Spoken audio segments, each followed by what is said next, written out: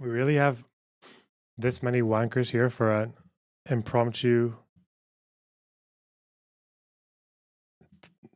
limited title, probably just reading stream. What the fuck? You guys putting a lot of pressure on me.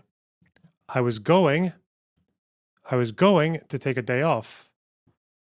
All day I was like, I'm gonna take a day off. Fuck that. Yeah, maybe I'll start streaming. Maybe I'll start streaming. Maybe I'll say, no, maybe day off. Maybe I'll start streaming. Day off.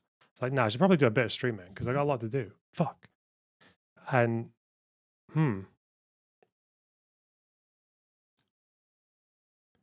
wow. But normally you don't get like 300, 280 people right at the beginning of the stream. Usually it's like 100. The fuck? Do you guys just have nothing to do?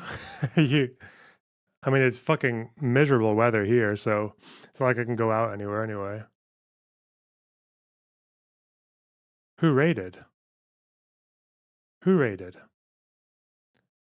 Like, chat's moving fast and everything. The fuck? Okay, I guess we have to do things. I guess we have to do that. Okay. Oh, God. Maybe I should get a coffee and just do like a normal stream. I don't.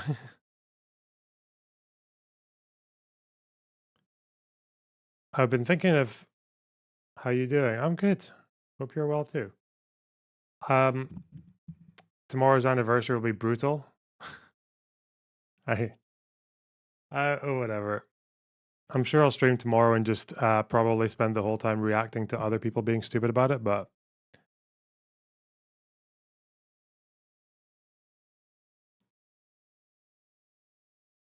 anyway,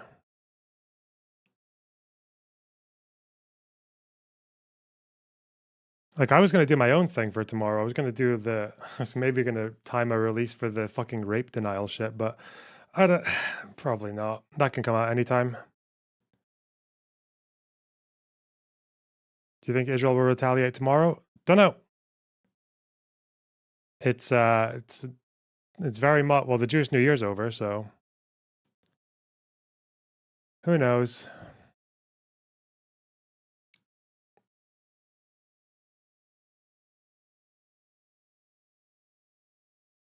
I'm sure it'll just be very impressive levels of brain rot. That'll probably be what happens tomorrow. No one is safe, but I had some other ideas for what I want to do going forward.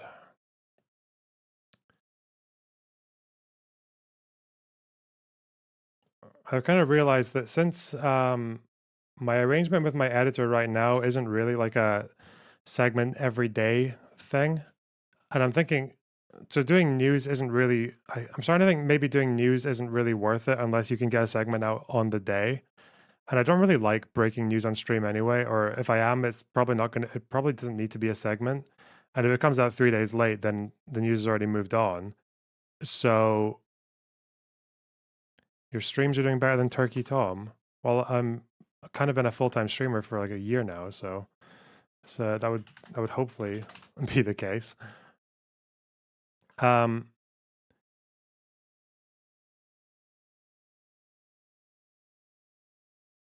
Not that it's a competition, you know. You're only in competition with yourself. It's cope. Anyway, I think if I'm instead of doing more breaking stuff and just releasing breaking news late and things like that, I think it might be better just to do more research projects again. And maybe because if I do that, then it can give Aaron time to edit in stuff properly, like to actually do it like almost like a semi-scripted video where there's slides and video clips that might be required so that it's kind of like between a live stream segment and a video essay. And I wonder if those would maybe perform better because right now, I think like 60% of my views are from people who are already subbed. So the current format is very good for getting autistic people to keep coming back every day because it's like part of their routine, and yeah, that's all good. We like that. But I think if we're gonna expand, it's probably gonna be better to either do like higher profile debates, which I can still seek out every now and then, or doing higher quality editing for prepared segments. The only thing with prepared segments is I've only got one take. I can't really go in and edit a sentence or something afterwards. So it'll probably take a while of fine tuning. I mean, I've done stuff like that before anyway, where I've got the Obsidian notes up, but they've never, like, the fucking, this one did well, I guess, the fucking Javad one, because this one was very prepared. But if I do it for shorter content, something like 15, 20-minute videos, I've also noticed there are some things that I do on Steven's stream, like the news segments, that I cover there, but I don't cover here. And I was like, maybe I should just cover it on my own channel as well. Wouldn't hurt. Hmm. Because I think right now the segments don't do as well as the streams, like proportionately. So I think we need to fix something up there. Hmm. Hmm. Just some thoughts. So some titled thoughts I had were, I know I want to do segments on, I want to do Hezbollah in Syria. That's one thing I want to do a segment for. I want to do a segment on uh the question, that thing about Israel killing journalists in Gaza. I wanted to do that one as well. These are all just going to be Palestine ones, like Lebanon, Israel ones. I wanted to do one on uh, the October 7th thing. I could maybe even do that as like a live segment.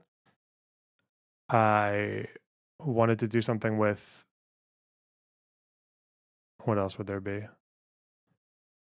I wanted to do something with the reliability of the health ministry and how the true number is actually like probably a lot higher than 40,000, not lower. And reliability. So like looking at how reliable they've been in the past and being like, well, yeah, they are reliable now because they've been reliable in the past. This is probably a good gauge. And all the reason some people doubt what they have to say, which is to do with like proportions.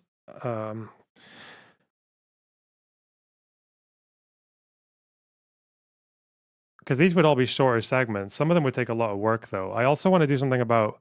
People say that the Gaza Health Ministry raw numbers are generally reliable, and it's because they are, and have been in the past. But I wonder why people don't say the same thing for IDF casualty ratios, because apparently, based on everything I've read, they seem fairly accurate as well. So I might demonstrate that by looking at Cast Lead and Protective Edge more closely, because the Islamic Jihad website, which used to be down for ages, is actually up again. So I thought it had been like wiped off the face of the earth and only available in archives, but it's actually back completely. So I can actually do that now. I can do all the Cast Lead numbers and I can do all the Protective Edge numbers. So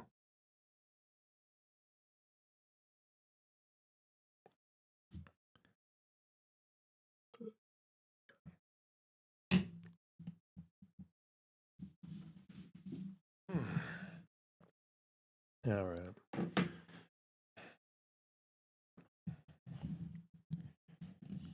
The reason health ministry numbers is because there's no other reliable, viable number. No, it's not that. It's that they are just it's like just because they're part of Hamas doesn't mean that the people working there are not still professionals. They're still doctors, right? So, and they still have a system where they can where they log people in terms of like confirmation and numbers and death certificates and morgues and shit. So, yeah, like it's just more likely that those people are not going to make stuff up. Spokespersons will make stuff up, but not the actual professionals who are getting the raw data.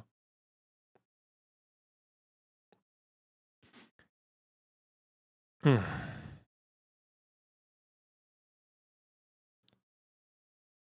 So the problem with that is that is there much of a problem with it? No. I guess it's just that because it's on a stream channel with not many subs, like the algorithm can just fuck it sometimes. But I want to see how it goes. I want to try a few more like more prepared segments that have more editing done to them. like sources available and shit. See how it goes. He'll still have chat being annoying in the corner, but that's not an issue.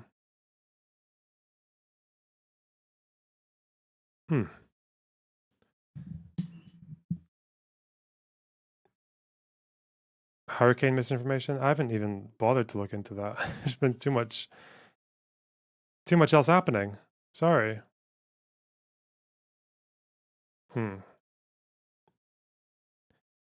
You recently debated Sam Cedar on genocide. Why?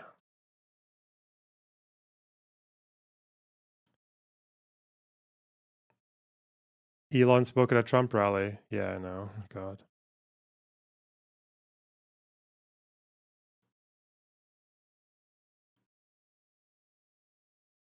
Anyway.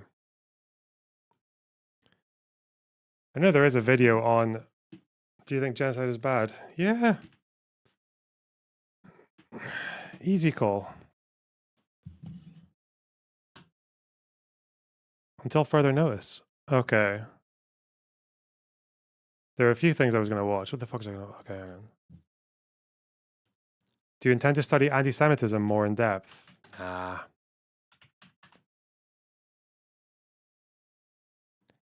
There are celebration events planned tomorrow? Yeah. We'll see how much calling out it gets, eh? That's always fun.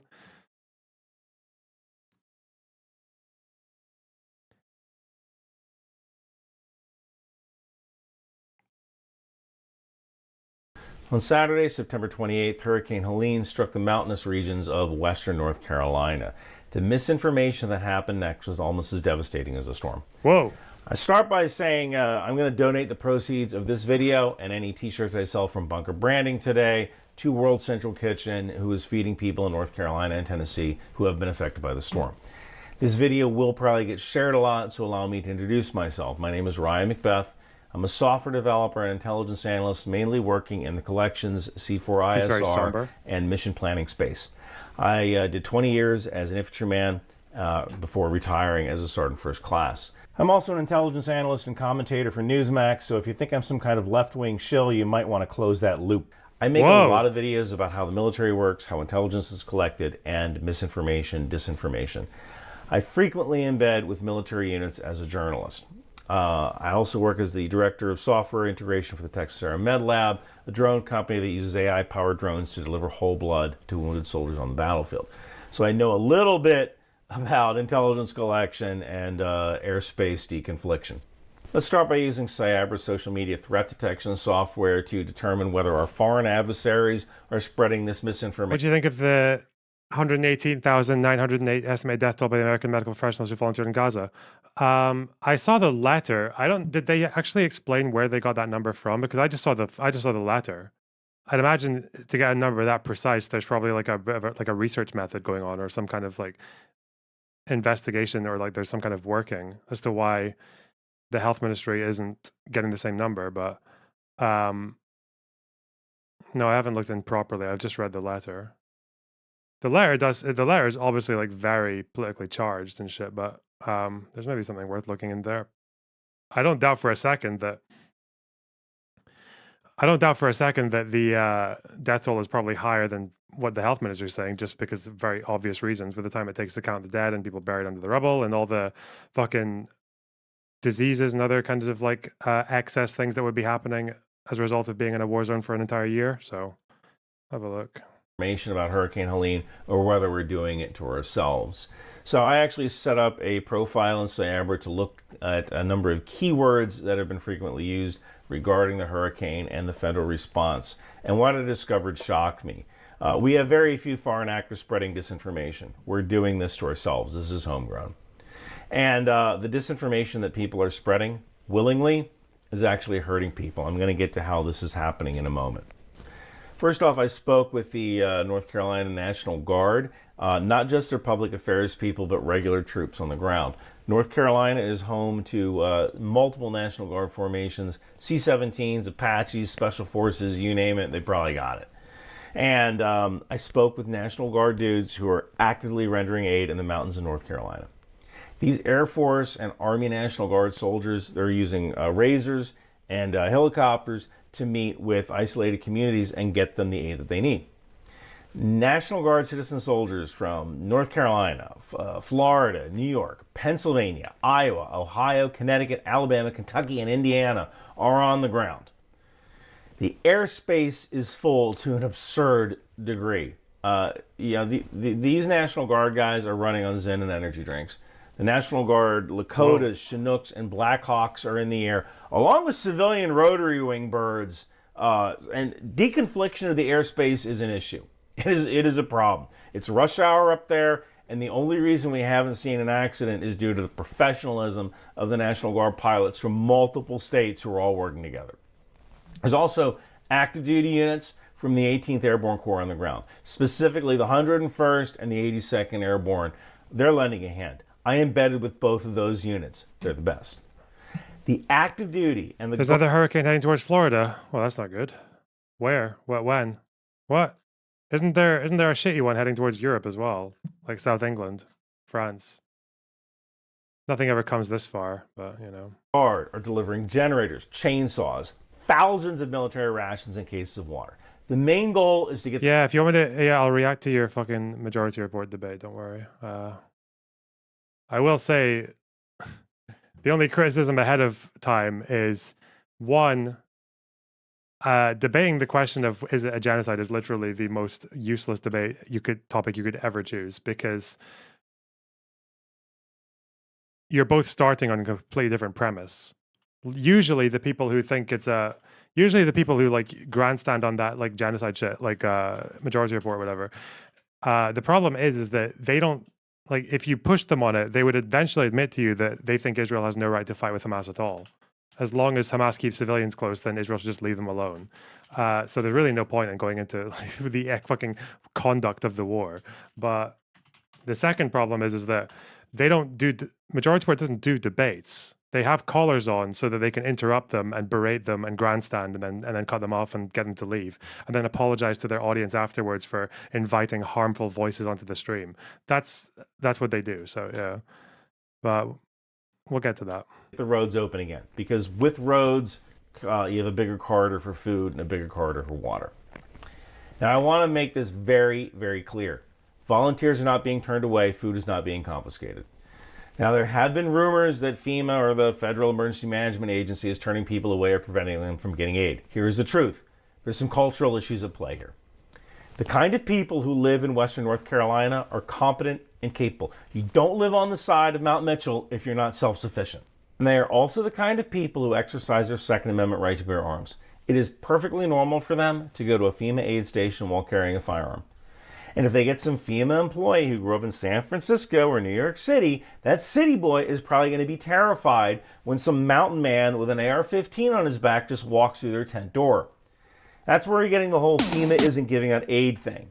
And I know this because these National Guard soldiers who grew up in the very mountains of North Carolina, these people... There's a guy in my fucking... just joined my Discord with like Saddam Hussein as their profile picture, so I'm imagining they're probably... not very trustworthy. People are from, they understand the local culture. They told me it's happening. And they're the ones who are de-escalating the situation, making sure that the FEMA people understand the culture of the locals. And somehow, a few incidents of FEMA people being visibly distressed or uncomfortable around civilians with guns turned into FEMA is refusing to give out aid. This is where it all started. The problem is that the rumors are getting out of control. So you have people posting lies on the internet, and now you have volunteers coming to North Carolina, and they aren't coordinating their actions with FEMA or the National Guard because they believe if they do, FEMA will arrest them. They won't. FEMA doesn't have arrest powers. Wait, is this actually happening? Is the disinformation about this hurricane and the response actually fucking up their response like really badly? What the fuck? This is costing lives. Wow. Because the National Guard is checking communities that have already been checked by volunteers. But since the volunteers won't coordinate with the National Guard still thinks that ticket is open and the community still needs something. If you are spreading misinformation that FEMA will arrest you and the National Guard is not being allowed to help, you are hurting people. People are dying because of you. Wow.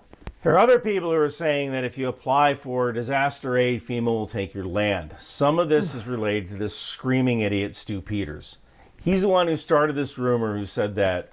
And here's an interesting fact about the region of North Carolina. It sits on the biggest lithium deposit in the United States. Yeah, lithium. The stuff that they use to make batteries that are not removable from your cell phone, which, all the way, by the way, is a weapon of war that could be blown up by the IDF or your own government. Who the fuck's this guy? At any time. Stu Peters. Stu. The fuck.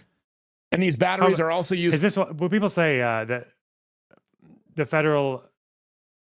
Department of Justice has like 600 creators who are suspected or potentially collaborating with Russia?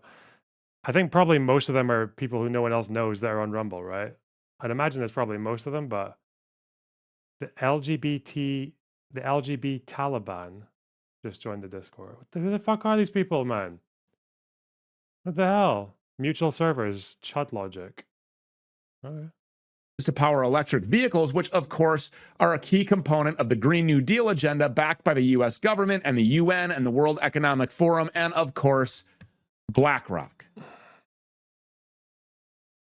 And the lithium situation in North Carolina is really no secret. It's been reported on climate nut websites where people who supposedly love the earth are talking about digging up mountains of North Carolina to steal the lithium and build electric vehicles so they can drive around San Francisco and fuck each other in the ass. And the federal government is in on all of this, of course. The Albemarle Kings Mountain mine that Stu mentioned is the economic engine for 3 counties.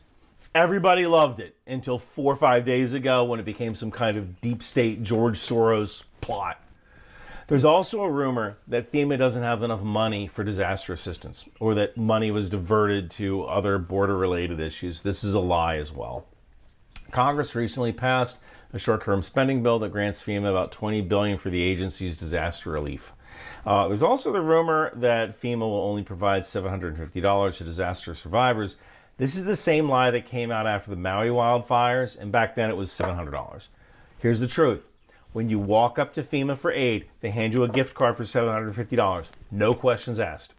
It's called Serious Needs Assistance. It's designed to help with short-term expenses, cover essential items like food, water, baby formula, breastfeeding supplies, medication, and any other emergency supplies that you might need. Then you come back the next day with your application, and they'll review it and figure out what you qualify for.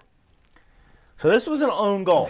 We did this to ourselves. Russia didn't do this. China didn't do this. We did this to ourselves, but we can stop it in its tracks. Wow. Use trusted sources of information, not Facebook posts. Donate to World Central Kitchen. That's what I'm going to do. And please don't use this event to score political points. These kinds of tragedies are the opportunity to show you humanity, not to dunk on someone from a different political party. Special thanks to Cyabra for allowing me to use their social media threat detection software. Thank you to the North Carolina National Guard and the 20th Special Forces Group. The 20th Special Forces Group actually invited me to embed with them on one of their missions to reach out to some of these communities. Invited you to get I'd love in bed to. with them. Unfortunately, What? I have to get on a plane to Germany at 5 p.m. tomorrow, where I'm speaking about drone warfare at the 2024 NATO Joint Air and Space Power Conference. I'd probably just slow you guys down anyway. I'm not going to do a t-shirt commercial like normal after this, but please take a look at a t-shirt from Bunker Branding. Buy one. I'm giving everything to World Central Kitchen. Okay. That is actually insane. That's maybe something we should probably look at. It's so bad with the disinfo that it's killing people. What the fuck? Like directly. God. Anyway. He still never answered me about his civilian combatant ratio from the Nasrallah strike. About why he said 100 Hezbollah people were killed in the thing. He never got back to me on that. But we'll wait. We'll see if anything shows up. Okay. So, one of our viewers, someone who's in chat right now, the figure was explaining the appendix of the letter. Oh, the link that I saw did not have the appendix in it. I just saw the letter. It didn't have an appendix. Okay. Right. Will you be at Destiny's election night thing? Don't know. Haven't planned on it. probably just going to be doing my own thing. Anyway.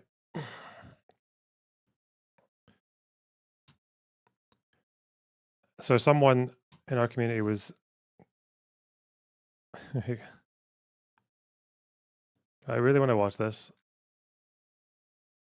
I guess they wanted constructive criticism. Okay. Calling from a 732 area code. Who's this? Where are you calling from? Oh, Emma's there as well. So we're going to get like the most amazing, we're going to get brilliant contributions now. Okay. Okay. What were the predictions again? Oh, yeah. Sorry. First piece of constructive criticism, never debate someone on whether or not it's a genocide. It's the least productive conversation you can ever possibly have, because it's kind of difficult to illustrate this, but maybe I can try. The problem is that if you're wanting to argue about something, there are usually a few preconceived things that you have to agree on before you get all the way into it. So the problem with the thing with like an act of genocide is that it's kind of like a comment on, you'd think it's a comment on war conduct. Like there's a war going on and the way they're conducting that war is in such a way that it's not really to achieve military objectives, but just to fucking slaughter people, to kill people for its own sake. The problem is that there are a lot of like foundational beliefs, and if you want to argue about this at the top,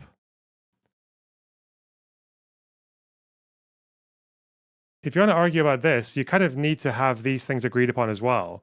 But the people who are arguing this often don't see eye to you at all on any of these things. So the problem is when you get here, you might say like, well, this is these strikes are proportionate in the sense that that Hamas are using civilians as like a way to hide their fucking efforts, like they're embedding their military infrastructure and their personnel in civilian areas. So if you want to attack them, you kind of have to, unfortunately, go through civilians in order to get them. Otherwise, they would just never be hit. So, but then you're already like, you're assuming that they think it's okay for Israel to go to war with Gaza, with Hamas at all. But they might not even think that. Like they might, and then they might even think that like the entire historical process that led you up to this particular situation is also completely different from how you understand. So yeah, there's no point in arguing up here. You need to cross a few things before even bothering to argue about this one. So like even, I guess in the case of these two, it would be a case of like, does Israel have the right to exist, or do they have a right to go to war with Hamas? Like, do you think October 7th was the first act of this particular war? Like, what was happening on October 6th? Like, or was it like an understandable act of it? You have to go through a lot of basics first before you get into. Maybe even ask these people, and if they even say that, yeah, they do have a right to fight with Hamas, but then you'd maybe go to round two, which is like, okay, do you acknowledge that Hamas hides their military infrastructure and their objectives in civilian areas? Because they might not even know that. They might not even believe that. Lots of people don't believe that. So yeah, there's so much you have to cut through to get to this stage of things, but you know.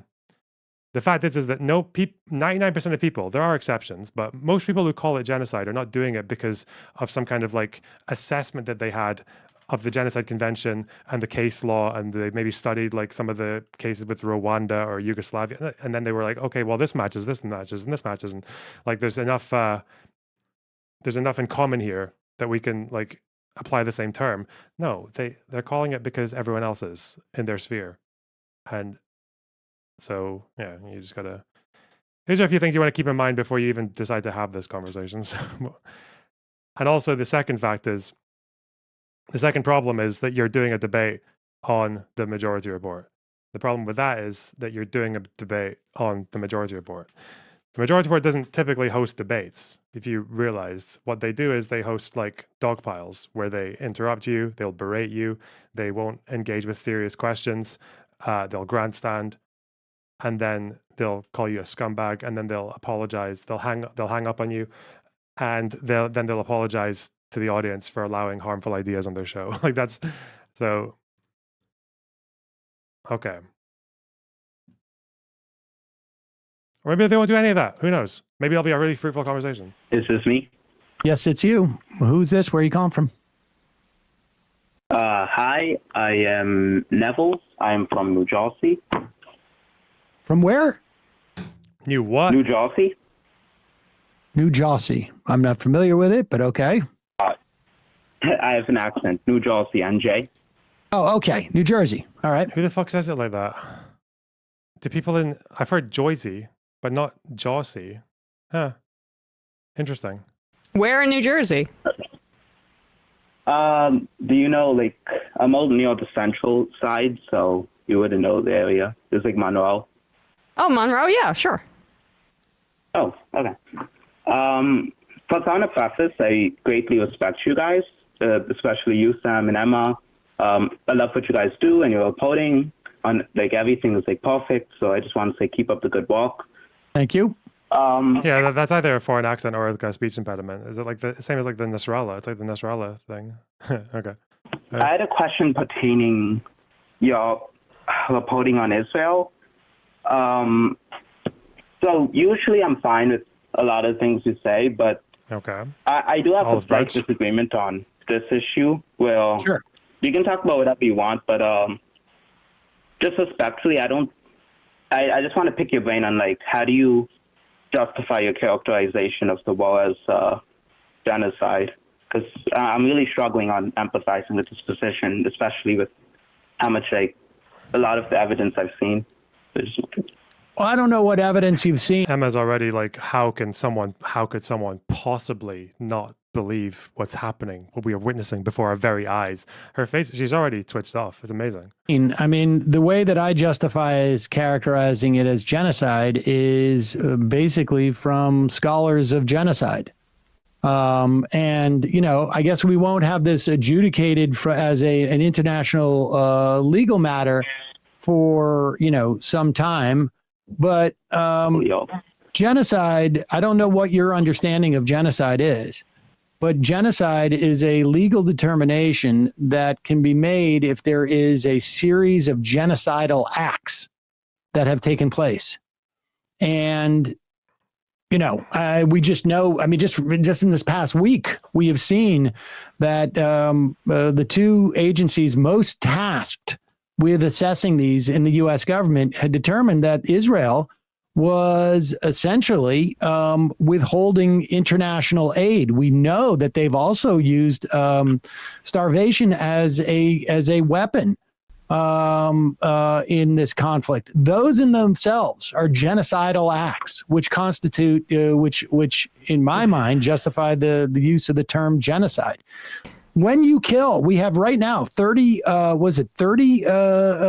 medical professionals? 99 American doctors have sent a letter to the Biden administration, and they have basically determined that at minimum 118,000 Palestinians have died in Gaza, over 5% of the population there.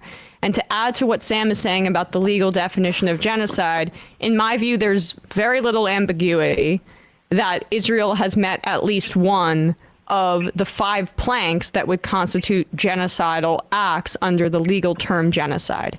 Killing members of the group, you already have that.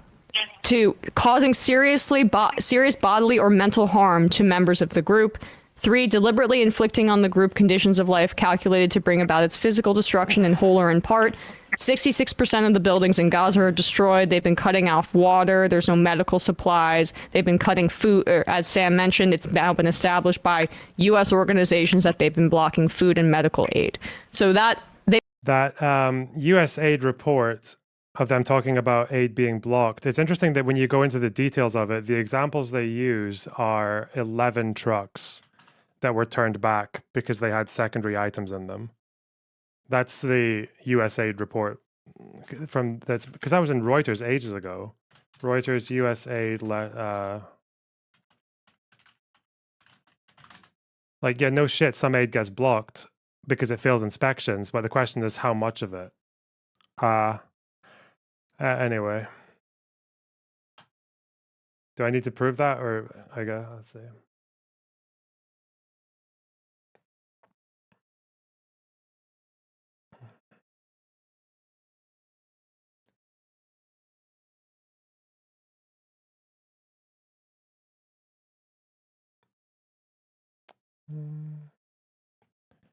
Where did I get that from? Reuters, USA, 11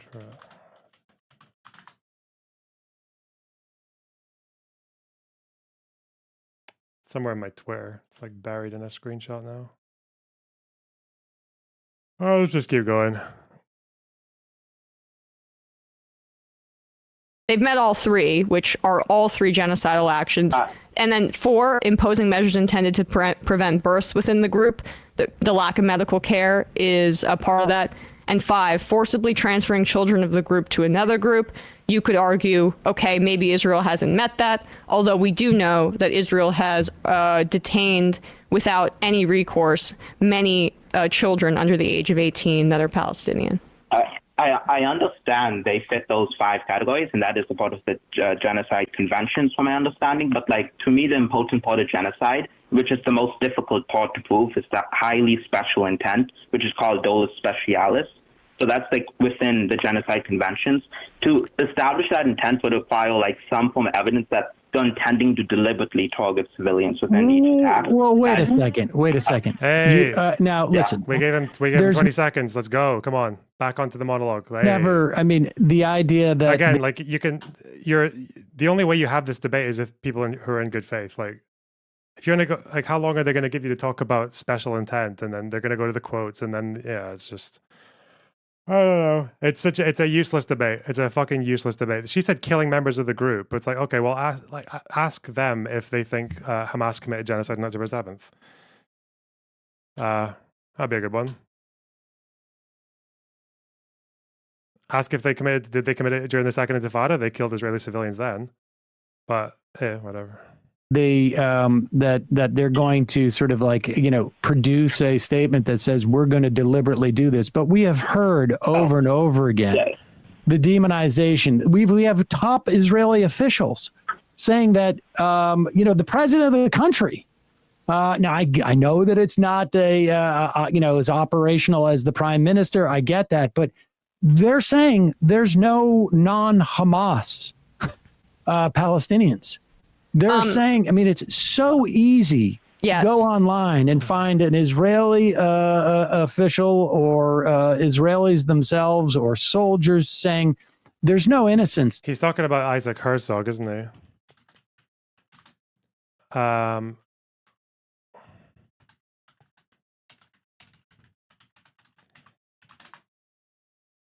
problem is like, again, I read this whole quote to, was it Kevin Logan? And he was like, oh, that doesn't make it any better, because he does say that we're not like, when he speaks about, what's the full transcript? Because he does go on to explain that he's not talking about targeting every civilian being targetable. He was saying, that Hamas are really popular in Gaza. The people in Gaza have their part to play in voting for them and all that shit, and they're fairly well supported. But it doesn't mean that you can target them militarily. And he said that. He said that that this wasn't about targeting civilians. He said, but he even elaborates but if you have a rocket launcher in your kitchen, then we can probably target you. Yeah, because some civilians in Gaza might take up arms. So where's the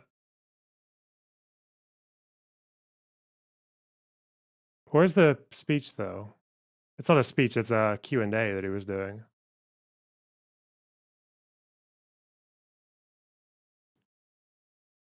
Does anyone have the full quote?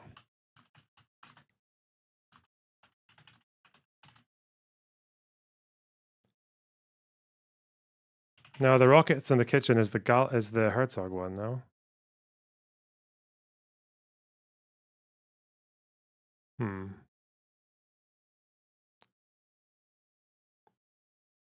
Let's see.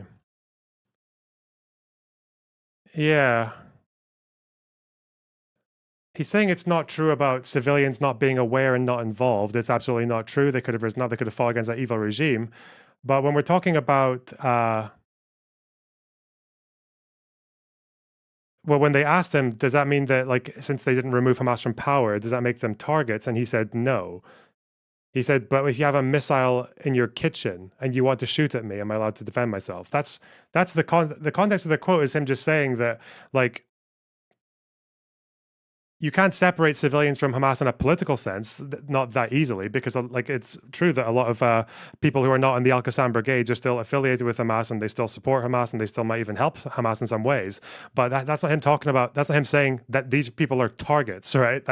He's never said that this is a basis for targeting them, and he even clarified later that's not what he meant. So yeah, I don't know.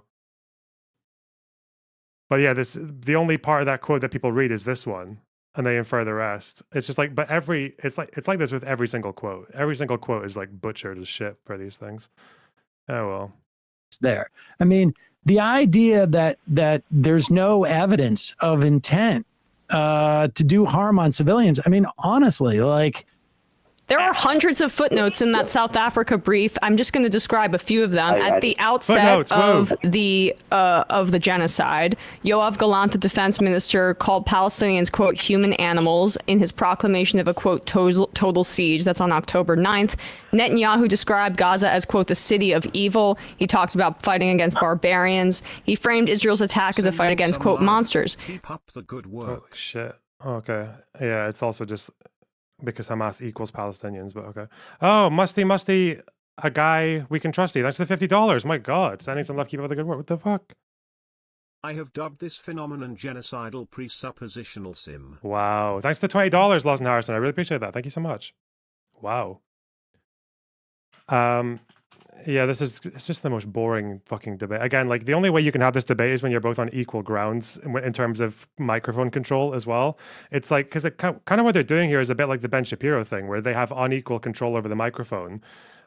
So if they're going to control who gets to speak and how much they get to speak, then I don't know. Like, I don't know that's not the most constructive criticism, but my constructive criticism is that, like, there's no point in having these debates with these people. Like, they're not there to debate. They're there to make a spectacle of you, so they can grandstand to their audiences for 15 minutes. That's it. Oh my God, Musty! Thanks for the 10 gifted subs. Holy shit, you guys are so generous. I was supposed to take a day off today. What the fuck? Anyway. This is not a battle not only of Israel. This is a battle not only of Israel against these barbarians. It is a battle of civilization against barbarism, he said. Now, if you want us to produce a document where Israel says we are going to commit genocide, then it's a straw man. It's a straw man. You haven't even allowed him to say what his position on intent is. They just interrupted him and decided what he means by specific intent. Under that definition that you're describing, no genocide in the history of the world would be able to meet your definition. It's not entirely true. If you look at like some statements from people in Rwanda or the Nazis, like they are talking about like extermination and liquidation and shit like that. And it's not like you go to the next paragraph and they're actually talking about some fucking army that they're fighting as well that attacked them. They like, it's not like in fucking Hitler talking about the extermination of the Jewish race in Europe. He's like, wait, no, I'm specifically meaning the Jewish de facto government that's been firing rockets at us for 10 years. Yeah, okay. Because when people are committing genocide, they don't write on a piece of paper, I am committing genocide. So... well, it's a good thing he never made that argument, Emma, you dumb fuck. I hate, these people are so stupid. Like, I understand that, like, once you're in a position where you have to, like, just push your partisan position, it behooves you to make all your opponents look insane and to just present them as insane. But all he said was special intent. You didn't even ask him what he means by special intent. Like, what's the standard there? They were just like, all right, let's talk, and then we're also going to accuse you of having this completely straw man position. Fuck. I agree. Do you think it's ignorance or malice? I don't know. I think it's probably both. Remember, don't underestimate how little a white person will take will learn about the Middle East before they start talking about it, okay? Never underestimate how fucking little a Westoid will take to learn about a different continent before they start having opinions about it. you that the Israeli leaders, especially when you look at Ben Gvir or what's the guy's name, Smotrich, whatever, Yeah. they have like borderline genocidal statements. But I feel like when we're analyzing these type of stuff, we look at an analysis of the military policy rather than just inflammatory statements. Well, I we feel like we're know. also, like- Okay, I mean, how about 2,000-pound bombs? He's so retarded. Okay, also, maybe just ask him, like, I feel like make them answer a few questions. Okay, what's the difference between a war crime and genocide?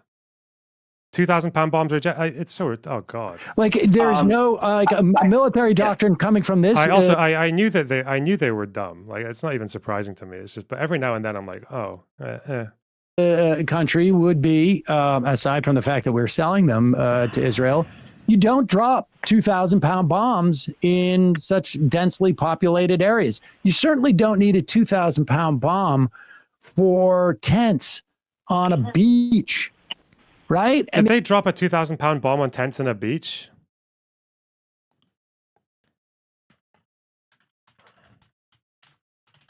Is he talking about the...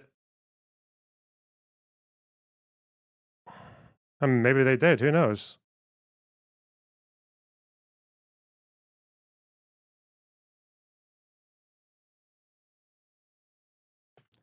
I know there was the Al-Mawasi incident.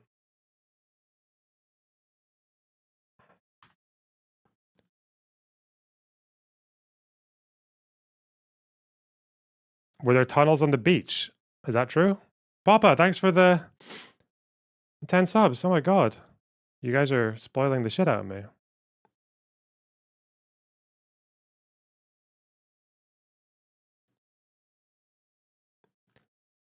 Can someone tell me which story this is?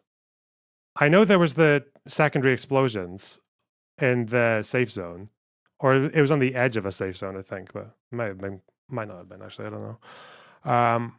What is the 2,000-pound bomb on a fucking tent in a beach? It wasn't in a safe zone. I think it was pretty close, wasn't it? That's why all the fucking tents caught fire, wasn't it?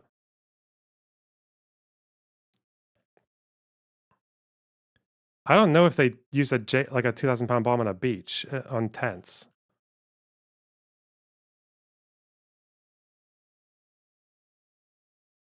(2014) was that a 2,000-pound bomb?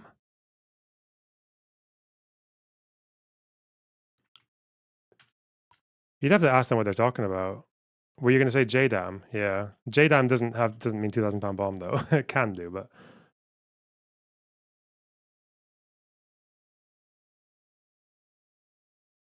I wish I took more conversational control. You can't take conversational control. They'll just interrupt you.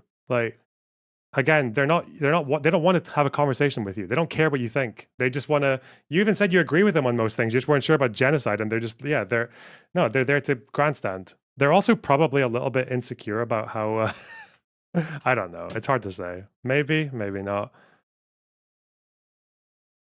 I mean, listen, here's the thing. I think if getting you can solve this, You're taking this claim too seriously.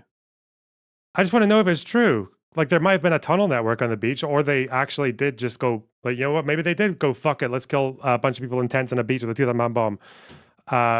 Obviously, there are a million reasons you'd use a 2,000-pound bomb, even in urban warfare. It would be in a place where you've managed to create a sufficient evacuation and where there's enough infrastructure in one place that one explosion would be the cleanest way to take it out, as opposed to a bunch of fucking hellfires in a building, or especially if there's tunnels underneath, or if there are bunkers. we have a system that's going to be adjudicating this, right? And the idea that we are not past a rhetorical use of the term genocide, to me. Wait, don't say it's rhetorical. I thought you were trying to make the legal claim. It's rhetorical now? What are you talking about?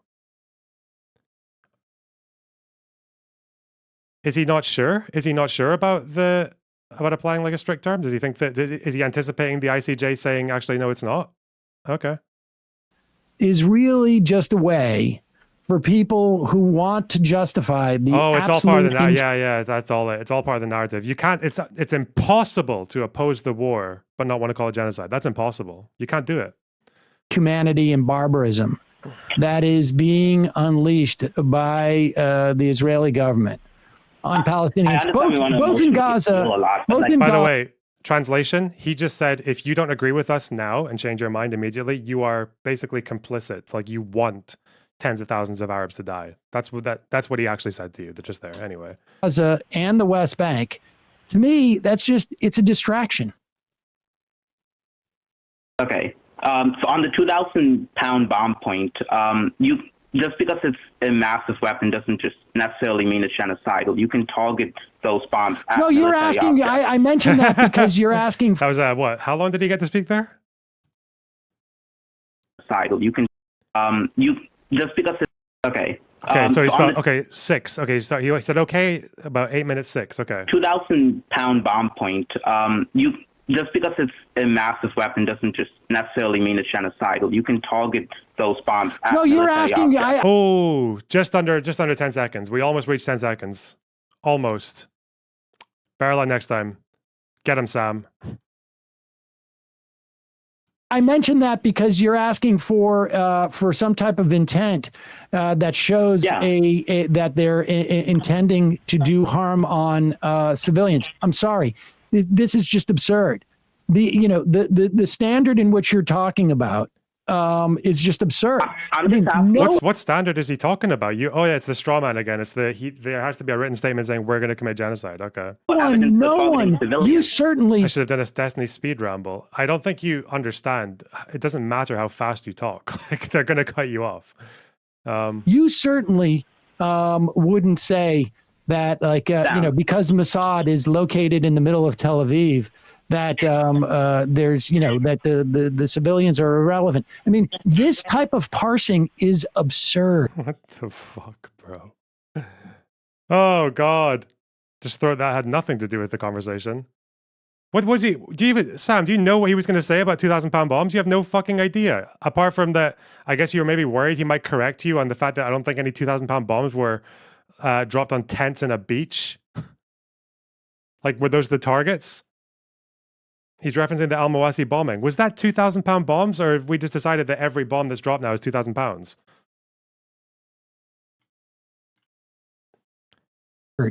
It's absurd. Civilians are part of proportionality calculations. Just because it's a 2,000-pound. Excuse me, pound we're bomb in doesn't mean it's Khmer targeted Rouge at- territory now. We're in Let's just name another. Okay. Khmer Rouge territory now. We're in Pol Pot territory in terms of like the amount of civilians that are being killed. Now, you may deny the report from these 100 or so U.S. Doctors. You may deny, because there's no way to assess this right now in any type of legitimate way. But The Cambodian genocide. Wait, am I fucking? Again, I don't know much about the Cambodian genocide. I feel like the Cambodian genocide was that like 1 million people or something? Was it more?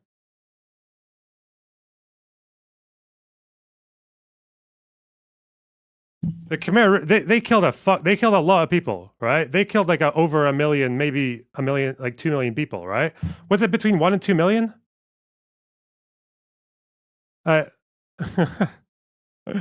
Wow.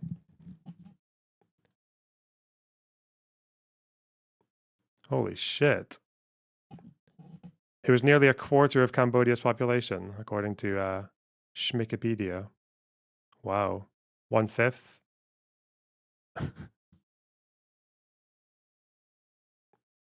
Okay.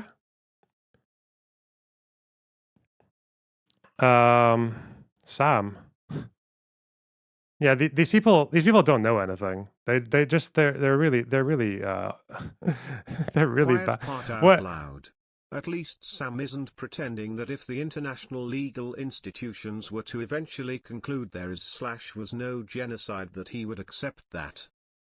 Thanks for $20. Oh yeah, it would completely be a case of this is like typical Western colonial structures. Yeah, okay, whatever. we're in territory of like some of the greatest monsters in the history of the world. And so, like, Wow. to Those parse it in this monsters way, called- honestly, dude, seriously, Dude. like, if you want to believe it's not Those- genocide, you can have those at it. monsters We have targeted this is civilians. this is being adjudicated by the international court, and that's where it's going to end up. But the idea that that the issue is that it's a problem when people refer to what's going on there as a genocide without the force of legal, like I don't have the force of legality to it. The parsing that's going on here, you got to look at yourself and say, like, why do I have to get this? Look at yourself. That's my other piece of constructive criticism. Look at yours. I don't know why you don't think it's genocide. I haven't asked you. I know you think that there's something. You said something about 2,000-pound bombs, and I think apparently I don't really know what would meet special intent for you, but I've decided arbitrarily that they have to have a written statement where they say we are going to commit genocide for it to be a genocide. Yeah, my next piece of constructive criticism is look at yourself. Look at what you have become. Look at what you've done. Look at what you're doing. You piece of shit. Okay. Listen, for everyone else in the chat, I'm really sorry that you had to listen to those vile opinions just now. Okay. Why am I splitting hairs so surgically to try and claim that this isn't genocide? Okay, let me put it this way. What if it's not genocide? Wow. What about it? What if it's not genocide? You have such an issue with the term genocide. What if it's not genocide? Then what? And I don't know what you expect me to say. It's a good thing. I'm asking you, you characterize it. It's not genocide. What is it? They just killed 5.4% of the population, and it's not genocide. Call that? What would that be? Is that just war? It's your average battle in an urban area about Hamas is human shielding using civilians. Emma has never looked at the numbers or the data of any urban war or any urban battle in her entire life. This laugh is like this. She's like maybe trying to think of one. Emma has never investigated any timeline or anything of any urban battle in history ever. She knows nothing about any urban battle that ever happened. That is just, performative. Okay. Excuse me. Why does Israel put their Mossad headquarters in Tel Aviv? Are they shielding? Is that human shields? It's a fucking separate building, you fucking retard. I'm sorry, we're literally comparing people who build tunnels and bunkers underneath civilian buildings, have their military infrastructure and their personnel inside civilian buildings, and you were to compare that to a military place in Tel Aviv, where you can go there, there's literally a fucking walled perimeter surrounding it with barbed wire and a fucking big gap between the wall and the building itself. And you think these are comparable? Not even to mention the fact that you realize that clearly marked, distinct, separated, walled off buildings is something every country does.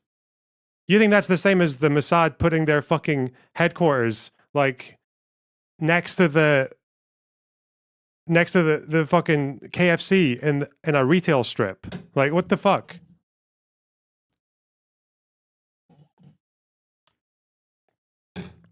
Like children's bedrooms and shit. Yes, we saw that. We literally had independent journalists go in and verify that the tunnel where those 6 hostages were shot in the fucking head, that they were kept in a tunnel that was the entry point to which was in a child's bedroom. That was verified by independent journalists. Shields. That's a street so away. It's okay for Iran to bomb the hell out of Tel Aviv because we know for a fact that Mossad is headquartered there. Correct? Is that what? There's so many reasons that's not correct. I wonder if you'll get to explain. Give him one reason. He probably knows one reason. But we'll see if Sam actually wants to hear it. What are you saying? The IHL is very specific about these things. You do proportionality calculations, distinction calculations, and you do See, this is the point. This is the point. Oh, this okay, is why. Well, yeah.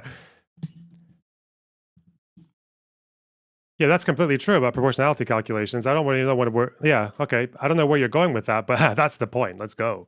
This is why I think the whole genocide thing is such bullshit. Because as soon as I tell you, let's put that aside, this is what we get. It's bloodthirsty. It's barbaric. It is inhumane. It is a war crime. It is a contravention to all human rights. It is disproportionate. It is not even remotely close. Okay. Does Sam know what disproportionality means in war? Might be worth asking him that. I don't know, I would just ask him a few basic questions and just watch what he does. Like, don't make any battle. It is completely being waged because of a a sociopathic leader who is sitting atop a country that is trying to, justify its expansion in some areas. I mean, you're sending a bomb to the West Bank. Give me a break. I'm done with this conversation. I need 12 minutes, and I fell for your bullshit parsing of the word genocide, which was just simply cover to hide, the idea you're going to spend 12 minutes with me. The guy has 12 minutes, of which the guy spoke like 3 times, 10 seconds each. You exposed him. What the fuck did he? It's like when you've planned the conversation ahead before you've even fucking met the person or know anything about them. On something that's being adjudicated by a court because you don't want to have to address the actual reality, the actual inhumanity that's going on there. That's what that argument is about. Yes. That's why I don't really care about the term genocide, because I don't care what you want to call it. Okay.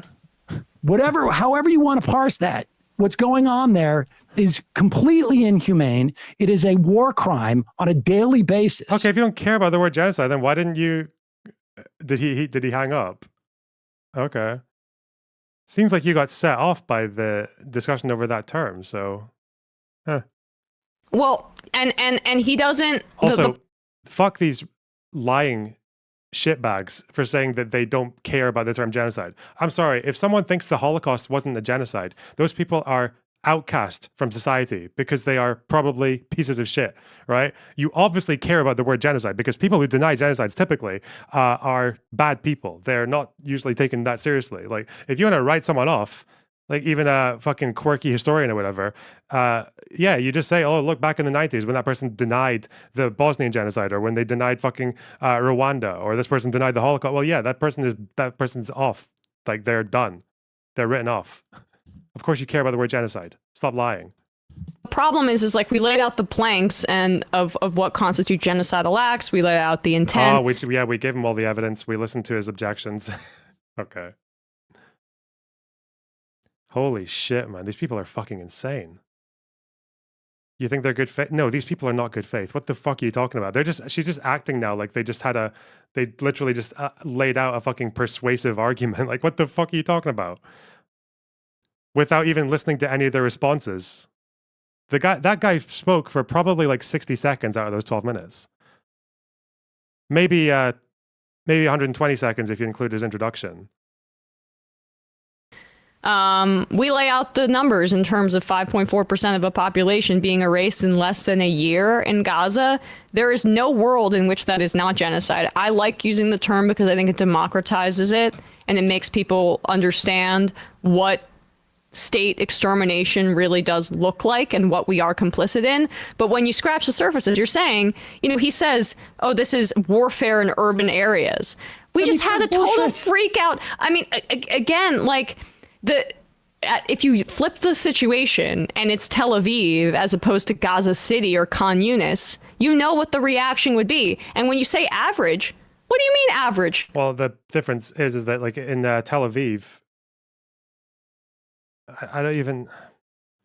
First of all, Tel Aviv the military installations in Tel Aviv are distinct from other buildings. They're separated within Tel Aviv from other buildings.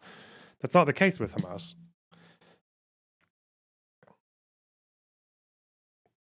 Second, I don't recall when it's been a fair while. It's been a fair while when since Israel has just randomly aggressed on another country for absolutely no reason. Okay. Like, chronology matters there. There wasn't really, like, Israel wasn't fucking ground invading Gaza on October 6th. Actually, as far as I know, I think there was a ceasefire in place. And then Netanyahu was allowing Qatari humanitarian money to go to Gaza because he actually thought that Hamas were properly intent on governing their civilian population. He actually, like, the consensus amongst those people at the time were that Hamas wasn't interested in a large-scale confrontation. They thought they were interested in building up their local governance. So, oh no.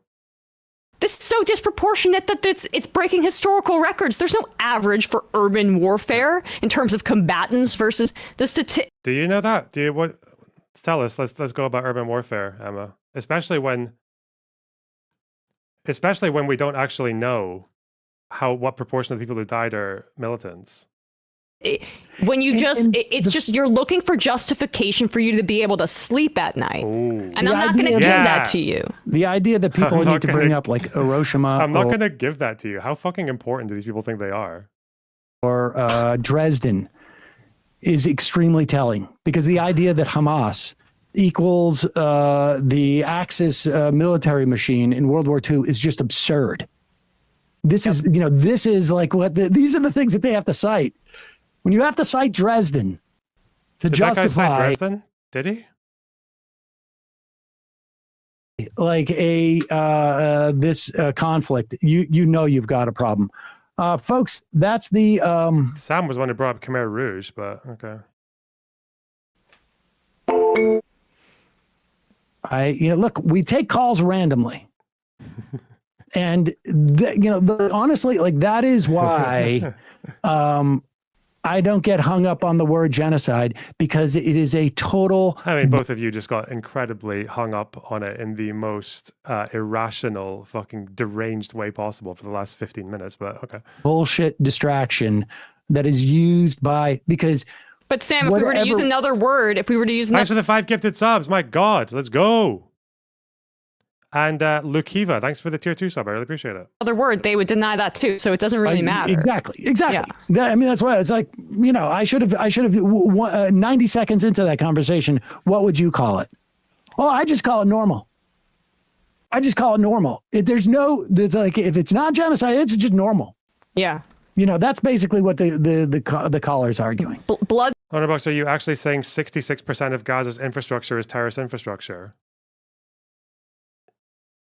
Okay, it's from Discord. That's the only bit I'm reading. You've written like a million paragraphs. I think before they became Hamas, Mujamma al-Islamiyah controlled, was it either a third or half of the mosques in Gaza? And it was a mosque where that was the first place they were ever caught stockpiling weapons. Like, Hamas are the de facto government of that region. They are the de facto government. They've controlled that region for decades, okay?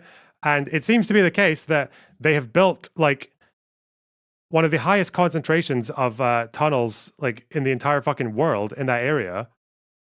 And it's not even the question about whether or not they can, whether or not every single building was infrastructure before October 7th. It's whether or not they've moved around as well, because that's what they do. They move. Their entire strategy now is to exploit the fucking urban landscape of Gaza to launch hit and run operations. And they admit to that. They admit to that in their fucking Telegram channels. They go into emptied buildings that have been evacuated and they set up shop there and start firing rockets out of them. That's what they do. So I don't know why it would be so baffling to think that like that number of buildings would be at one time or another being used by Hamas militants. Why is that so confusing to you? Why is that like propaganda to you? Why do you think that's like funny? Do you understand? I understand it's because you just like, I guess your impression of Palestinians that they are just these like emaciated, fucking desperate, like pathetic slugs in fucking rags who can't fucking do anything. But no, they're actually like, they're relatively capable. They've had a lot of time to build up their militant infrastructure. They've had a lot of time to train. They have very intelligent fucking means of conducting warfare given the asymmetry of the conflict of the military force.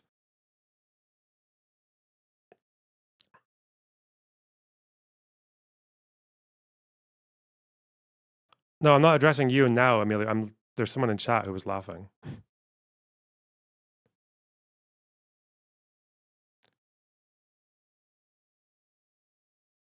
Bloodthirsty pedantry disguised as nuance. Hey. Hey, folks, don't forget to hit the subscribe button and check out our daily show. We do it every day at 12 p.m. Eastern for about 2.5 At 10:40, I tried to mention Human Shield. Yeah, but there's every country in the world has military installations in cities, so that's everyone does it. That's exactly the same as digging a tunnel underneath a civilian apartment complex and putting fucking weapons in it. It's exactly the same. There's no fucking difference. What are you talking about? You bloodthirsty animal. Think about what you've done. You want to sleep well at night, but I will not let you. My judgment will haunt you till the end of your days. Steelman, the argument for it being a genocide. Israeli leaders are fucking mental. Israeli politicians are even more mental. They're actually, for a democratic society, they're probably about as insane as you can possibly get for people within a democratic system. Some of them have said things that are absolutely just not delineating between civilians and combatants at all, like people like Ben Gvir and shit. And it's very easy to see how that atmosphere can feed down from the upper echelons of society into the brains of commanders and generals and such, so that some sergeant or some commander might just be like frustrated or in a fucking mood or just be so racist and angry and hateful that they're like, yeah, fuck it, let's it's a building full of Palestinians in there. Any militants? Well, bad intel? Okay, just blow up anyway. Fuck these people, October 7th. That might possibly happen. Yeah. And if that did happen, I would not be particularly surprised.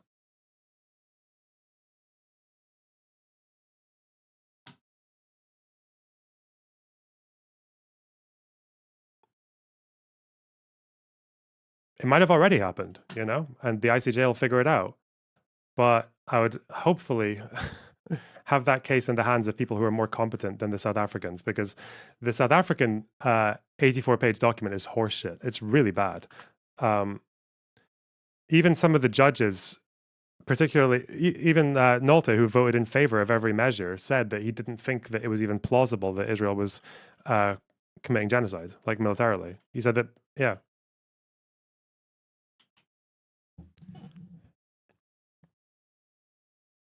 He said it wasn't even plausible yet. Anyway, we're never going to get an honest review of civ-militant ratio.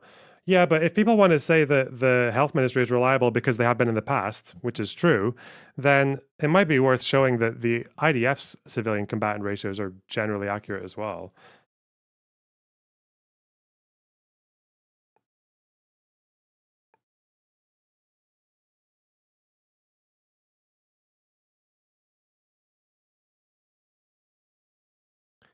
Haven't the UN numbers they used in the original petition been revised since then? No, that's not true. The health ministry numbers, no. The UN said that some of the data was incomplete, but incomplete can mean like records got lost in one of the hospitals because it was raided, and yeah, that doesn't mean that the death toll is lower. It just means there's incomplete data. You would expect incomplete data in a war zone, though. Yeah.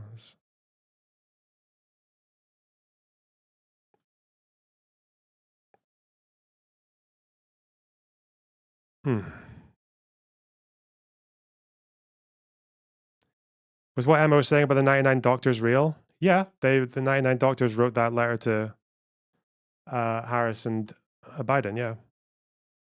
They also said that they want an arms embargo. Yeah, it was a pretty damning letter, yeah.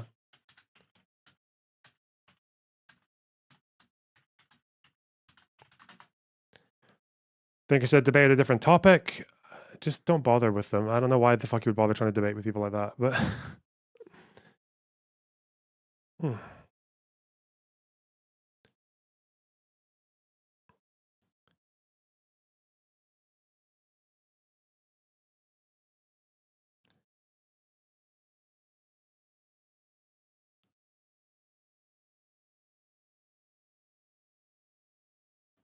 The part about the children's brains got to me. I mean, if your politics are dictated by videos of mangled human bodies, then yeah, go on. Do you think you would have fared better in a debate? Oh, okay, maybe, yeah. I don't know.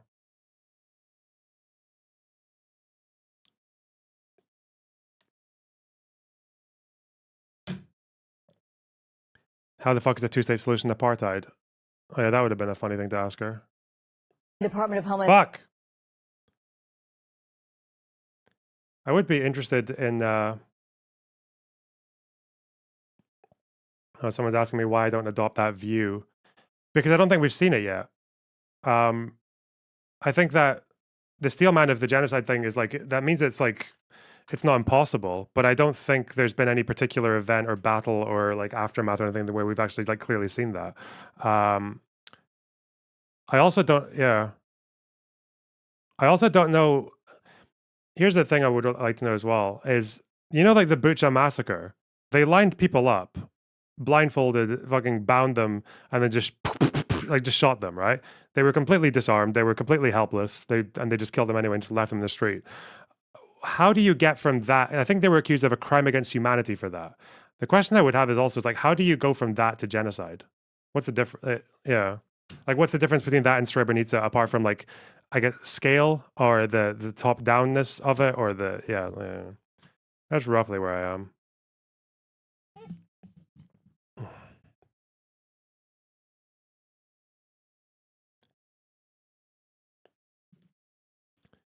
No orders to do so or pre-planning. Because I need to. I've told myself for fucking ages that I would just read the entire like case history of like Rwanda or like Bosnia, but well, there was a name of the for Srebrenica. There was a name of the operation, wasn't there? It had some kind of like name. There was an order. What the fuck was it called?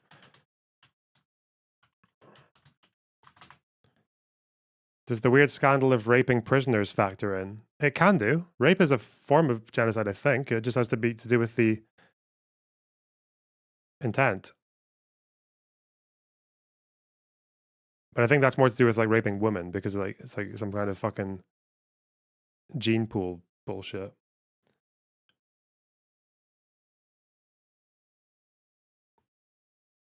Would Sabra and Shatila be considered genocide?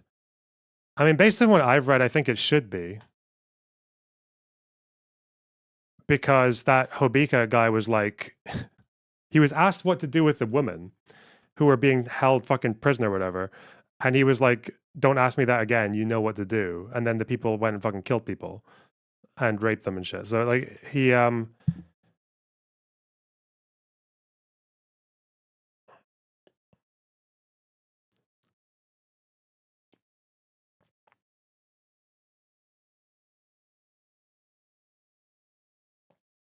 but as far as I know, that McBride commission, I read through a bit of that, and I think the McBride commission just said it should be considered, like by like the Genocide Convention should be considered here or something like that. But then I don't think it ever got picked up. There was never a case, like a trial or anything. Obviously, the people who did it.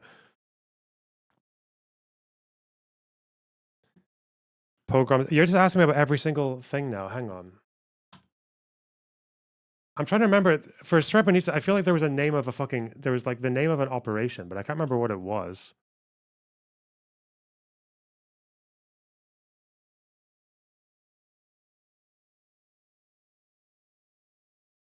But I feel like this one, maybe I should read about this one just because this seems like the best analogy to something that like an Israeli unit might do. Because it's not like the fucking. I don't think it was ever determined that Milosevic like told them to do it, but.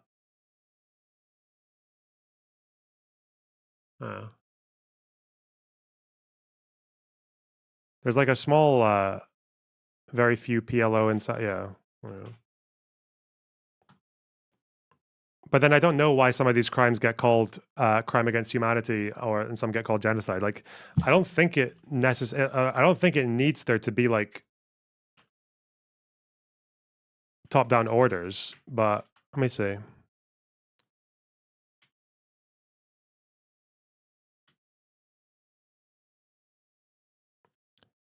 Numbers aren't so I've read cases where people like bits of cases where people refer to scale, but again, scale's not necessary. It's just like a helpful thing to decide. Yeah.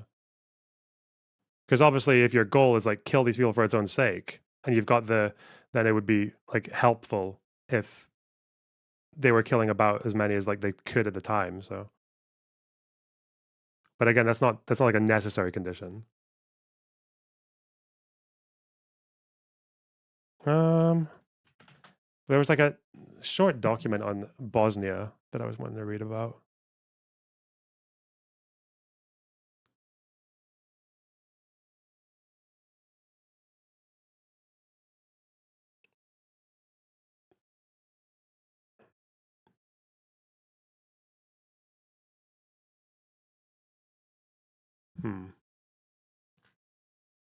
Planning on doing a deep dive. I'm planning on doing deep dives all the time. It's just that new deep dives come up, and then other deep dives come up, and then the deep dives overtake the deep dives. When's the pager stuff? Wait!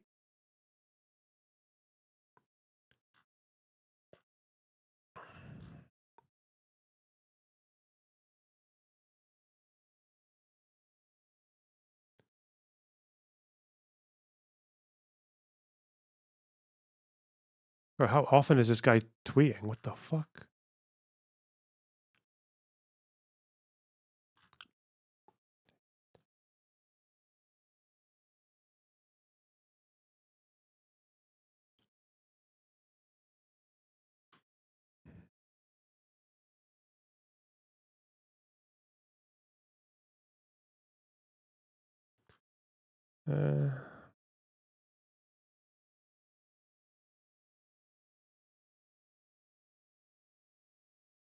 There's an Israeli historian who took the Serbian side.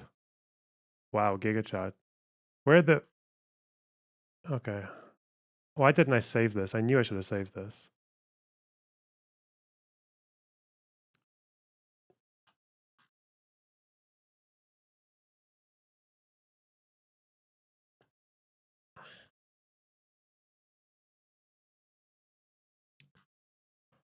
Hang on.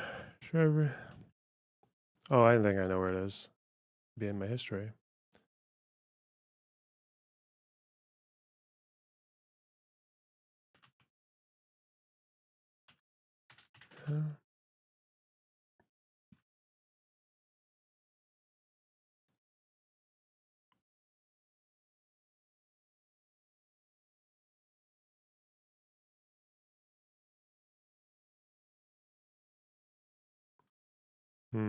Was it here?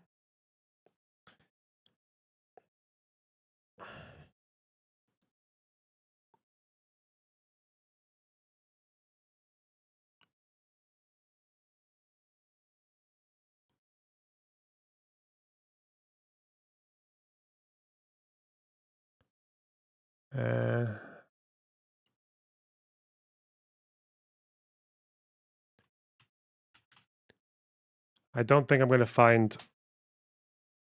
There was this fucking 8-page thing that I was sent on Bosnia. And I can't find it now.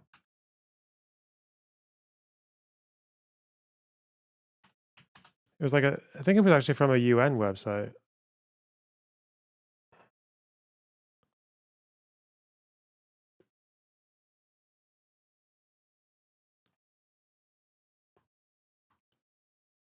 Where the fuck did I put it in my notes? Maybe. Do you think the Phalangists had more genocidal intent in Sabra Shatila than in other massacres that they did? I don't know the details of the other massacres that they did. Like not as well anyway. But that's the thing is like I don't know. There are so many acts in history that even in recent history that for whatever reason look a lot like things that at first glance that were considered genocides, but not all of them are called that. So I'm just wondering why. It's probably I mean, I feel like some of it's just to do with politics, but that's a bit cynical.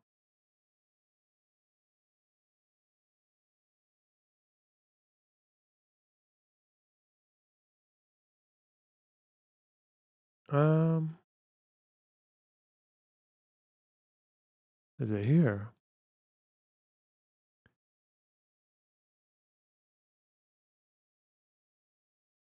I can't remember where this is. I remember was it Kraut who shared it on Twitter?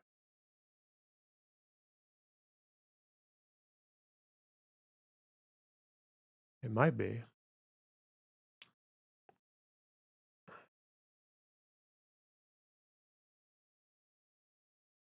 What are you looking for? I opened it on stream a couple of days ago, but I just never read it. It was a 8-page summary, like legal summary of the Bosnian genocide. But it's something I've only ever read in piecemeal.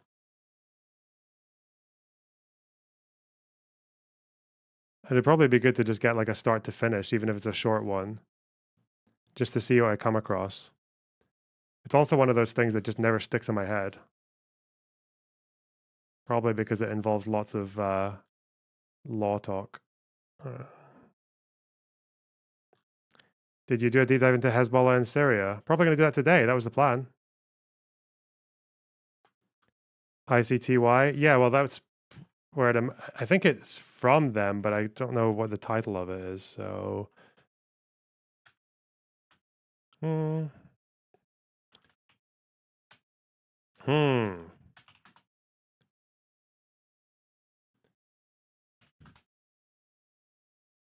You put a law review in. Is it the right length?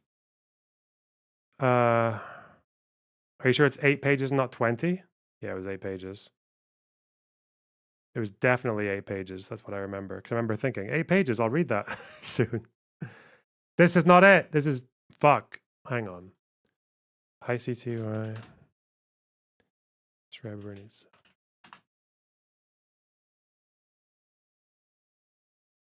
Is it this? Facts. Oh, facts about Srebrenica. Okay.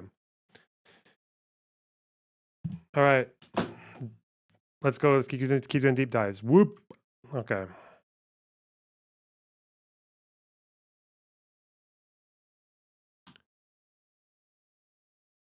This is pretty short. These are also like small pages. Okay. Let's just read this little brief thing. Okay, see where it goes. This is from their website. Yeah.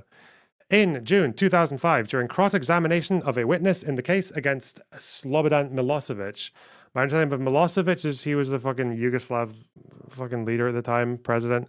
I think he was going to be tried, but he died before his trial.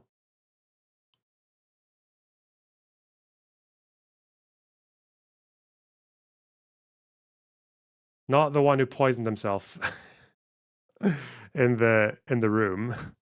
That video is fucking mental. Oh god. Yeah, the guy taking poison is just and the judge is like, please stop. Oh.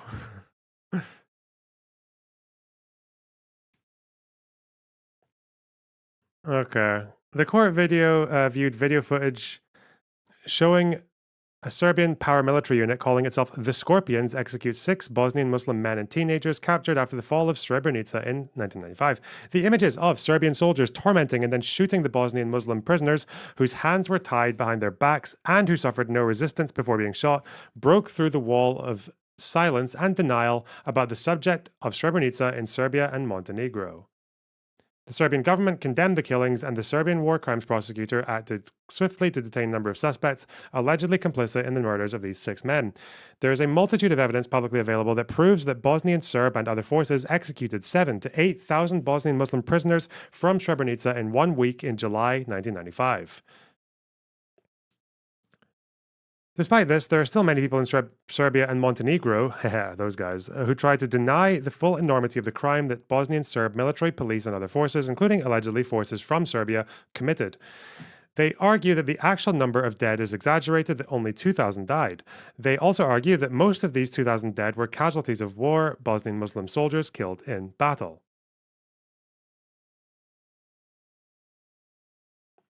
Some who are even bolder claim that it was a crime of passion, revenge for all those Serbs killed in the villages around Srebrenica.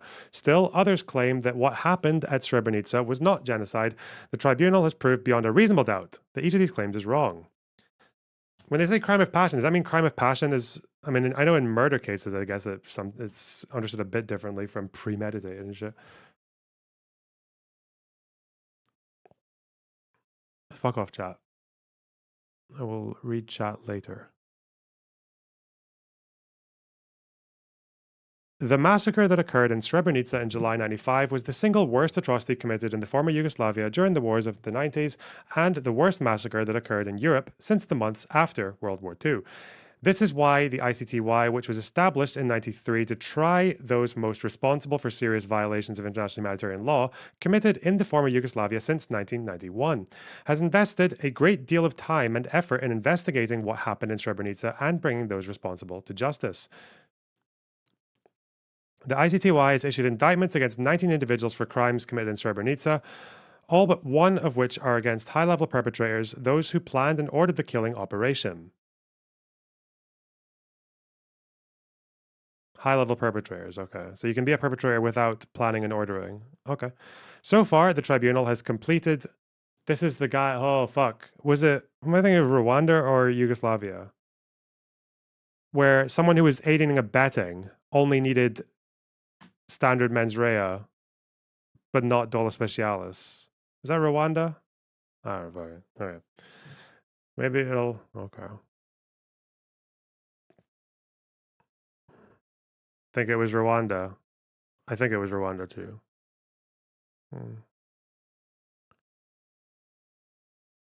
So far, the tribunal has completed trials and appeals against 3 accused.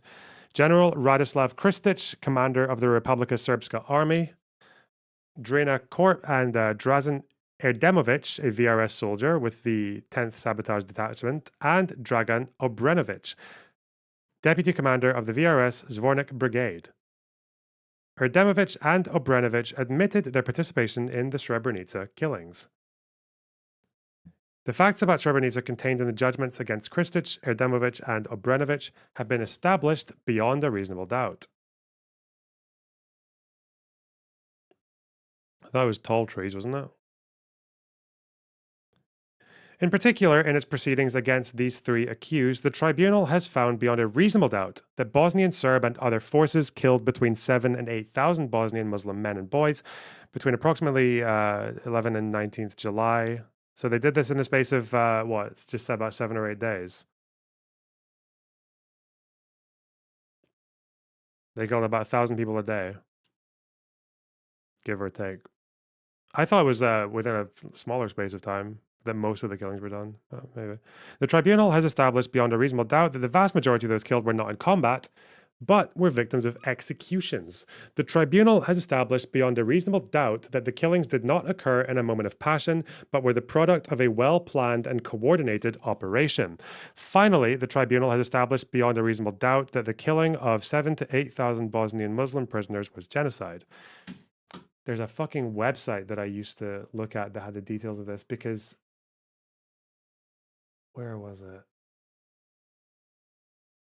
There's a law website that is a complete fucking maze to navigate. Where is it?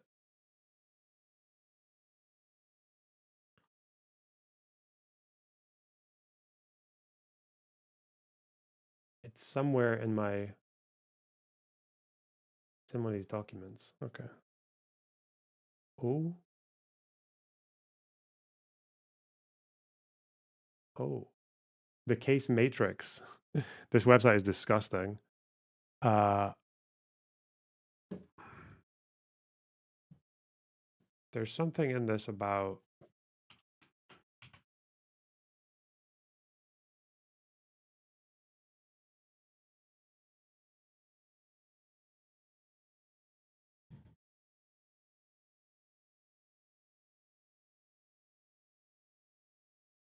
You need to be careful with this because have made mistakes before with like who's saying what, because some of these can be defendants who are trying to raise the standard to get off the hook. Prosecutor versus Sikirica. Like this, for example, this is, I think this is someone, the prosecution, oh, the appeal. Yeah, this is an appeal. So this is actually not required. Yeah, okay. So down here, who's this coming from? Oh, no, so they're responding to the appeal. The appeal is here. Okay.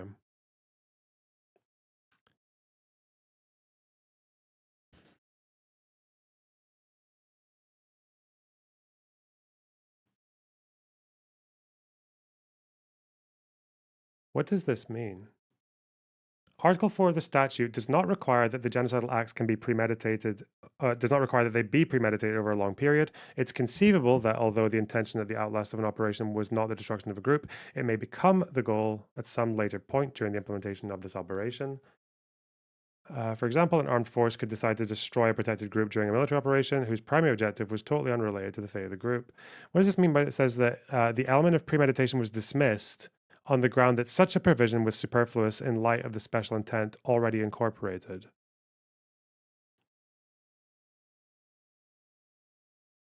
Are they trying to say that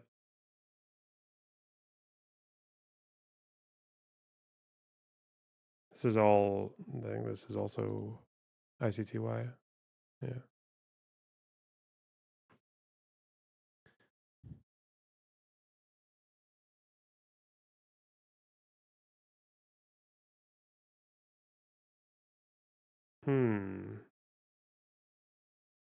They're saying it's redundant. Yeah. But I don't know if the preparatory work of the Convention 48 brings out that premeditation was not selected as a legal ingredient of the crime after having been mentioned by the ad hoc committee at the draft stage, on the grounds that it seems superfluous given the special intention already required by the text, and that such precision would only make the burden of proof even greater. They don't deem the existence of an organization or a system serving a genocidal objective as a legal ingredient of the crime. They don't discount the possibility. I think it's one of those things, again, that the premeditation helps, but it's not necessary.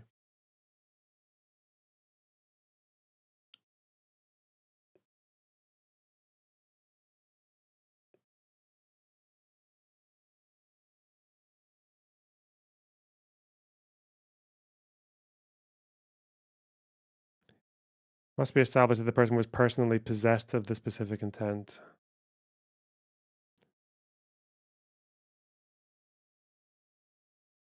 You can infer it. That's obvious. I would hope so.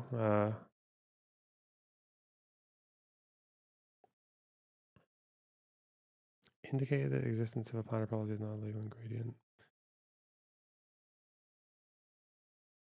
But that proving the existence of such a plan or policy may facilitate proof of the crime.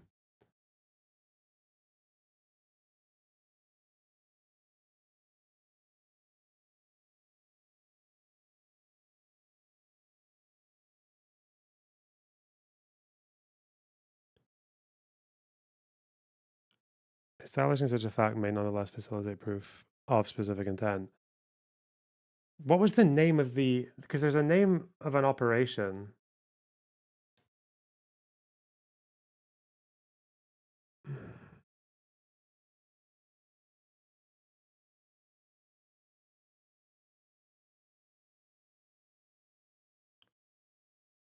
Okay. So when they say premeditated, where do they put it? When they say well planned and coordinated, they're not saying you need this. They're just saying that it made it much clearer. Like it helps to establish it in a much more reliable way.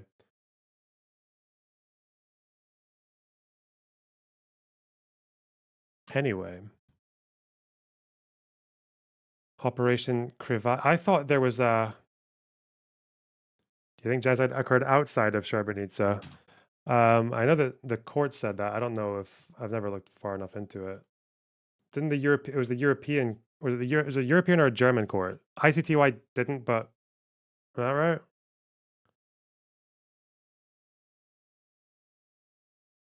European and German courts, but not ICTY, because I think ICTY was for Srebrenica, right? Like that's what they ruled to be. Okay. They heard the German case. Okay.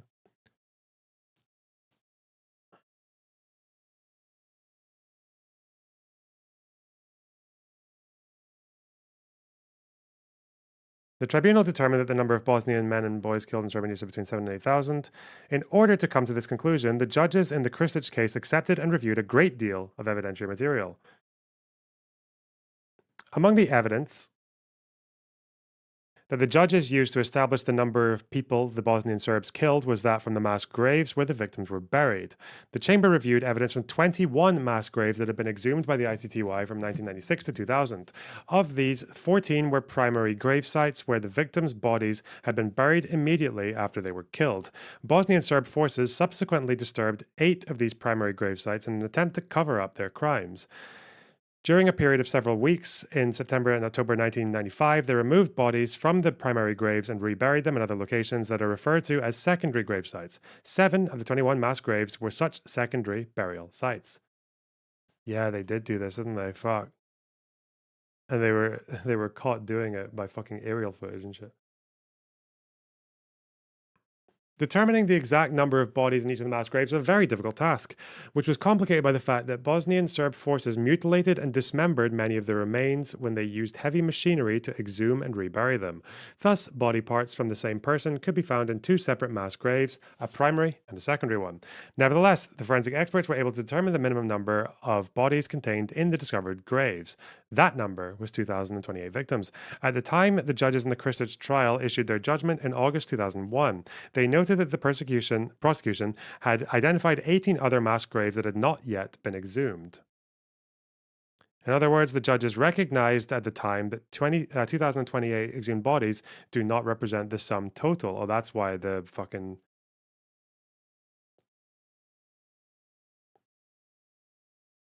Bosnian Muslim men and boys killed at Srebrenica. Okay. Demographic expert.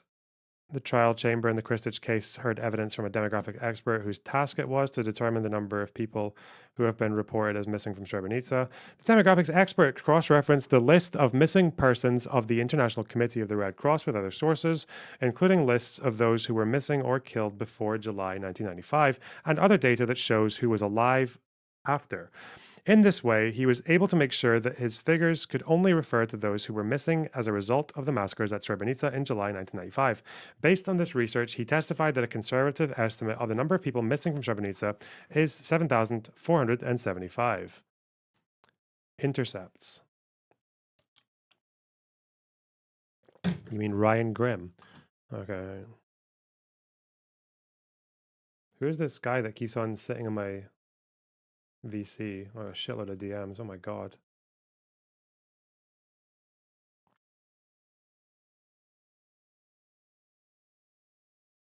Vosh saying some wild shit about Israel right now. Tune in.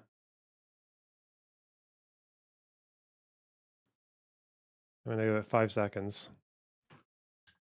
Don't want to get distracted. Calling you not photogenic. What the fuck? And here's your evidence. We give you effectively like Western culture in the Middle East and all the weapons in the world to defend yourself, so there's no legitimate fear of being destroyed by your neighbors. You are freed from the legitimate fear of being destroyed by your neighbors. And what happens? You just turn into fucking Nazi Germany too. It didn't take long. You watch until there's a Nazi Germany comparison.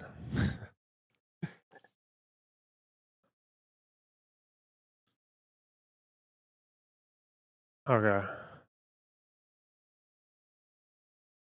The trial chamber in the Krstić case heard evidence of intercepted conversations between VRS soldiers, including the accused, which corroborates the fact that Bosnian Serb forces killed between 7,000 and 8,000 Bosnian Muslim prisoners. Oh, I will say, sorry, just because, Hezbollah and Hamas and Iran are fucking mental and shit. Like, oh, God. Just thinking of that fucking Rebecca person, is that her name, that I was arguing with on Twitter? Bro, like, you at this rate, like Israel will cease to be a democracy, right? You at this rate, given them a couple of decades, given them maybe the next 10 years, maybe 5 years, I don't know, just depends. Like, give it at this rate, they're they're going down a pretty dark path right now. Okay, I don't think they're quite there yet, but they're there's a lot of questions need to get answered there. You know, Barsef, yeah, that fucking nutter.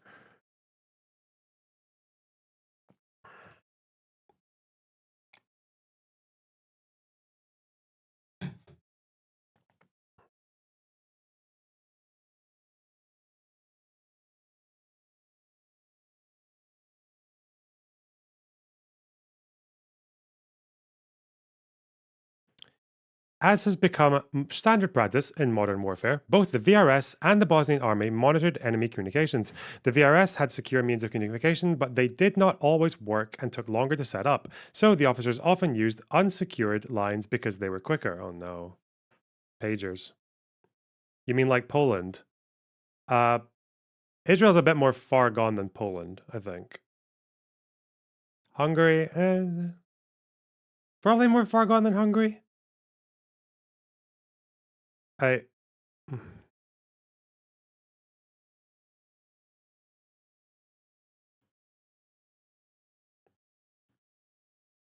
You blame the Mizrahi. Wow. Average white supremacy in the state of Israel, eh? Wow. Blame the brown one. Wow. It's hard to say because obviously I'm thinking about Israel proper versus the occupation. I don't know how Democracy Index covers the occupation. Like, Democracy Indexes usually put Israel like obviously quite a bit above the rest of the Middle East. The only one that would come close is Lebanon, and even they're behind, obviously because of largely blame Hezbollah for that. But I don't know how Democracy Index accounts for like the occupied territories.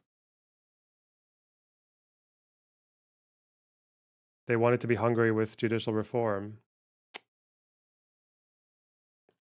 I'm getting distracted. Stop. I don't care about democracy indexes. They're stupid. All right.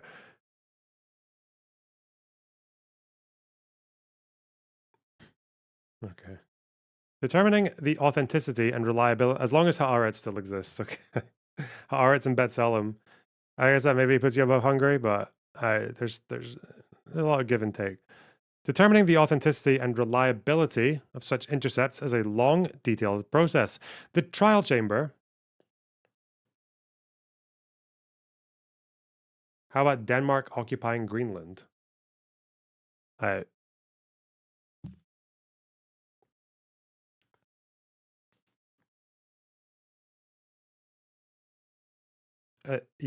Also, the Faroe Islands.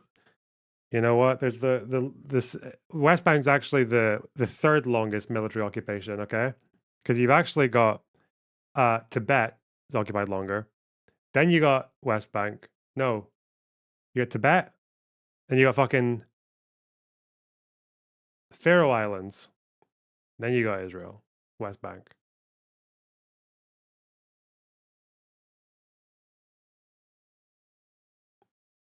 Don't forget never forget the Faroe Islands. Okay, fuck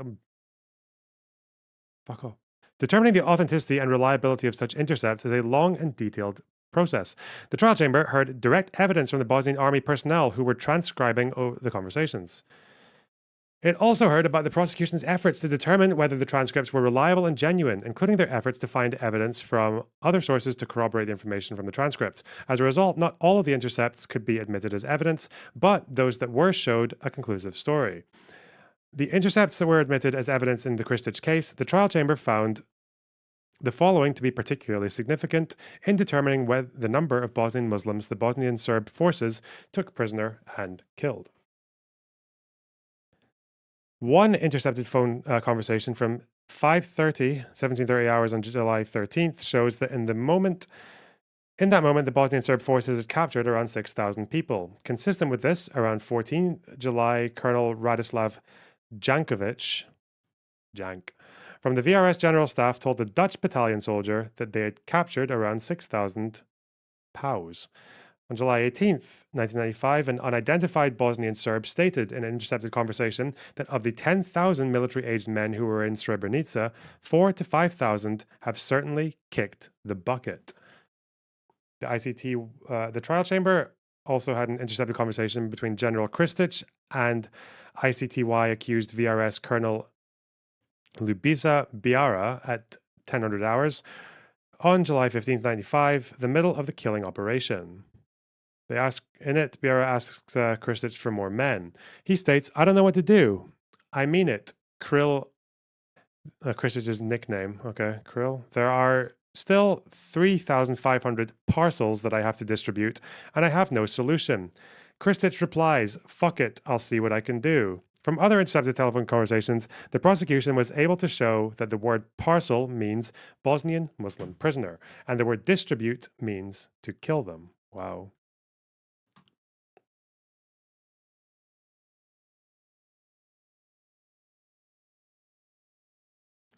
There was another shooting in Israel. A Bedouin from the Negev, an Israeli citizen from the Bedouins. There was a shooting in Beersheba. Oh, wait. We know someone from Beersheba.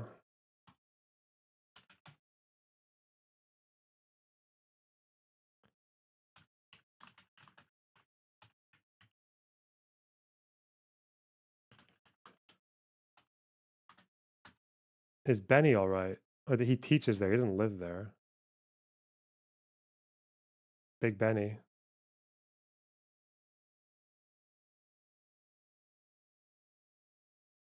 A stabbing spree in the central bus station.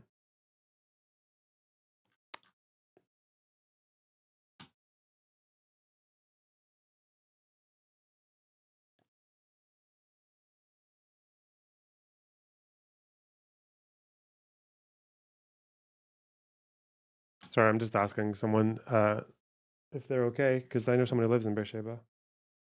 Okay.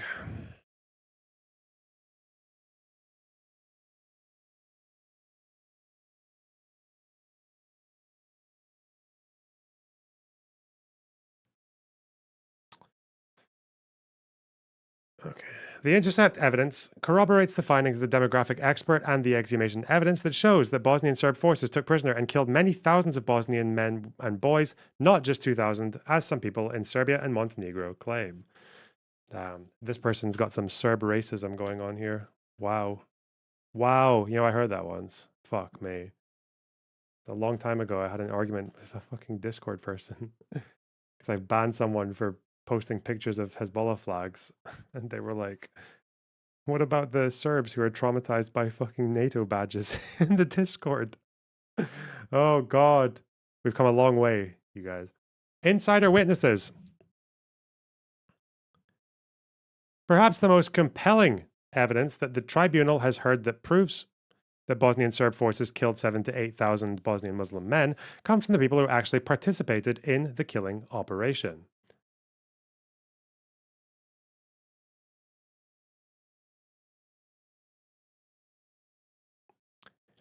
In the Kristic trial, the trial chamber heard from Drazen Erdemovic, a VRS soldier with the 10th Sabotage Detachment, who participated in one of the largest executions which took place at the Branjevo military farm on 16th of July 1995. Erdemovic pleaded guilty to participating in these executions and later testified in the case against General Kristic. Drazen Erdemovic's description of how this unit killed their victims assists in getting an idea of how many people lost their lives during those 5 days in July. In his testimony, Erdemovic explained that his unit received orders on the morning of 16th of July 1995 to go to the Branjevo military farm. Shortly after they reached the farm, buses carrying Bosnian Muslim men began to arrive. Erdemovic and other members of his unit were given orders to shoot the prisoners. Erdemovic testified that in his estimate they killed between 1,000 and 1,200 Bosnian Muslim men on that day alone.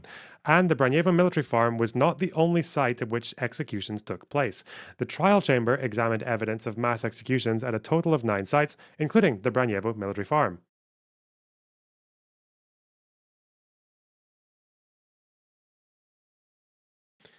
Okay.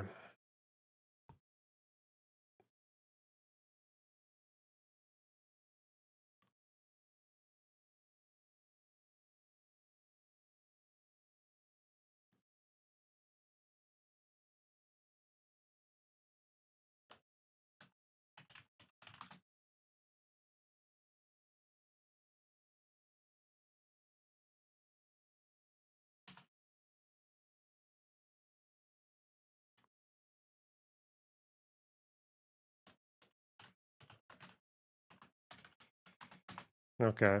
The person I know is not dead. They're fine. But Beersheba is a small place. The morning of 13th of July, 1995. Okay. Okay. Oh yeah, these are all the sites. Wasn't one of these like a sports stadium? The warehouse, yeah. Detention site. School, yeah, school buildings as well, yeah. Okay. All of this evidence points in no uncertain terms to the accuracy of the estimate that between 7 and 8,000 people were executed in Srebrenica in July 1995. People in Vosh's chat were trying to get him to fight you. They always do. I don't know why. It's so.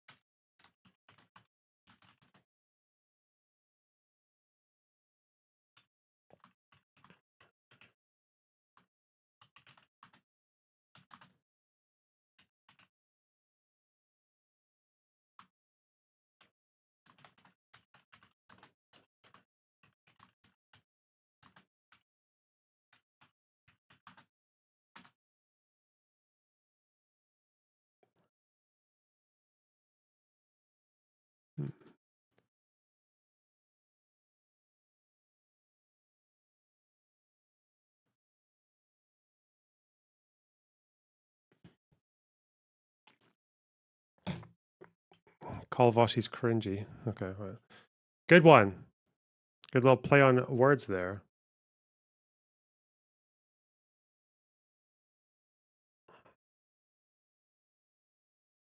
In Republika Srpska, the victims were not battle casualties. Okay.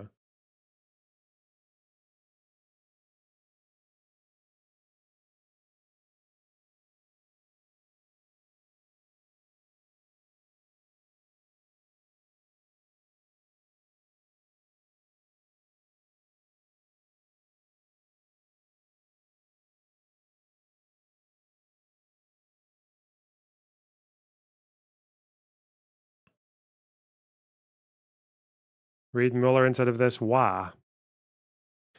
Maybe.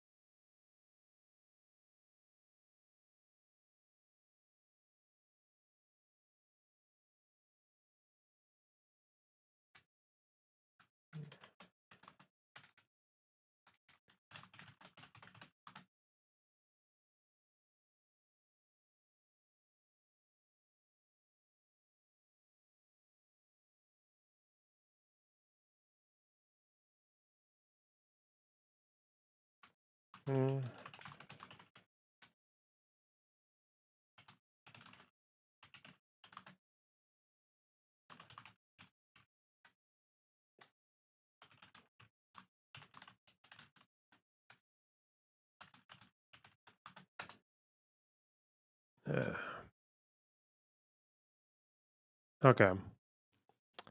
Evidence from the exhumations that the trial chamber reviewed in the Kristich case paints quite a different picture. Oh, yeah, they're saying that They weren't prisoners, they were soldiers who died in battle. Okay, laws of war. Okay. It shows that most of the victims were not killed in combat, but in mass executions. In the mass graves that have been exhumed so far, tribunal investigators found 448 blindfolds on or with the victims' bodies, as well as 423 pieces of cloth, string, or wire that were used to tie the victims' hands. People who were blindfolded or had their hands tied behind their backs were obviously not killed in combat. The trial chamber also noted that some of the victims in the mass graves were handicapped and therefore very unlikely to have been combatants.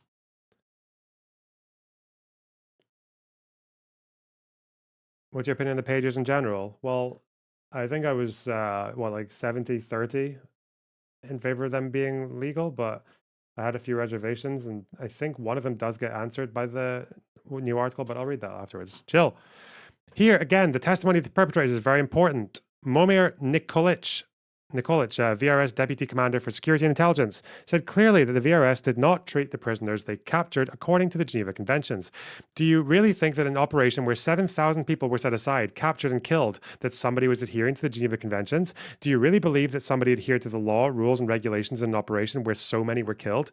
First of all, they were captured, killed, and then buried, exhumed once again, buried again. Can you conceive of that somebody in an operation of that kind adhered to the Geneva Conventions? Nobody adhered to the Geneva Conventions or the rules and regulations. Because had they, then the consequences of that particular operation would not have been a total of 7,000 people dead. Dragan Obrenovic, who was the commander of the VRS Zvornik Brigade at the time, who confessed his participation in the massacres, stated clearly that on 13th of July 1995, he became aware of the fact that Bosnian Serb forces captured thousands of Bosnian Muslim prisoners and that the prisoners were to be shot.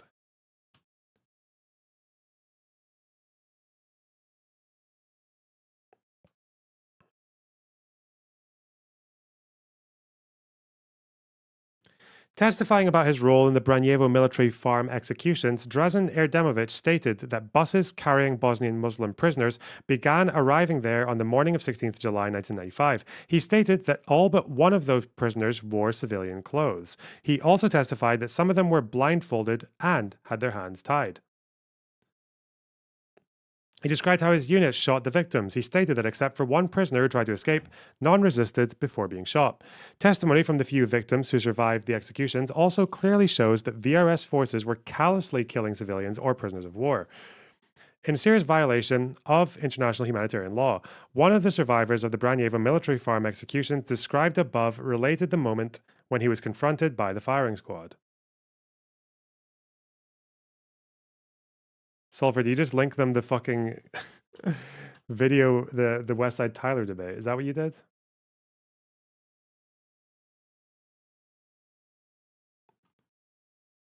When they opened fire, I threw myself on the ground and one man fell on my head. I think that he was killed on the spot, and I could feel the hot blood pouring over me. I could hear one man crying for help. He was begging them to kill him, and they simply said, "Let him suffer, we'll kill him later."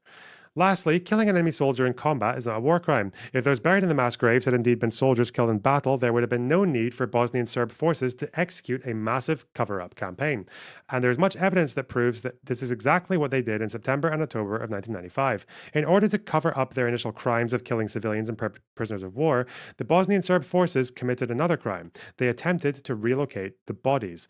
They used bulldozers and other heavy machinery to exhume a number of the mass grave sites and move the bodies to other locations. The prosecution conducted forensic analysis of the 21 mass graves that it exhumed and found that some of the primary and secondary sites were linked. Forensic experts analyzed the soil, bullets, and other materials found in the sites they exhumed and found that 12 of them were linked to each other. The trial chamber in the Krstić case found that this evidence demonstrates an extensive campaign to conceal the bodies of the men who the Bosnian Serb forces killed and buried in mass gravesites in July 1995. This cover-up attempt shows not only that Bosnian Serb forces committed horrible crimes, but also that they were well aware that what they had done was against the law. A planned killing operation. Okay. This is probably the important part we're looking for. Our dolus specialis.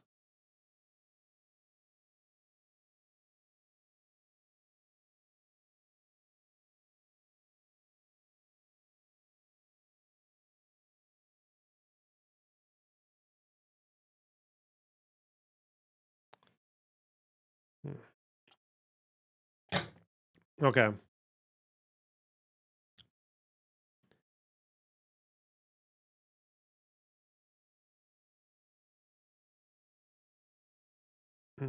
I'm behind. Premeditation is necessary, but doesn't have to be extended. It can form during the actions that led to the crime. That's I don't know 100% if that's the case, but it seems to be my understanding. Couch it all because perhaps the most perfidious claim that one hears in Republika Srpska and Serbia is that Bosnian Serb forces killed the Bosnian Muslim prisoners from Srebrenica in revenge. It is claimed that Bosnian Serbs who perpetrated the massacre were upset by the crimes Bosnian Muslim forces committed against Serbs in the villages around Srebrenica and acted in the heat of passion as if that would justify killing thousands of Bosnian Muslim prisoners. Revenge is not a defense under international law, which is clear to any army soldier and certainly experienced officers. It is a barbaric concept, and the law exists precisely to prevent it. Those who act out of revenge or call on it in order to justify crimes are dealing a blow to the rule of law, and thus to civilization itself. Nor can revenge morally justify 7,000 to 8,000 people simply because they share the same ethnicity as others who perpetrated crimes. One crime can never justify another. Does hot-blooded crime negate dolus specialis, though? Does it? Like, if it was a revenge killing, it can't be genocide? Like, is that true? I don't think that is, but okay. Proceedings before the tribunal have been proven beyond a reasonable doubt that Srebrenica was a planned killing operation and not an act of revenge by emotionally agitated Bosnian Serb soldiers. It is impossible to kill 7,000 to 8,000 people in the space of 1 week without methodical planning and substantial resources. Wait, hang on. I need to...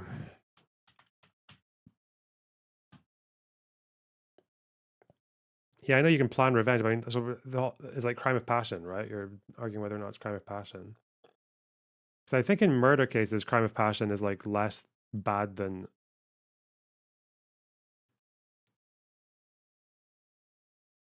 It's seen as less egregious than just like premeditated killing in cold blood, right?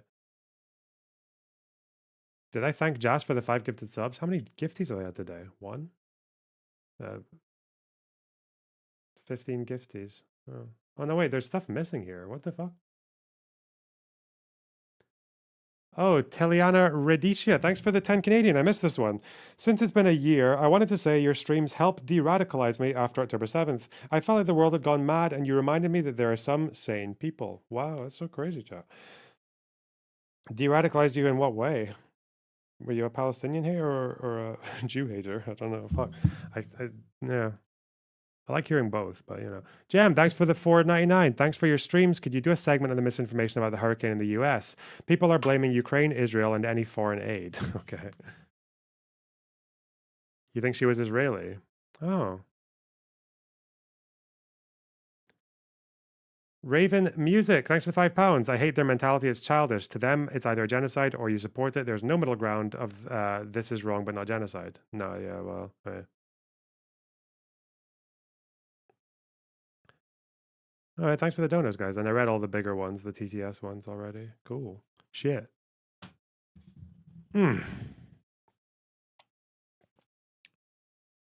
Proceeding. Oh, yeah. Okay. Planned operation, not an act of revenge. Okay. Soldiers have to be mobilized to guard the prisoners, to move them from holding locations to execution sites, and to shoot them. Multiple locations to hold the prisoners and to execute them must be identified and secured. Thousands of rounds of ammunition to shoot the prisoners needs to be supplied. Numerous vehicles and hundreds of liters of fuel need to be commandeered to move the prisoners.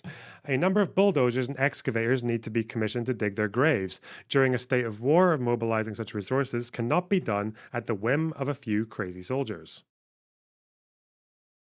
It needs to be ordered and authorized by commanders at high levels. In the Krstić case, the trial chamber heard a lot of evidence that demonstrated clearly that the Bosnian Serb army mobilized resources between the 11th and 19th of July 1995 in order to kill Bosnian Muslim prisoners. Mobilizing men. In the intercepted telephone conversation between Krstić and ICTY accused VRS Colonel Ljubiša Biera at 1000 hours, referred to above, Vieira asks for help with executions. Kristich sent the Bratunac Brigade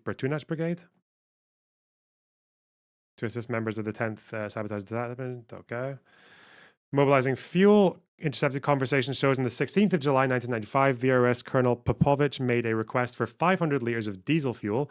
A VRS Zvornik Brigade document confirms that 500 liters of diesel fuel was in fact given to Colonel Popovich on 16th of July 1995. Mobilizing machinery. One victim of the Branjevo military farm executions on 16th of July 1995, who survived, testified that he heard heavy machinery in the killing field on 17th July.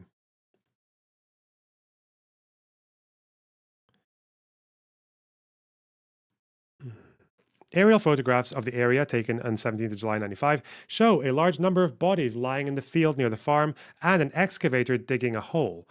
Corroborating the witness testimony and the aerial photographs, VRS Zvornik Brigade vehicle records show a ULT 220 bulldozer in operation at Branjevo for 8.5 hours on 17 July 1995, and the fuel dispersal log shows that 100 liters of diesel fuel was distributed to a BGH 700 excavator on the 17th of July 1995.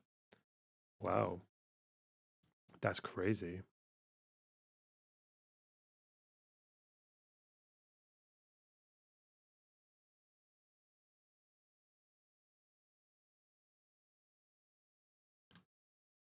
Most importantly, when referring to his own responsibility for the crimes, Dragan Obrenović acknowledged that the VRS had a plan to kill the Bosnian Muslim prisoners.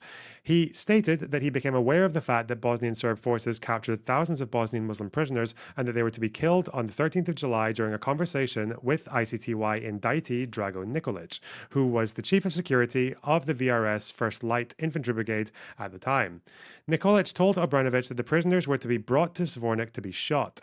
Nikolic also told him that the order came from ICTY indictee Ratko Mladic, chief of the VRS General Staff, and that everyone knew about it, including Obrenović's commanding officer, ICTY indictee Vinko Pandurevic, for whom he was standing in.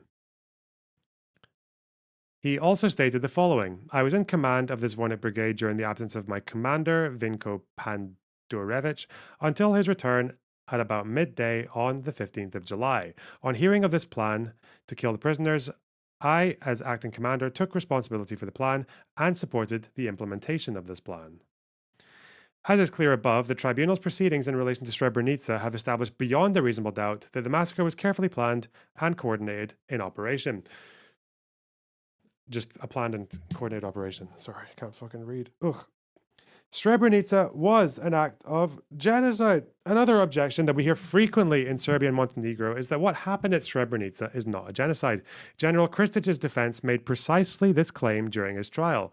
But before discussing the defense's reasoning and why the trial chamber rejected it, it is first important to look at the legal definition of genocide, since the term is quite often misused. The tribunal statute defines genocide as... When they say misused, they mean people don't use it enough. But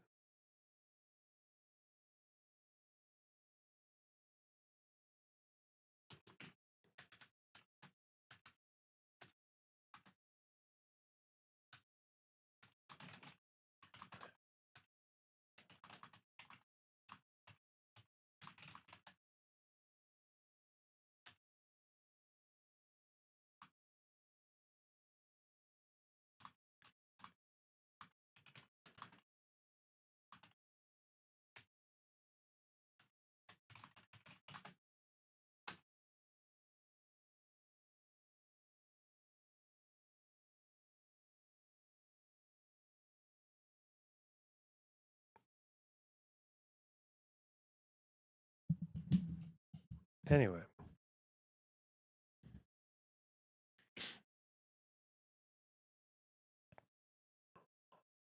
Any of the acts committed with intent to destroy in whole or in part. Killing, bodily mental harm, inflicting, imposing measures, transferring children. Okay. General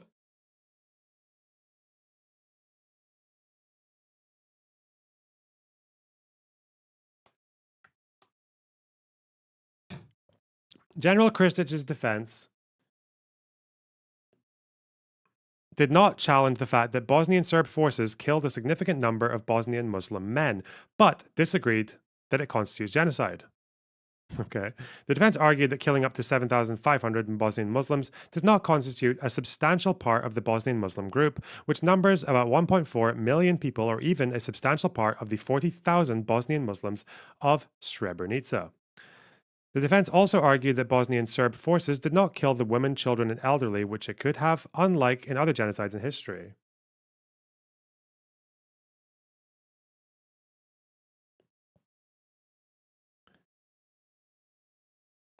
It further argued that it had intended to destroy the Bosnian Muslims as a group.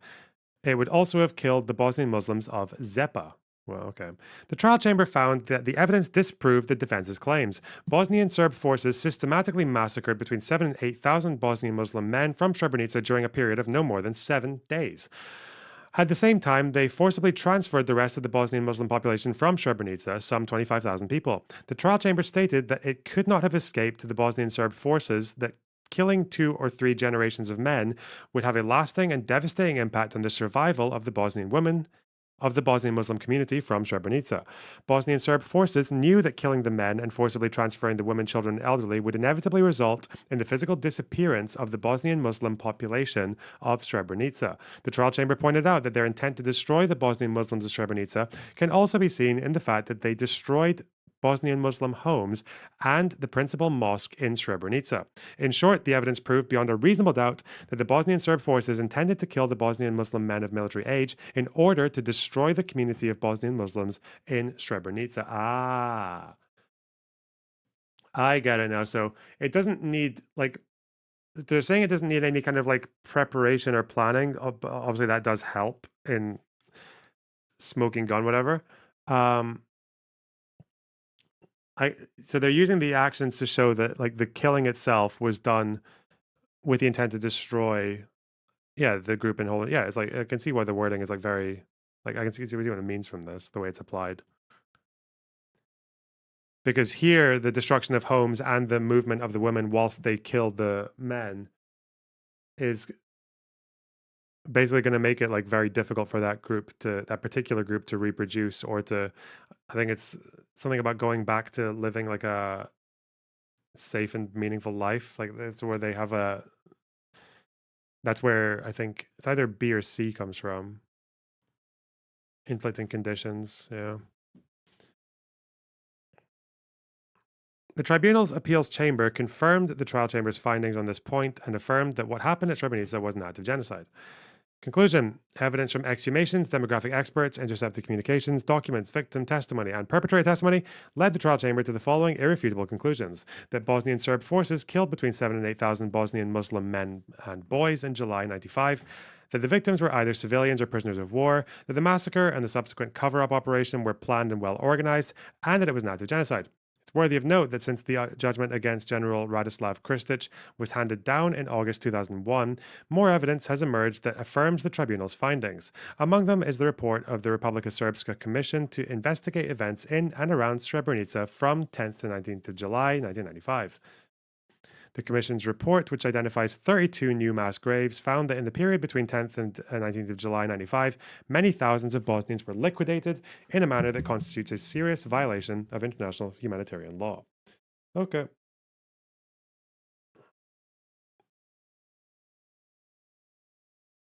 Okay.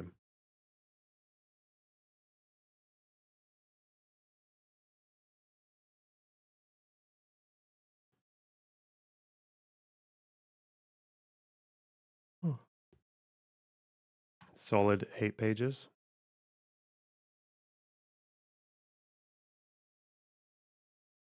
I kind of just wanted to read that because I'd forgotten to before.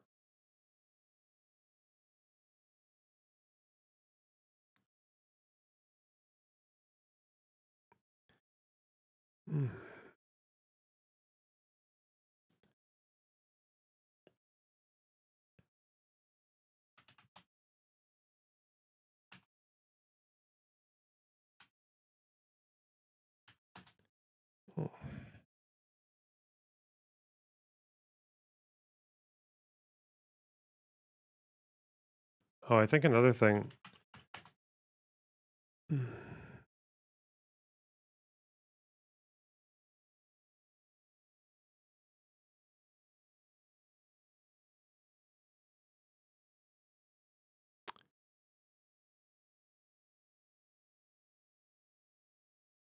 I just wonder that I guess the one thing I want to find out, and maybe I'll get that from reading some of this, is that what I want to know about genocide case law is I want to know there are lots of things that are not necessary to it, but seem to play kind of important roles in determining intent or yeah, mostly intent. Like scale is one that comes up quite a lot. People, well, so they'll say that scale's not necessary, but it is. It obviously is part of proving intent, which would also maybe suggest that if the scale was low, that could actually be used against like a proof of intent, like if you're trying to infer. But yeah, I don't know how it works. Read the law review I sent. It covers this. Maybe. Hang on. Fuck. It's just too much to read. What did you send me? I didn't fucking see you in my chat. Gombi. Gombai. Do you have a different? You have a different name.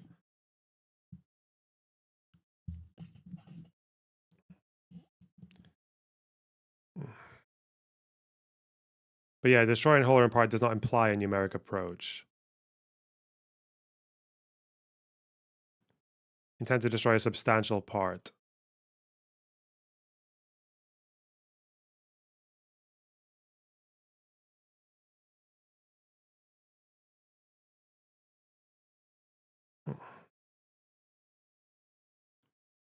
Oh, this. Oh, the one that oh yeah, inferences, intent, and the necessity to redefine. I mean, if they want to redefine the term, that's going to be hard to. Okay, it's 29 pages. I'll read this to the majority report. Okay, that's what I'll do.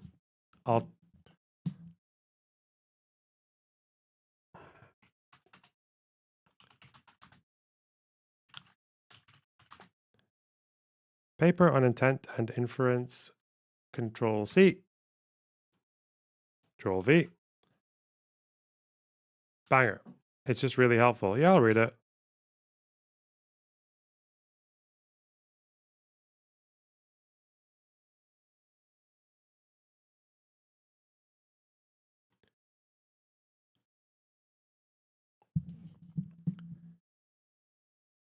LGG stirring shit up. Shut up.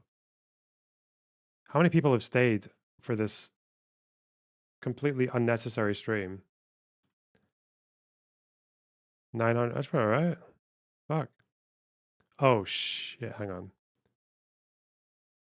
We were at 1,400 viewers and people left for the reading. Okay, nice one. Did I miss the pager news? Nope. We haven't done that yet. Caller debate over Ukraine. Why would they even show these caller debates? They're so useless content. Okay, let's see. Before I read another thing, I'm gonna watch something. What was I gonna watch? Is there anything I need to watch?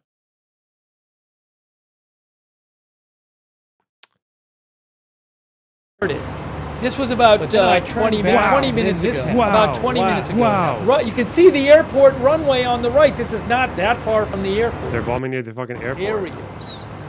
You know what? I will say, if you're talking about Israeli fucking war conduct, I don't know. It's like, even if you think like every fucking action is proportionate and all that, it's like, there's a problem with not having a very well stated goal, right? There's a problem with not really having political and political post-war plans or even intentions. I know some people are talking about these kinds of like bubbles of anti-Hamas, like bubbles of peace areas in Gaza, like yeah, Hamas-free bubbles. They're kind of talking about. So places where there can be alternative governing people, whether from the UN, the Arab world, or the PA, going in there to try to start to make these kind of pockets of alternative areas in Gaza. I've heard people talking about that in the news, and like I know Yair Golan's a big proponent of that shit. But yeah, like fucking.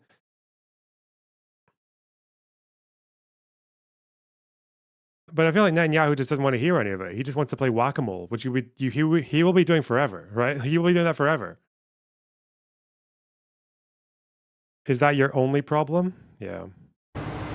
going on now. Rocket alerts.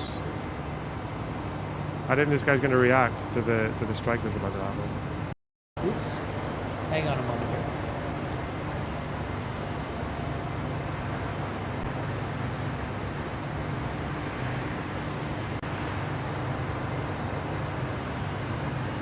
Oh, a new one! A new explosion!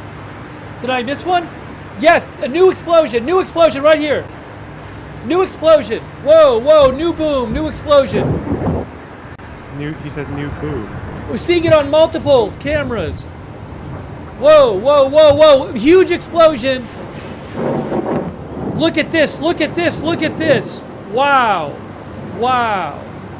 Does he ever analyze the political situation, or does he just? I follow missed the- it initially, but I see it now. Who the fuck's? Who's Whoa, sitting there putting their feet up enormous. after a hard day's work? Just sitting there waiting live, waiting for a new explosion. What the fuck? Enormous, huge explosion there. Wow. And they're doing this really close to the airport. I'm gonna show you. Okay. Whoa, whoa, whoa, whoa, crit, whoa. Okay. The fuck?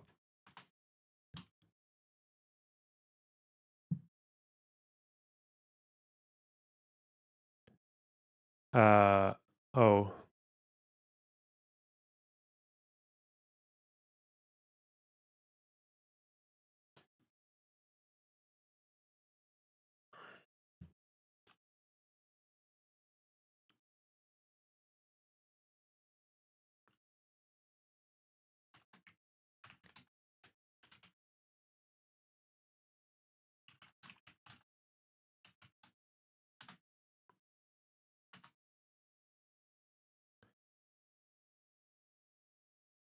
What the fuck is Central Time?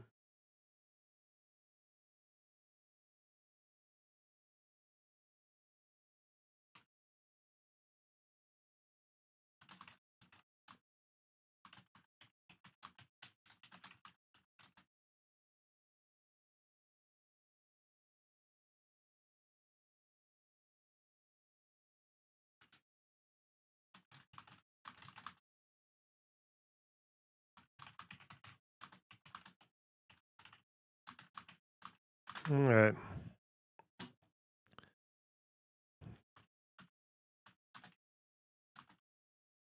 Right, we're reading this fucking article, okay? It's only 10 minutes long. It's a 10-minute read. It's actually an 11-minute read. Brace yourselves. I was supposed to be... Okay. I always get distracted. Fuck. Think about what you've done. Okay. Apparently this gives us new information about the pager attacks. Loads of new information, okay? More than I ever expected we'd get, so that's cool. Mossad's pager operation inside Israel's penetration of Hezbollah. New details emerge of Israel's elaborate plan to sabotage Hezbollah communications devices to kill or maim thousands of its operatives.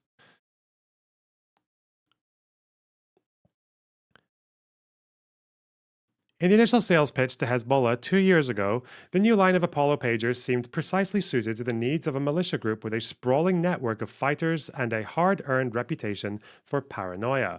The AR-924 pager was slightly bulky but rugged, built to survive battlefield conditions. It boasted a waterproof Taiwanese design and an oversized battery that could operate for months without charging. Best of all, there was no risk that the pagers could ever be tracked by Israel's intelligence services. Hezbollah leaders were so impressed they bought 5,000 of them and began handing them out to mid-level fighters and support personnel in February.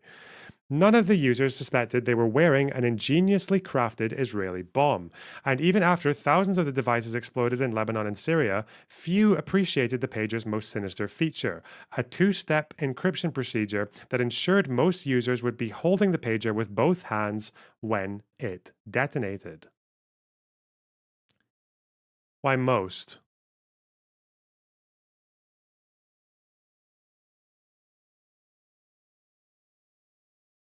And what? They think someone else picked it up and knew to use the two two-step, whatever. As many as 3,000 Hezbollah officers and members, most of them rear echelon figures, were killed or maimed, along with an unknown number of civilians, according to Israeli, US, and Middle Eastern officials, when Israel's Mossad intelligence service triggered the devices remotely on September 17th. Wait. 3,000. Oh, okay, right. So, yeah, whether or not this is a... What does rear echelon mean? Rear Admiral. Alright. As an active spycraft, it is without parallel one of the most successful and inventive penetrations of an enemy by an intelligence service in recent history. But key details of the operation, including how it was planned and carried out, and the controversy it engendered within Israel's security establishment and among allies, are only now coming to light. This account, including numerous new details about the operation, was pieced together from interviews with Israeli, Arab, and US security officials, politicians, and diplomats briefed on the events, as well as Lebanese officials and people close to Hezbollah. They spoke on the condition of anonymity to discuss sensitive intelligence. They describe a years-long plan that originated at Mossad headquarters in Tel Aviv, Human Shields, and ultimately involved a cast of operatives and unwitting accomplices in multiple countries. The Washington Post account reveals how the attack not only devastated Hezbollah's leadership ranks, but also emboldened Israel to target and kill Hezbollah's top leader, Hassan Nasrallah, raising the risk of a wider Middle East war. Iran launched around 180 missiles against Israel on Tuesday in retaliation for Israeli attacks on Hezbollah's leadership and warned of harsher consequences if the conflict escalates. The resistance in the region will not back down even with the killing of its leaders, Iran's Supreme Leader Ali Khamenei said during a Friday sermon in Tehran. But in Israel, the strike convinced the country's political leaders that Hezbollah could be put on the ropes, susceptible to a systematic dismantling using airstrikes and eventually a ground invasion.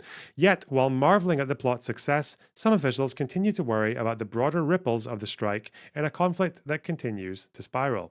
One Israeli political official referring to the pager plot summed up the anxieties in a quip at a meeting with Mossad officials. "We cannot make a strategic decision such as an escalation in Lebanon while counting on a toy," the official said. I mean, that's exactly what you did, isn't it? Good. Look at it. The idea for the pager operation originated in 2022, according to the Israeli, Middle Eastern, and US officials familiar with the events. Parts of the plan began falling into place more than a year before Hamas's October 7th attack that put the region on a path to war. It was a time of relative quiet on Israel's war-scarred northern border with Lebanon. Among the half-dozen Iranian-backed militia groups with weapons aimed at Israel, Hezbollah is by far the strongest. Israeli officials had watched with increasing anxiety as the Lebanese group added new weapons to an arsenal already capable of striking Israeli cities with tens of thousands of precision-guided missiles. Mossad, the Israeli intelligence service responsible for combating foreign threats to the Jewish state, had worked for years to penetrate the group with electronic monitoring and human informants. Over time, Hezbollah leaders learned to worry about the group's vulnerability to Israeli surveillance and hacking, fearing that even ordinary cell phones could be turned into Israeli-controlled eavesdropping and tracking devices. Thus was born the idea of creating a kind of communications Trojan horse, the official said. Hezbollah was looking for hack-proof electronic networks for relaying messages, and Mossad came up with a pair of ruses that would lead the militia group to purchase devices that seemed perfect for the job, equipment that Mossad designed and had assembled in Israel. The first part of the plan, booby-trapped walkie-talkies, began being inserted into Lebanon by Mossad nearly a decade ago in 2015. A decade ago. The mobile two-way radios contained oversized battery packs, a hidden explosive, and a transmission system that gave Israel complete access to Hezbollah communications. For 9 years, the Israelis contented themselves with eavesdropping on Hezbollah, the official said, while reserving the option to turn the walkie-talkies into bombs in a future crisis. But then came a new opportunity and a glitzy new product, a small pager equipped with a powerful explosive. In an irony that would not become clear for many months, Hezbollah would end up indirectly paying the Israelis for the tiny bombs that would kill or wound many of its operatives. Do you think in the planning You think part of the planning was like they obviously someone had to assess the costs, right? Like financial costs for the operation. Do you think they factored in the fact that Hezbollah would buy the pagers? That's.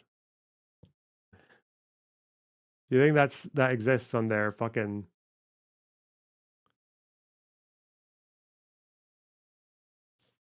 They're like, it'll cost X amount, but we have to subtract the amount that Hezbollah will pay for the pagers, bro.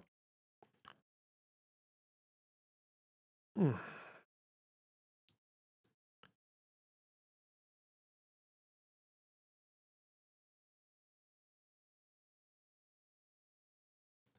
Because Hezbollah leaders were alert to possible sabotage, the pagers could not originate in Israel, the United States, or any other Israeli ally. So, in 2023, the group began receiving solicitations for the bulk purchase of Taiwanese branded Apollo pagers, a well recognized trademark and product line with worldwide distribution and no discernible links to Israeli or Jewish interests. The Taiwanese company had no knowledge of the plan, officials said.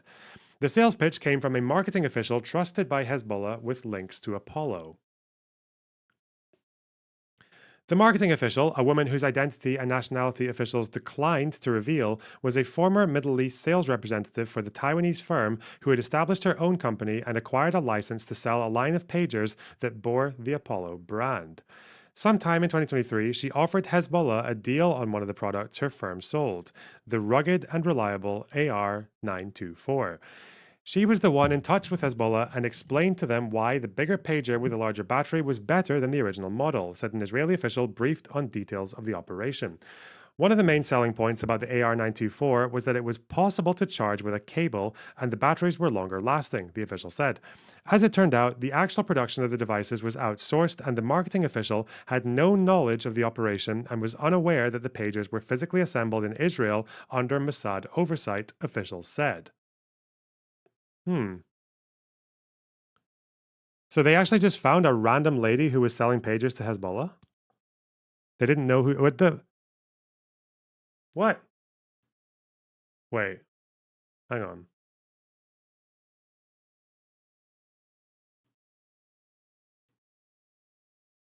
Huh?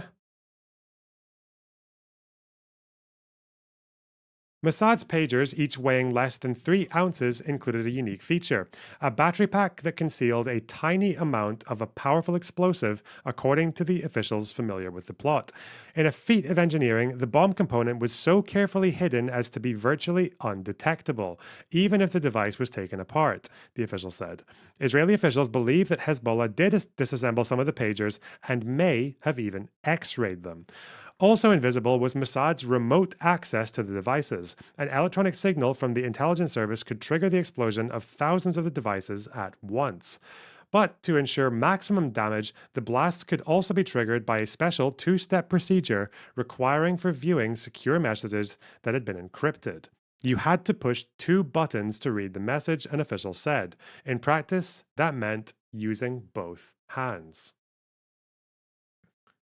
Holy shit.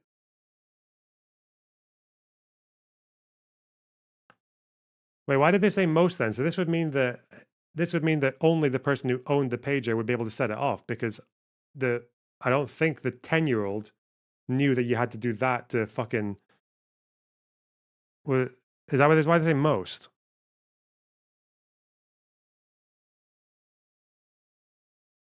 Okay.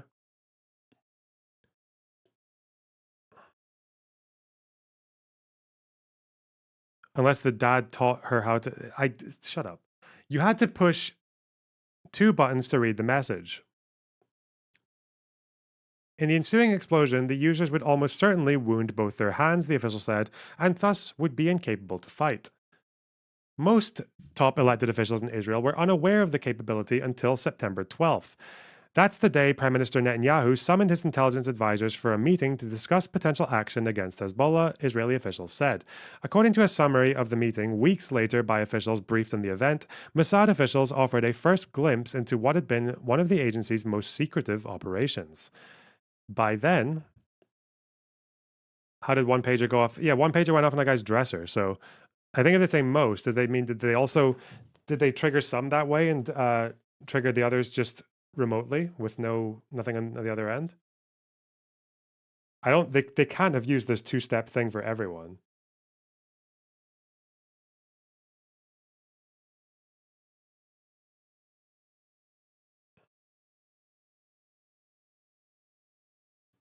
Apparently, the Israeli government denies the Bosnian genocide.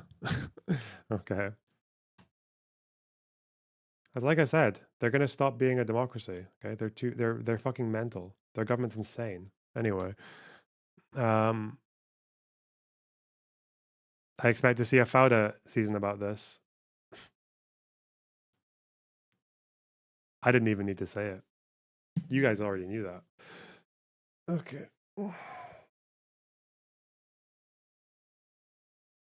All right, where are we? According to a summary of the meeting, weeks later by officials briefed on the event, Mossad officials offered a first glimpse into what had been one of the agency's most secret operations. By then, the Israelis had placed booby-trap pagers in the hands and pockets of thousands of Hezbollah operatives.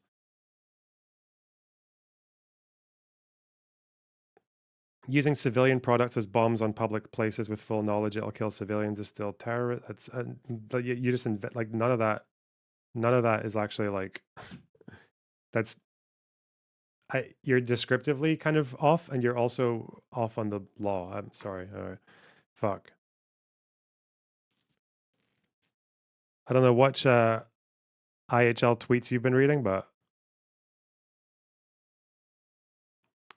intelligence officials, the legal implication here would be that the last thing I read was that they set off the pagers individually, which means that unless all these Hezbollah operatives were serving some kind of military function, it would mean that that Israel actually does determine civilian members of Hezbollah to be militants, which I don't think is legal, like the health workers and such.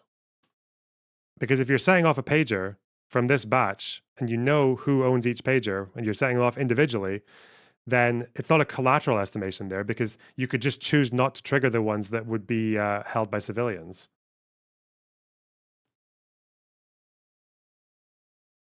That's not really collateral, right?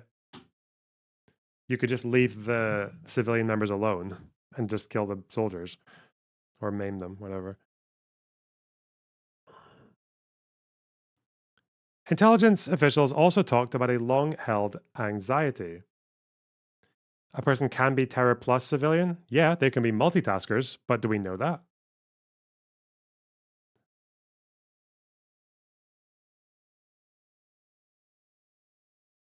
So now Hezbollah is an army and gets human rights. We have international humanitarian law for non-state actors as well. Just because someone's a non-state actor doesn't mean you can do whatever the fuck you want to them, you fucking idiot.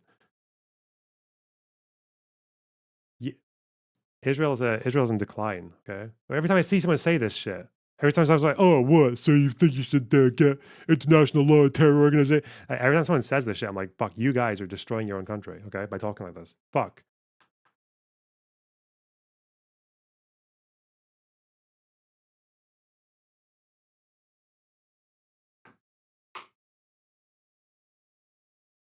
Where am I?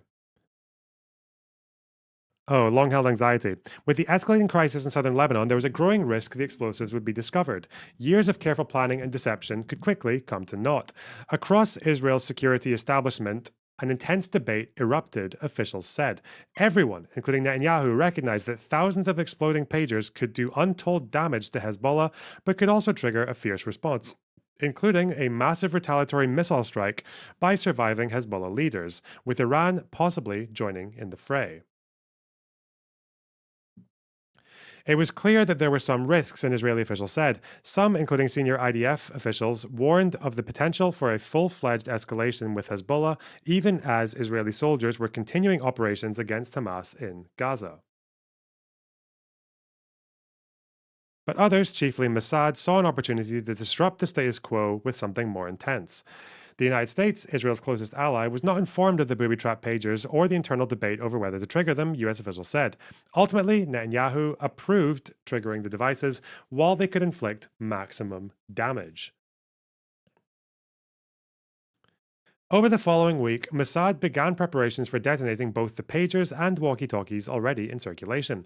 In Jerusalem and Tel Aviv, meanwhile, the debate over the Hezbollah campaign expanded to include another profoundly consequential target, Nasrallah himself. Mossad had known of the leader's whereabouts in Lebanon for years and tracked his movements closely. Officials said, okay, they'd known him for years. Yet the Israelis held their fire, certain that an assassination would lead to all-out war with the militia group and perhaps with Iran as well.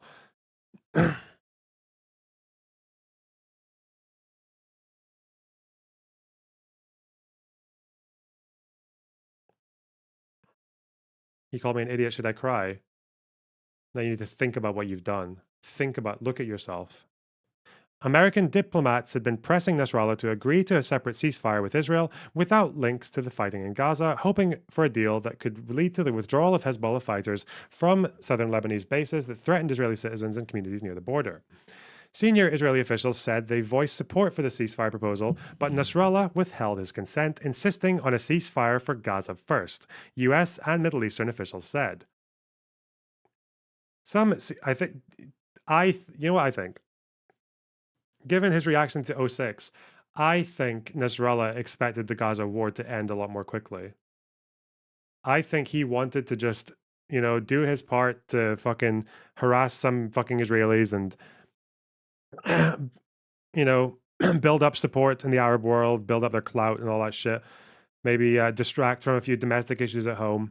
I think he wanted that, and he probably thought the ceasefire would happen sooner. I don't think he expected the war to go on this long, and I don't think he expected both Netanyahu and Sinwar to be so against any kind of ceasefire measures.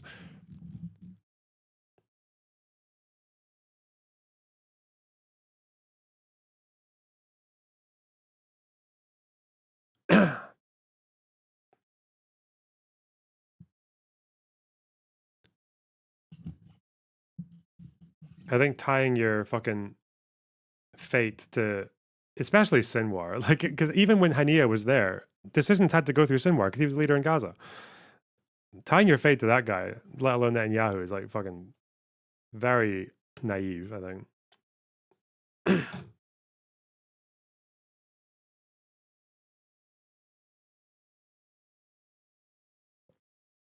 Anyway, read.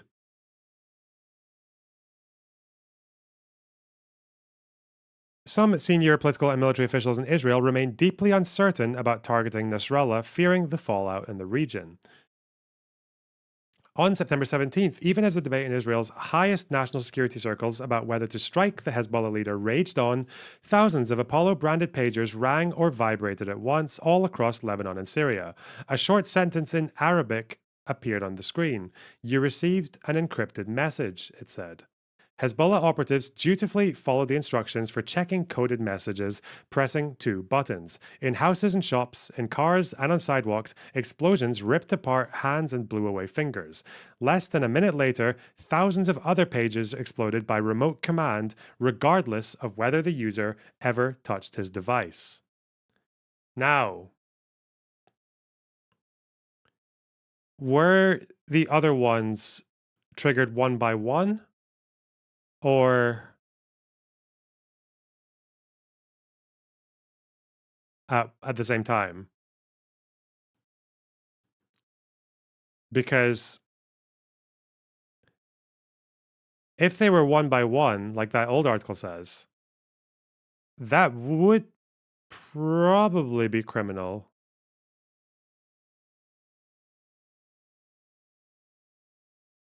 If some of these Hezbollah members were not part of the military operations. Which it seems to be that based on what, again, it's all just quotes. But I think the civilian members of Hezbollah were also given pagers for like just regular hospital work. But I don't, why would they buy because apparently all the perks of these pagers are that they're fucking sturdy, they last really long, they can't be intercepted. Like, I don't know why they would why they would get the same, like these apparent fucking like combat ready pagers for fucking doctors. People who are just doing doctor work. I don't know if they would. That seems like a strange. You'd think like the health department would do that instead, not the fucking people who are, yeah, because they're bought in bulk.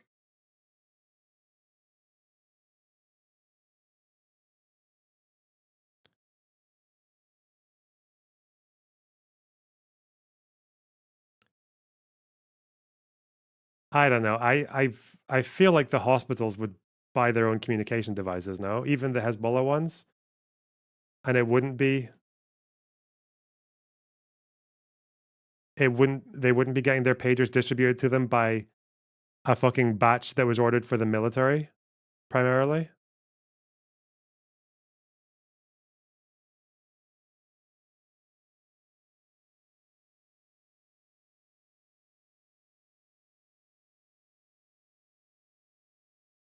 You know what I mean? How intertwined are they? How intertwined are they where the fucking military buys a bunch of pagers and then gives them out to their fucking Hezbollah to the party, to the fucking health department, to the what?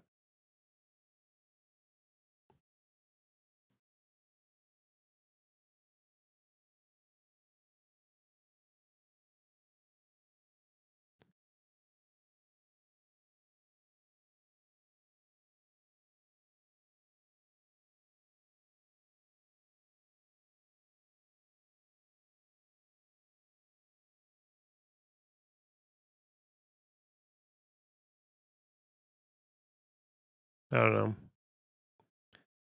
know. It's probably going to be another unanswered question. But all right. The following day, on September 18th, hundreds of walkie-talkies blew up in the same way, killing and maiming users and bystanders. It was the first of a series of blows aimed at the heart of one of Israel's most ardent foes. As Hezbollah reeled, Israel struck again, pounding the group's headquarters, arsenals, and logistics centers with 2,000-pound bombs. The largest series of airstrikes occurred on September 27th, 10 days after the pagers exploded. The attack, targeting a deeply buried command center in Beirut, was ordered by Netanyahu as he traveled to New York for a United Nations speech in which he declared, speaking to Hezbollah, enough is enough. We will not accept a terror army perched on our northern border, able to perpetrate another October 7th style massacre, Netanyahu said in the speech. The next day, September 28th, Hezbollah confirmed what most of the world already knew. Nasrallah, the group's fiery leader and sworn enemy of Israel, was dead. What an interesting article.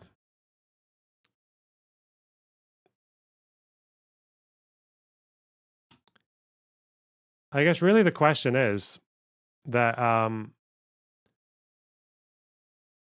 going to assume, make an assumption here. I'm going to make an assumption that some of the people who had those pagers might not have actually been participating in hostilities. They might not have crossed that threshold. They might not have been part of the armed forces or whatever. If they were, the only justification for this second wave of explosions would be if they just knew that most of the people who had them would be soldiers. Because if they detonate them individually, then that could mean that either everyone who has a pager is just part of the military, or Israel thought it was okay to target a fucking hospital worker just because they're for Hezbollah.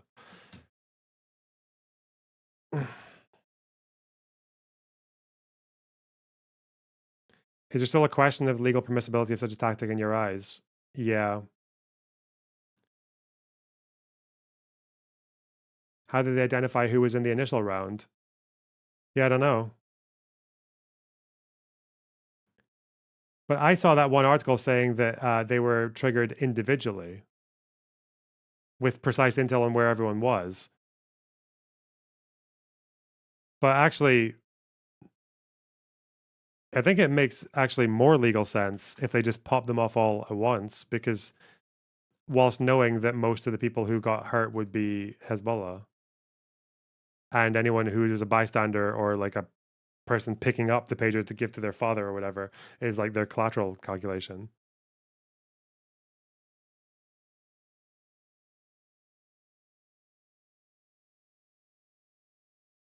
Did you watch the Alma Research Center video on the Hezbollah medical branch? Nope. Is that on YouTube? I went to this building, the Alma building. They have a really nice building. They're given a very fancy building. Compared to the security or research buildings in the fucking south, Alma's like a paradise, but...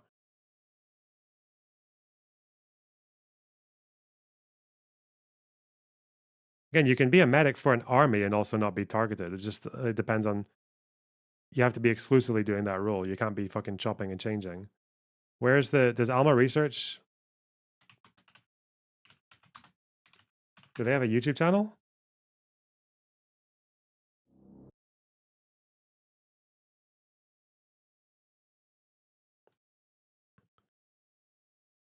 It was uploaded to their Telegram.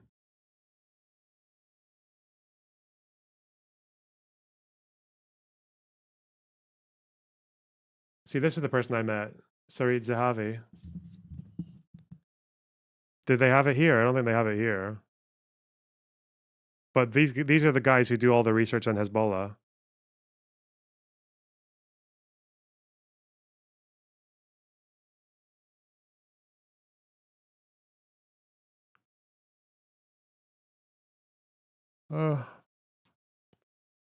What are they saying on the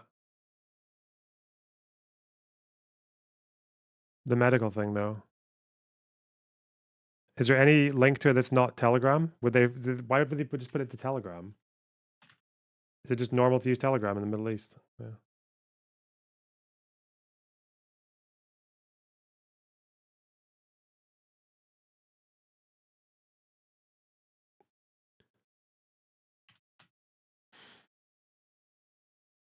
Is this them? No.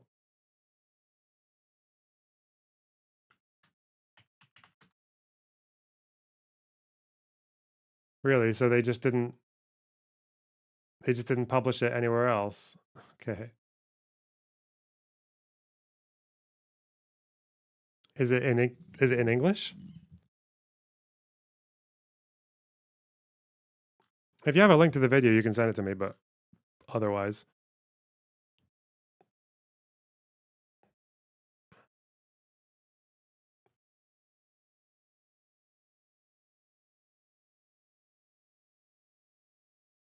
I think the only realistic scenario I can think about here is that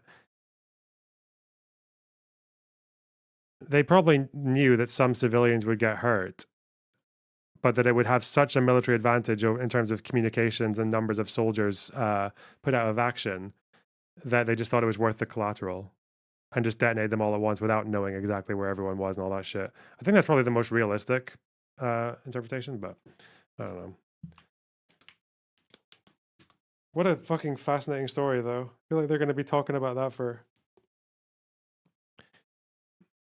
Like the dummy army in World War II, you know? They're going to talk about that for decades. Hello, Amelioration Station.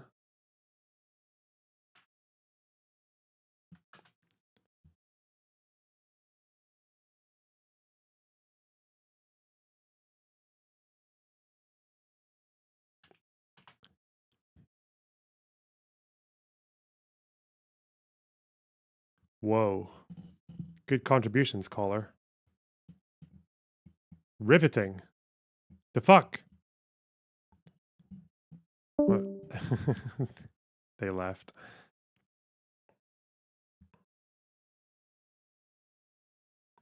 Right. What's this fucking Yazidi woman story? We are turning to another story out of the Gaza Strip, something that is really just remarkable. A 21-year-old Yazidi woman has been rescued from the Gaza Strip where she had been held. Hello, are you back? Are you back? Hello, hello? Wait. Hello? My mic wasn't working there. It's working now. Hey, can you hear me? Mm-hmm. Hello? Yeah. Hey, can you hear me? Yeah. Oh, cool. Hey, buddy, how are you? Fine, how are you? Yeah, I'm good. Really great to be on the show. I'm a huge fan. Sorry, I'm a little bit nervous. Mm-hmm. Yeah, so I just wanted to just go over, like, you know, what I was just saying in the chat here. Let's just start from like the beginning of what I was saying. So, sorry, 1 second. Right. So, in this article about Where's Daddy, they mention how Israel was targeting fighters when they were in their homes. Yeah, like, what do you think about that? They've been doing that since like Cast Lead, right? They've been doing that for a long time. Okay, and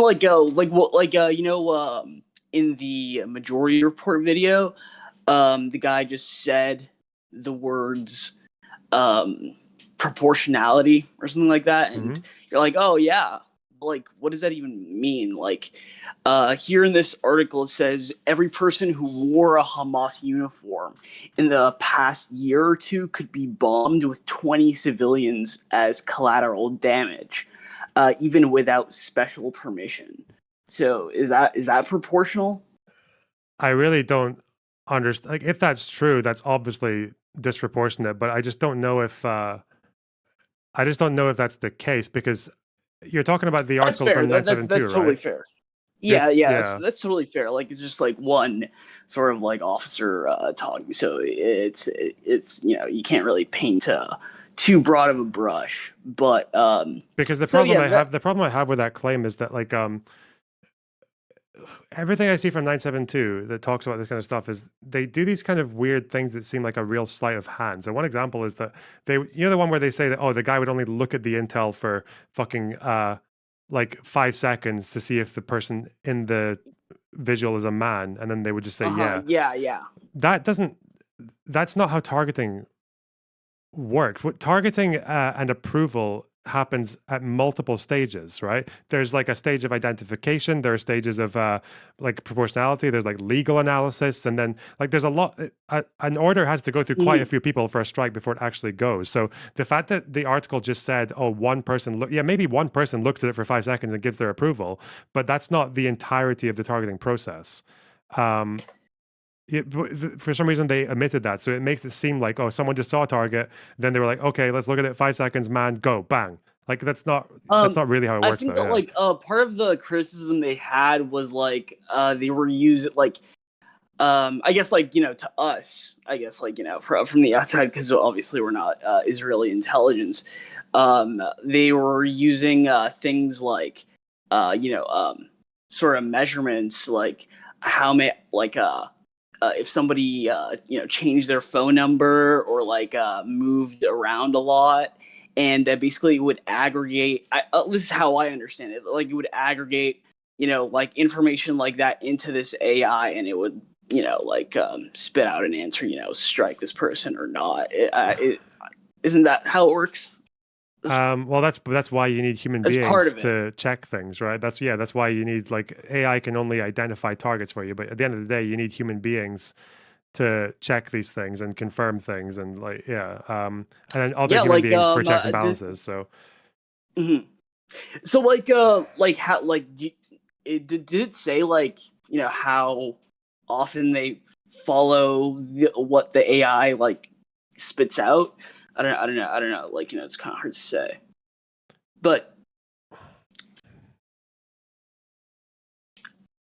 there's just another thing that I was saying in this chat here. So when I mentioned the 66% of Gaza's infrastructure is destroyed or damaged, and I asked if 66% of infrastructure is used for military activity, and you said, yeah, it is probable, right? why do you think it's not, or do you think it's not?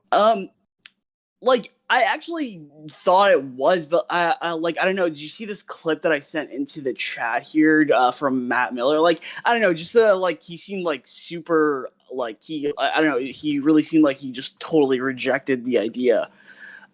And he mentioned that like this is like what we're trying to like stop Israel from like sort of you know, they're using their leverage and stuff like that. I forget the exact wording he used, but he said you know, they're trying to like a part of the work that they're trying to do is like, you know, stop them from, you know, destroying everything, sort of. That's how I kind of like understood what he said. I'm pretty sure that even just for tunnel, some of the estimates are that there are around like 300 kilometers or maybe even more of tunnels in Gaza. I think even Sinwar once said that it was 500 kilometers, but yeah. So there's, and we know that when they got in, that there seemed to be more than people had anticipated. So it's not just, but sometimes you have to destroy a building to get the tunnel. So right, it's not surprising that, given how Hamas's strategy in part now is not to fight like a conventional army, it's not to do brigade style front lines, it's to split up into amorphous independent cells who can do very quick hit and run operations. And the way that you do that is you exploit the urban landscape. So that means that buildings which previously had no military use are getting commandeered for military use. I don't think that's surprising at all. Yeah, like I could understand. I that's what I thought also, but like I don't know, just like this very like I don't know if you're able to like play this. I just sent it in the chat here. It was just like from a prior message. I don't know, like that's just like how I sort of like understood what he was saying. But like I understand your view also. Like it's pretty hard to say. Like you know, I don't think Israel's using a whole ton of discretion. It seems like, but like you know, they, on the other hand, Hamas does, you know, hide within the civilian population. So I guess it is hard to say, but like, I really, you know, I kind of doubt that they're using a whole ton of discretion, but that's just the way that I view it. Mm-hmm. I will probably never know until we get more information from what's been happening in the Strip, because the problem is that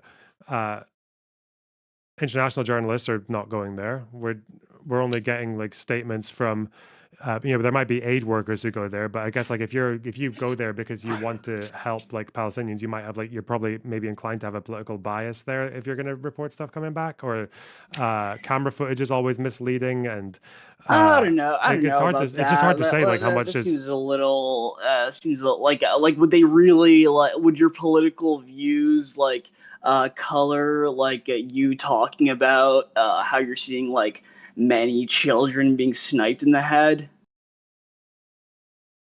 I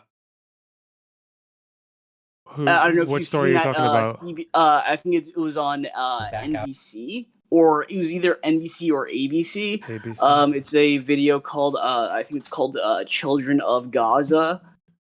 I don't know if you've seen that. It's from an American doctor, and I've heard a bunch of doctors say this, that they're seeing like a bunch of children being shot in the head. Wait, shot So, like, is different from sniped, right? Yeah, or yeah, like sniped. He did say sniped. Okay. Was it Children of Gaza? Yeah, I think it's either NBC or ABC. Is it Gaza's silent crisis? This is about malnutrition, but we already know about that. Like, that's really bad. No. Here, I'll link it. 1 second, okay? Okay. Children.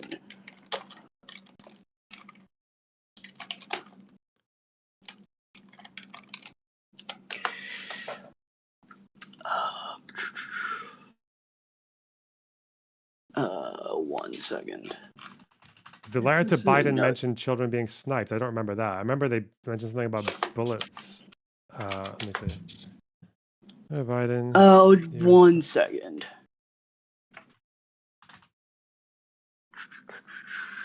Read books, don't just watch clips and vids. Dick, which book do you recommend for the current war in Gaza?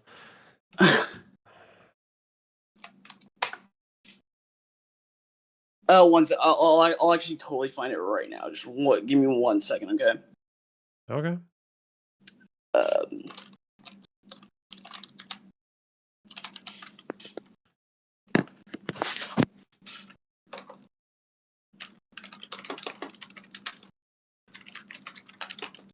Oh. Yeah, the letter when they say that Oh, right here. where they're I treating found it. children who are shot in the head or chest on a regular or daily basis. Yeah, it's Mark Perlmutter. That's the doctor that said it. Here, I'm sending it into the chat here. It's just a clip of it on Twitter here, but okay.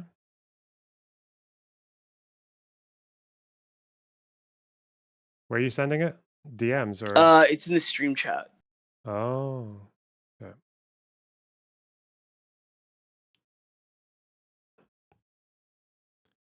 When were you in Gaza? End of April for the first couple weeks. And I'm just watching it now, so give me a minute. then there's sniper bullets. I have children that were shot twice. Wait, you're saying that children in Gaza are being shot by snipers? Definitively. I have 2 children that I have photographs of that were shot so perfectly in the chest I couldn't put my stethoscope over their heart more accurately, and directly on the side of the head in the same child. No toddler gets shot twice by mistake by the world's best sniper. And they're dead center shots. In fact, more than 20 doctors recently in Gaza also told Sunday Morning about gunshot wounds to children.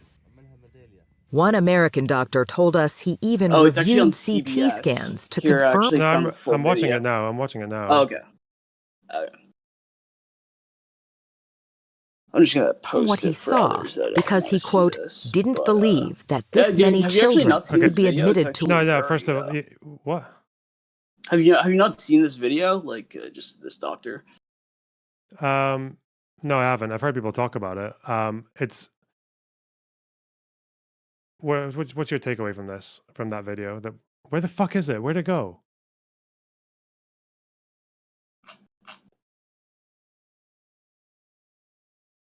Yeah, so my takeaway is that there seems to not be like a ton of they're not being totally discriminate when trying to fight Hamas, and kind of seems like I would say yeah, they kind of just don't care either way, and probably some fighters are some Israeli fighters are taking certain liberties. Maybe I don't know, fighters taking liberties is one option. Okay, so that's one option. And just probably like a lack of accountability for people that. I guess that kind of folds into taking liberties. Okay. Yeah. What is this the? Is this the kid in the video here? Hang on. In the same child. No toddler gets shot twice by mistake by the world's best sniper. And they're dead center. Hang on. I'm just looking. So yeah, obviously, sorry, if this person's sniped, it's intentional. Like almost definitely, unless there's like a huge fucking cloud of smoke or some shit. Usually, when snipings happen, like I think snipers tend to. Sometimes they have split decisions. Like if there's a fight happening in a house and they know that there are combatants in there, then if they might see like the slightest movement whilst the soldiers are in the house, then they'll just shoot anyway. I think that's like maybe. So yeah, but usually like, it's like there's a fair there's like a level of intent. At that point. Well, it depends if it's a combat zone or not. So I'm just. Maybe, but what's your takeaway? Like, so like if there are multiple, like a lot, like this guy, it seems like there's a lot of children being sniped according to this guy. Like what, like would that like change your view on like what's going on? Like how do you interpret? Like how would you interpret that if that was the case? Yeah, 1 second. So if they're being sniped. And that's all the information we have, because obviously the doctors just got them after they've been hit, right? They don't know about what the situation was. So that could be a fighter taking a liberty and just committing a crime, just murdering them because they fucking hate Palestinians. That's quite possible.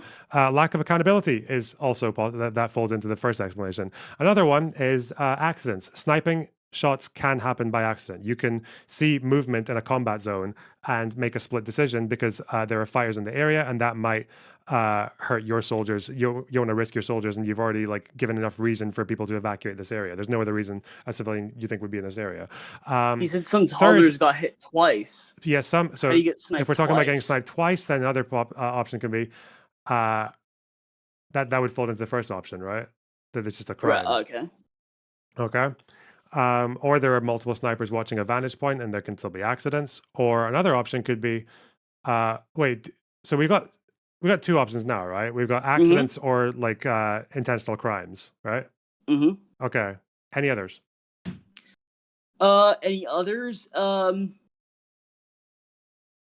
Like this kind of goes to like, you know, kind of falls under like both of them, but like I don't know, like what does that really say about like, you know, like what's going on, like I don't know, like if there's literally just like no accountability for like, you know, children being sniped, it's like I don't know. No, like I'm asking you if there's any other explanation for why it might have happened. So Oh. we know one is murder, obviously. The other one is accidents. What's the third option?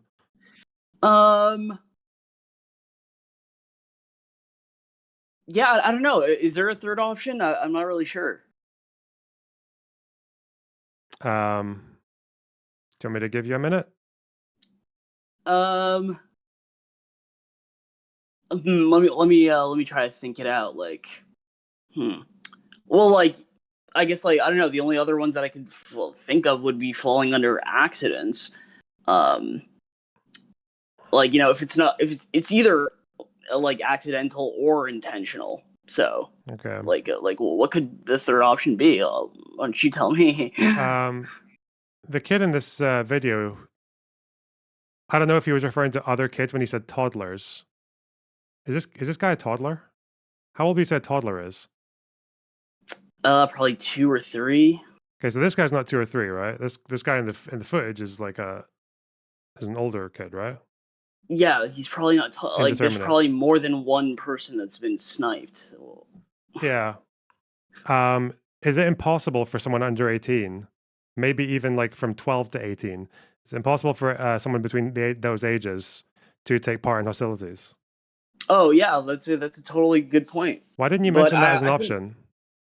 I'm sorry? Why didn't you mention that as one of the options? Oh, just because I was thinking of like younger children than like teenagers. Yeah, because he's mentioning toddlers. I don't know how many fucking like 4-year-olds have been sniped. Or Well, yeah, that's exactly. has anyone said that though?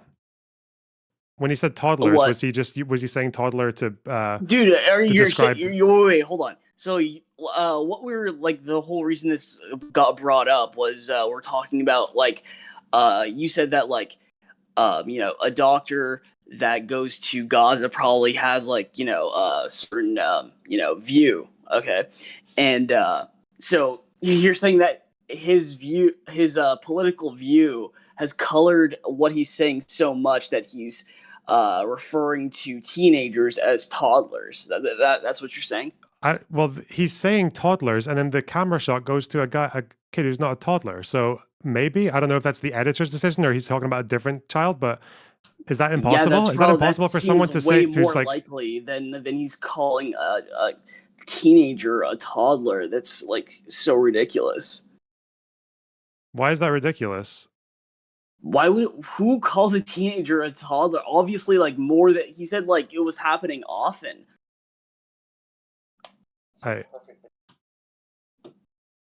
It's happening often that he's saying like toddlers, like 3 or 4-year-olds are being sniped directly.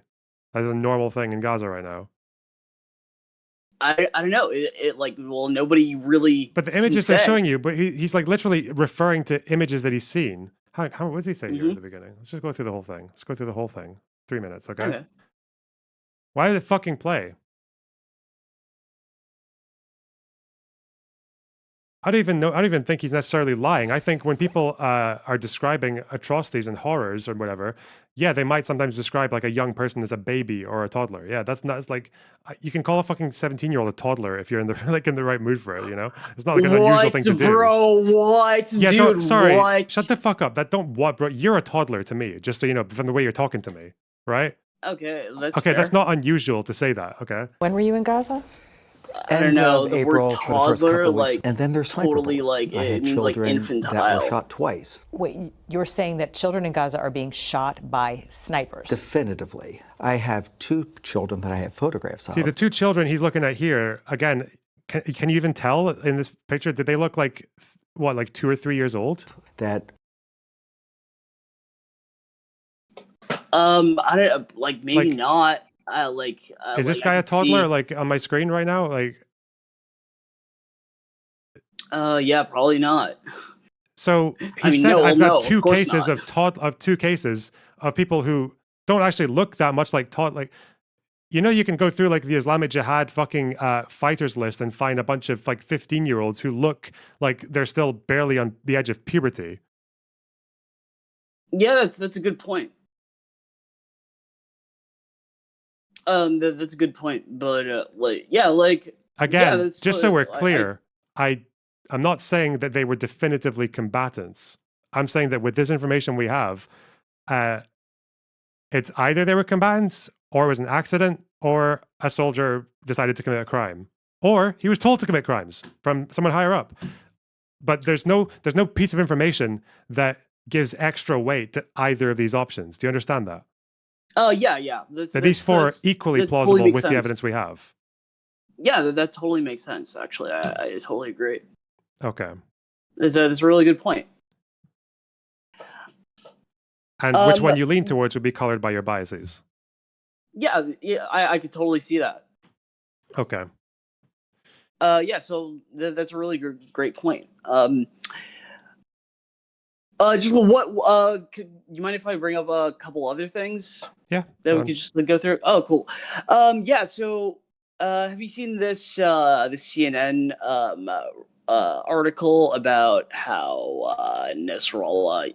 You know, I don't have any affinity towards him or anything, but this Lebanese official said that he, I think, was agreed to a ceasefire days before he was assassinated. Like, what do you think about that?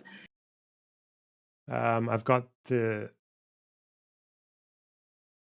read the article on that one. Yeah, I can link it. I linked it earlier. Here you go. Is it in stream chat again? Yeah. Okay. Okay. Agreed to a temporary ceasefire days before the assassination. Did he say this after a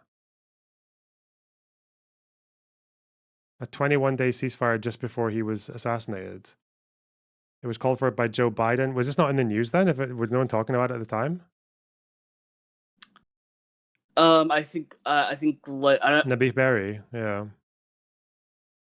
Well, was that the one that people were talking about, or is this like a different one that was I kind of remember Biden talking about it. I remember Biden saying the 21-day thing, but I don't recall anything in the news coming from Nasrallah. I see. Well, like maybe they just weren't negotiating in public at the time. Okay, so was there anything in the news before this statement came out that suggested Nasrallah was willing to respond to it? I didn't see anything about that. Okay, let's read. So the like article, 'cause- it's like this guy could be lying or something. I'm not really sure. I don't know, like that's why I'm asking you. I'm not totally sure. Let's see. All right. Foreign Minister Abdallah Abu Habib told CNN's Christiane Amanpour that Hezbollah leader Hassan Nasrallah agreed to a 21-day ceasefire just days before he was assassinated. The temporary ceasefire was called for by US President Joe Biden, his French counterpart Macron, and other allies. He agreed. Habib told Christiane Amanpour in an interview aired on Wednesday. We agreed completely. Lebanon had agreed to a ceasefire, but consulting with Hezbollah. The Lebanese speaker, Mr. Nabih Berri, consulted with Hezbollah, and we informed the Americans and the French what happened. They told us that Mr. Netanyahu also agreed in the statement that was issued by both presidents, Biden and Macron. White House senior advisor Amos Hochstein was then set up to go to Lebanon to negotiate the ceasefire. They told us that Netanyahu had agreed on this, and so we also got the agreement of Hezbollah on that, and you know what happened since then.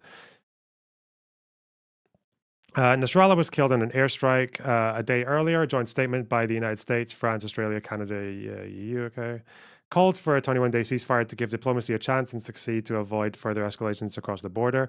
A Western source familiar with the negotiations also said Hezbollah had agreed to the temporary truce shortly before the U.S. released the proposal last week. The source didn't say whether the decision had come directly from Nasrallah, but said that for the movement to agree, they would have needed his approval. A second source familiar with the talks agreed that the U.S. was aware that Hezbollah was agreeing to the ceasefire. However, an official from the Biden administration told CNN that Nasrallah himself agreeing to the deal is not something we have heard before. If true, it was never communicated to us. Okay. State Department spokesperson Matthew Miller did not rule out that it had happened, but also said the U.S. was not aware. Why are you saying okay? Oh, no, I was just reading. I can't speak to whether he ever agreed to it and told somebody inside Lebanon. Obviously, that could be something that happened that we wouldn't be aware of. I can tell you if it's true, it was never communicated to us in any way, shape, or form, Miller told CNN. So basically, apparently everyone said yes to it, but some people didn't know that that if Nasrallah said it, other people didn't get the message. Okay. We were having a number of diplomatic engagements to talk about the proposals that we were going to put forward. I think all of the parties were well aware of the proposals that we were going to put forward, but at no time in those conversations did we get a message that Hezbollah had agreed or was going to agree to it. Hezbollah never officially announced their position publicly. It appeared Hezbollah was waiting to see what Israel would do once the US, France, and other allies put out the statement on Wednesday night announcing the ceasefire. A U.S. official previously told CNN that the U.S.-led statement had also been greenlit by Israel after working on it together for several days. On a hastily arranged call that night, senior Biden administration officials told reporters with confidence the ceasefire will be for 21 days across the Lebanon-Israel border. But hours later, Netanyahu said Israel would continue to hit Hezbollah with all our might. Israeli officials tried to explain what happened as an honest misunderstanding, saying that they thought the proposal was the start of a process that could ultimately lead to a ceasefire. The U.S. official said that the administration retreated from pushing back last week's ceasefire plan once they learned Israel might try to take out Nasrallah.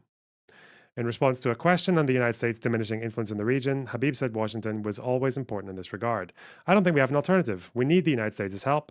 Whether we get it or not, we're not sure yet, but the United States is very important, vital for the ceasefire to happen. Okay, what? Yeah. So, what did you think about that? Like, do you think that they did? Do you think it's true that like they did agree to a ceasefire and then like Netanyahu just killed him? Is that true? Well, it looks like well, it seems like the relevant people, like i.e. the United States and the Western forces, didn't even know. So, like, if he's saying yes to the Lebanese officials and then they're just keeping it quiet, because what's the fucking point? Oh yeah. The trick. Yeah. That's true. Yeah. So like, I'm asking you, like, do you think like they would lie or like? Because like I don't know. I mean, it could have been that he was considering it, that he was happy, because I think it might have been in his interest. But if he was waiting to see what Israel would say and then just not ever going public or taking the opportunity while he had the chance, yeah, I guess he just like bluffed, I guess, by not going public about it. That's probably the charitable interpretation. Like, he made a mistake, obviously. Do you think the United States is negotiating in good faith? Yep, for the most part. And what about Israel? Not really. I don't think Netanyahu is too interested in stopping the war anytime soon. Okay. Yeah. So, have you also seen that report about how the U.S. promised Iran a ceasefire? I think it was right before they killed, or sorry, right after they killed Hania, they the U.S. said that that like we promise like this will end in 1 week. That's what I saw. According to the president of Iran, do you think Iran is negotiating in good faith? Like, do you think that they're Probably negotiating not. in a better faith than Israel? No. Okay. So, like, yeah, do we have any reason to like believe that? Yeah. Israel's stated goal has never been to wipe Iran off the face of the earth. Iran does want that for Israel. So you can understand why, like, even accepting ceasefires or temporary Well, ceasefires don't from they Iran want they do is want like, to wipe out their nuclear facilities? yeah, okay. Is that the same as just wanting to wipe out the No, entire no, country? no. Of Okay, course yeah. not. Of course not. But that is like an aim that they have. Like Yeah, it they is an aim do that they want have. to It has start. nothing to do They with do want to like sort whether of or go. not one Like, is do you more think? trustworthy on a ceasefire deal, right? Because obviously, if one country doesn't want the other one to have, why does Israel not want Iran to have nuclear weapons? Because it's Iran's goal to destroy Israel. Like, yeah, of course you don't want a country to Right. get nuclear weapons if they're going to say that shit. Yeah, totally. No, I hope they don't get nuclear weapons. By the way, They might but already like, have do you them. think? But like, do you think? Do you think?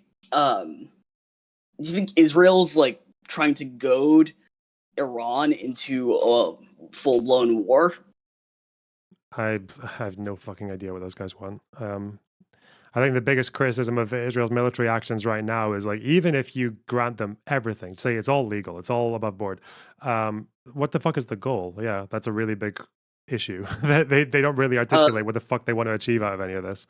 Are you talking about Israel? Yeah. Well, I think like destroying their nuclear facilities is like one of the like biggest things that they care about, right? Maybe, but I don't know if that's Like, their have you ever seen if that's that their picture? I don't know. I think it was maybe like 20 years ago, and it's like Netanyahu at the UN, and he has like a bomb, and it's like a picture of a nuke, and it's like loading, and it's like 90%, and Iran's like apparently always like a few weeks away from getting a nuke, so. I think the most recent things about Iran's nuclear program is that they've gone far beyond the stage of their uranium enrichment is far beyond what they would need for any civilian use. Yeah. So they're quite. It's kind of obvious, I think, that they're trying to build weapons, but this one, the fucking final stage, the first stage, second stage.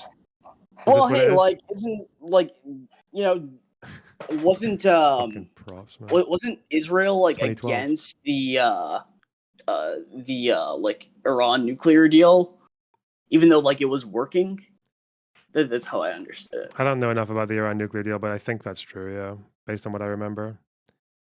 Right, and like Trump, like that he's like totally like he kind of just like does like whatever they want.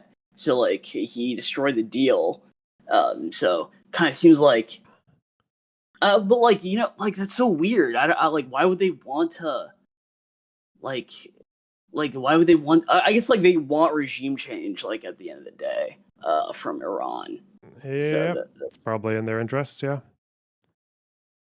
Also, people in chat are saying that Israel's goal for Lebanon is just 1701. That's not a good answer. What the fuck? 1701 means Hezbollah moves their military installations north of the Litani River. They go past the Litani. 1701 does not answer the question of who takes over security in the south of Lebanon, because if no one's there, Hezbollah goes there. So someone needs to oversee security in South Lebanon. Israel's military objectives have nothing to. They say nothing about who's going to do that, right? They don't give any fucking hope for international organizations doing it or strengthening the Lebanese army or UNIFIL. It's not fucking UNIFIL's job. UNIFIL failed. Okay, it might be their job. They failed. Israel's there because they think UNIFIL failed. It's not a good answer. That's not a military objective. That's just an end state of affairs that you're aspiring to, right? Anyway. Mm-hmm. Is it UNIFIL or UNIFIL? I thought it had an I in there. Yeah. It's UNIFIL, right? Isn't that what it's called? What the fuck? Last I heard about the ceasefire is that I thought John Kirby, White House Security Communications, was saying that Sinwar was the biggest obstacle to that in recent months. I think he said they had like an 18-stage fucking checklist, and 15 of them were crossed, but the last 3 were not were waiting for Sinwar. I don't even know if he said which ones they were, but yeah, that's where I last was with that. Yeah. So I don't know, like, although some people are saying, I don't know, it seems like a lot of people are saying it's Netanyahu that's the main obstacle, and then like really it's just these people like John Kirby that are saying that it's Hamas. Well, American officials will blame both usually. American officials have expressed frustration with both Netanyahu and Sinwar. Yeah, that's true. And that's been all the way through, as far as I know. Yeah. Actually, no, that's not totally true. Like, the first time, Joe Biden, said that we have a ceasefire deal, the first time Joe Biden said that, we have a ceasefire deal that Israel agreed to, wasn't it that, I swear later he, bragged about, sort of usurping all of that, and he's like, right, and he came out the next day, Netanyahu came out the next day and he said that there will be no ceasefire, right? Do you remember this? I think there was the one that Israel agreed to, and then they said, so what? We might be thinking about different ones because there've been a few of them. The one I remember that sounds like what you're saying is that there was one that Israel accepted, and they were going to, and then America was saying that the ball's in Hamas's court. And then Hamas said, we've accepted the terms, but they changed all the terms. That's what I remember. Because this was when Hamas came out with the 3-phase plan, right? With the and Netanyahu was going out, talking to his own people and saying, no, there's not going to be a ceasefire. Yeah, because Hamas changed the terms. I think Netanyahu's position is that he doesn't think Hamas will accept anything that is acceptable to Israel. The whole of the ceasefire talks, from start to finish, okay, can be summed up as so. Israel does not want Hamas governing any inch of Gaza ever again, because they don't want to try October 7th again. Hamas doesn't want to give up power. You cannot resolve these 2 red lines. They are just going to fight until one side is gone. That's it. That's the entirety of all the ceasefire negotiations. Okay, all these talks, they're bullshit. They're for show, right? Like that, you're never resolving either of these 2 red lines unless Hamas surrenders or fucking Netanyahu is like, all right, Hamas, have a second chance. We'll just secure the border. Like, fuck, yeah. Mm-hmm.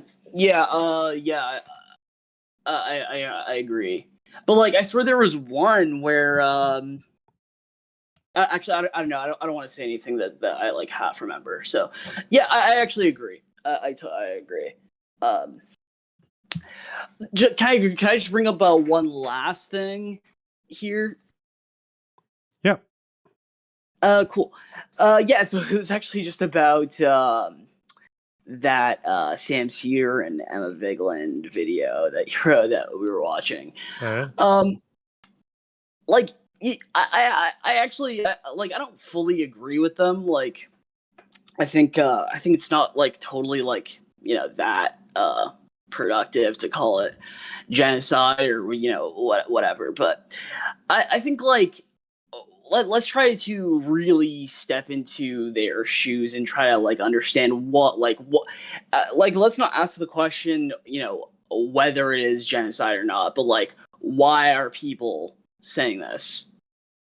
And I think you can give a more could you try giving a more steelman position of why they think this and just the different how different things compound. I think I gave a steelman argument for it, for the genocide argument, but you mean to steelman actually why they believe that, just to explain why they believe. Okay, so it's not really okay. I guess that wouldn't really be a steelman, but I know what you're saying. You want me to explain why they think that? Yeah, exactly. Probably.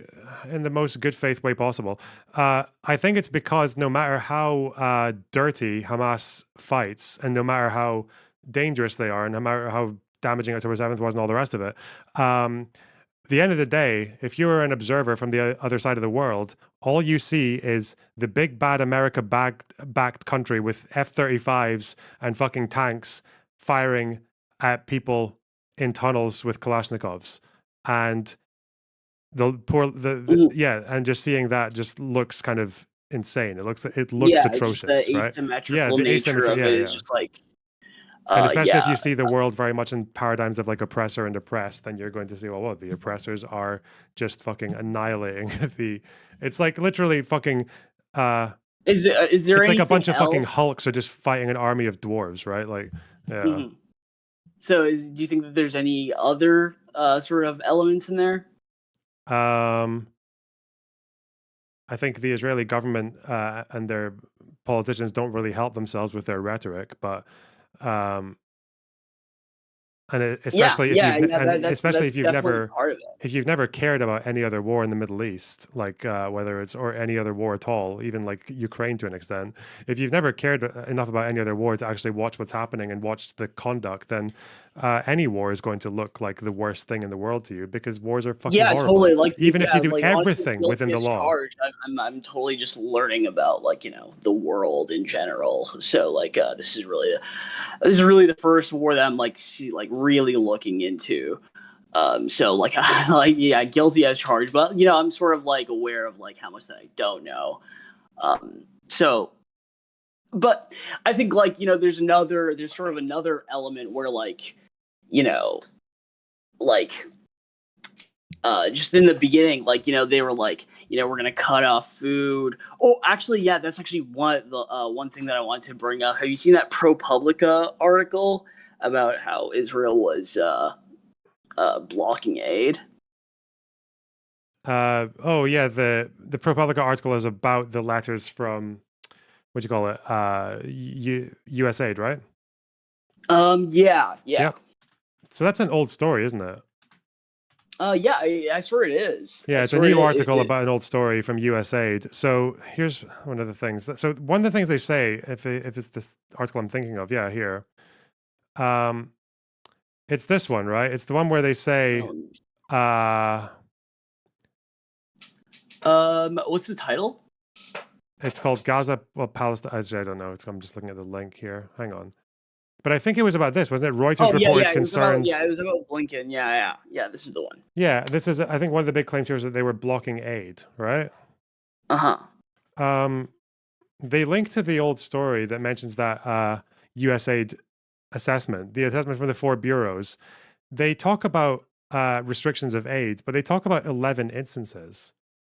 Given that there are like thousands upon thousands of trucks, they say it's an arbitrary restriction, but then they say some of the examples are rejecting trucks of aid due to a single dual-use item.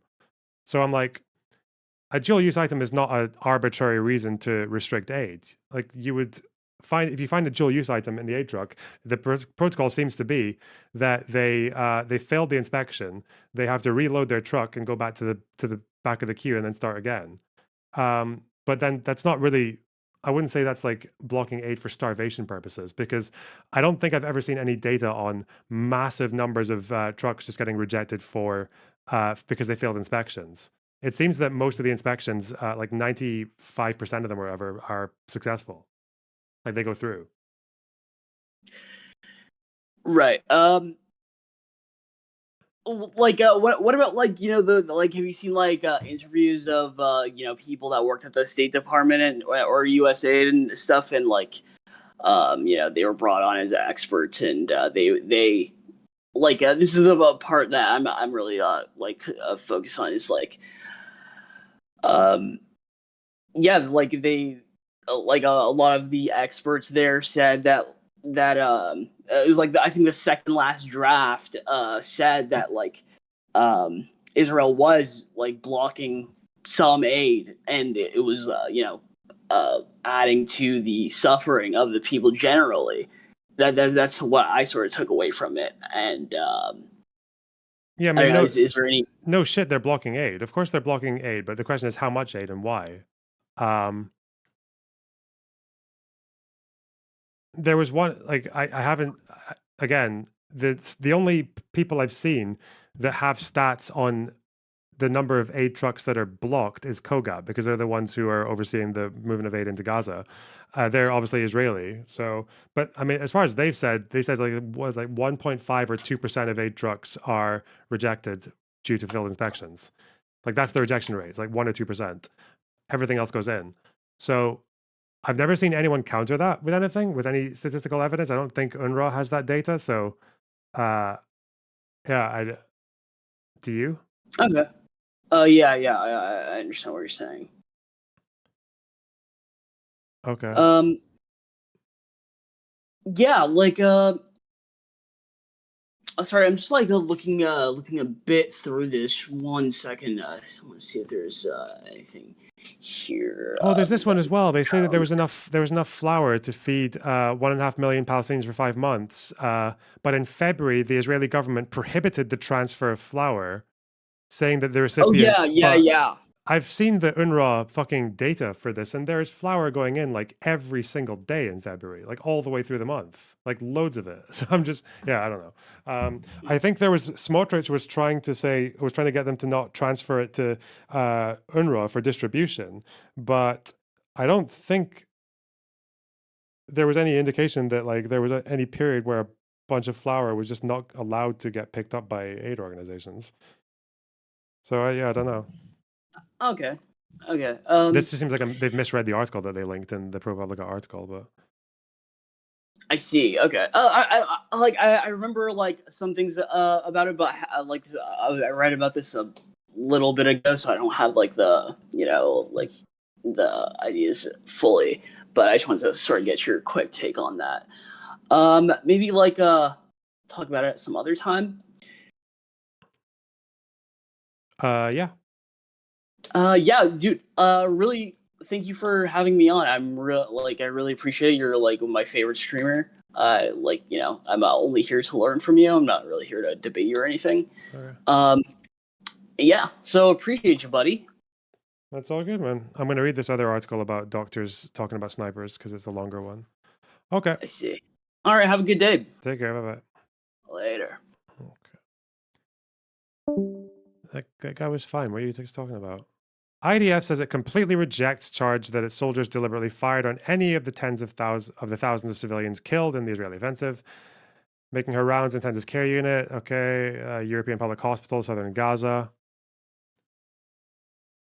Sniper shots to the brain. They were 7 or 8 years old. Whoa. I don't think I've ever seen a PIJ militant under the age of like 15 or maybe 14. So I think hostilities is pretty much out the window if they're 7 or 8 years old. Canadian doctor's heart sank. These are not the first children treated by Alvi, who she was told were targeted by Israeli soldiers. She knew the damage a single high-caliber bullet could do to a fragile young body. They were not able to talk, paraplegic, literally lying down as vegetables on those beds. Not the only ones. Small children with direct sniper shot wounds to the head as well as in the chest. They were not combatants. They were small children, said Alvi. Vanalavan, thanks for the 199. Token of appreciation for the caller. Thanks. Children account for more than 1 of 3 of the more than 32,000 people killed in Israel's months-long assault on Gaza, according to the Palestinian Health Ministry. Tens of thousands more young people have suffered severe injuries, including amputations. 9 doctors gave The Guardian accounts of working in Gaza this year, all of them foreign volunteers. The common assessment was that most of the dead and wounded children they treated were hit by shrapnel or burned during extensive bombardment of residential neighborhoods, in some cases wiping out entire families. Others were killed or injured by collapsing buildings, with still more missing under the rubble. But doctors also reported treating a steady stream of children, elderly people, and others who were clearly not combatants, with single bullet wounds to the chest or head. Some of the physicians said that the types and locations of the wounds and accounts of Palestinians who brought children to the hospital led them to believe the victims were directly targeted by Israeli troops. Other doctors said they did not know the circumstances of the shootings, but that they were deeply troubled by the number of children who were severely wounded or killed by single gunshots, sometimes by high-caliber bullets, causing extensive damage to young bodies. Mid-February, a group of UN experts accused the Israeli military of targeting Palestinian civilians who are evidently not combatants, including children, as they sought shelter.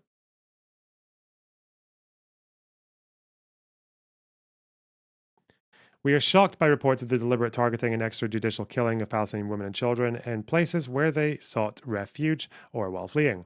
Some of them were reportedly holding white pieces of cloth when they were killed by the Israeli army or affiliated forces, the group said. Have you watched Hamas snipers on Al Jazeera? No. What? You can put them in the Discord if you want. What do you mean by that? Yeah, this is the Kogat graph for the aid. This is the Kogat graph, where they say 0.92% of trucks declined. But I don't know if anyone else has come up with any counter data to that.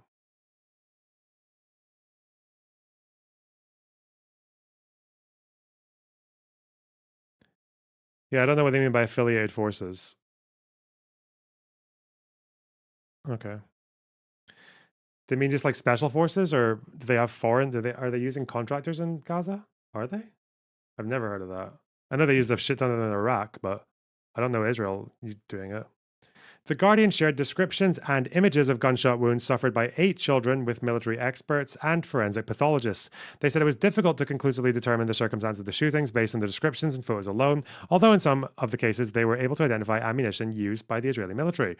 Eyewitness accounts and video recordings appear to back up claims that Israeli soldiers have fired on civilians, including children, outside of combat with Hamas or other armed groups. In some cases, witnesses describe coming under fire while waving white flags. Haaretz report on Saturday that Israel routinely fires on civilians in areas its military has declared a combat zone. They deploy snipers or sharpshooters, as the military calls them, during combat operations, often as part of elite units. They are trained to target and eliminate particularly difficult terrorist threats, according to the military's own definition.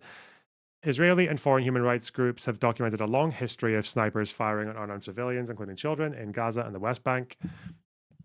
Terrifying new development in the latest Gaza war, armed drones able to hover over streets and pick off individuals. Called quadcopters, some of these drones are used as remote control snipers that Palestinians say have been used to shoot civilians. IDF completely rejects allegations that its snipers deliberately fire on civilians, cannot address individual shootings without coordinates of the incidents. The IDF only targets terrorists and military targets. In stark contrast to Hamas's deliberate attacks on Israeli civilians, including men, women, and children, the IDF follows international law and takes reasonable precautions to mitigate civilian harms, it said. Doctors say otherwise.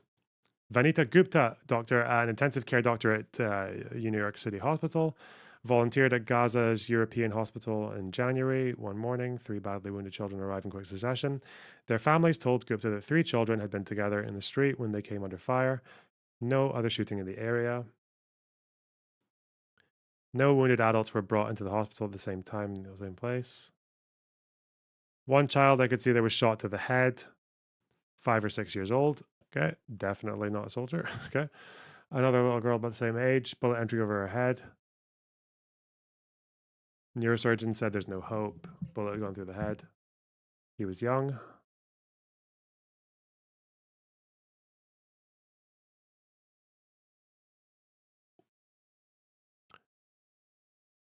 People returning home, and this is just separate stuff about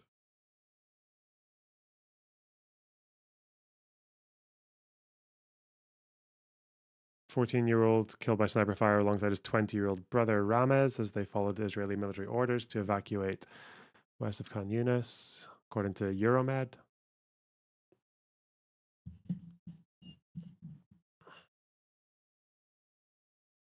Killed by a drone. I'm going to say it's almost impossible that some of these aren't war crimes.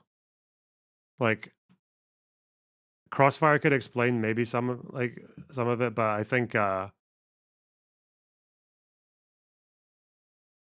is probably like it's like 100% the case. Like some soldiers or maybe even some higher ups have just like gone fucking ham on civilians.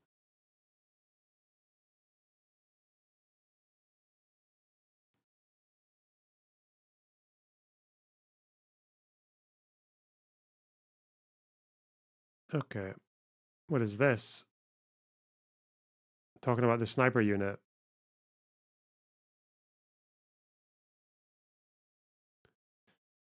Okay.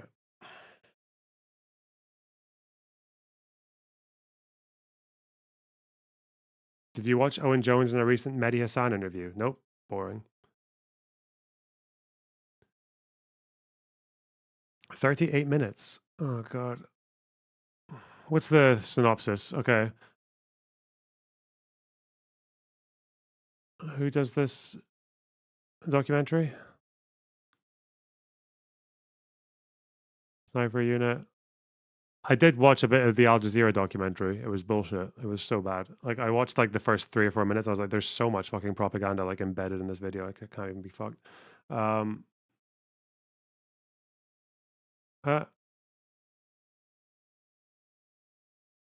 is it? What am I looking at? Okay. I don't know what this is though. Looks like they've gone quite in depth about these guys. Okay. Threat is no longer just. This was taken in Khan Yunis and Gaza City, but what we know for certain is actually in the Ivory Coast. Either it's September 2023, just a month before. They're showing it execute. I can't fucking look at this on stream, can I? I might need to watch this off stream just to know if it's safe. It accounts. Will be elite unit within the Israeli military. I feel like in this war, more than any other one,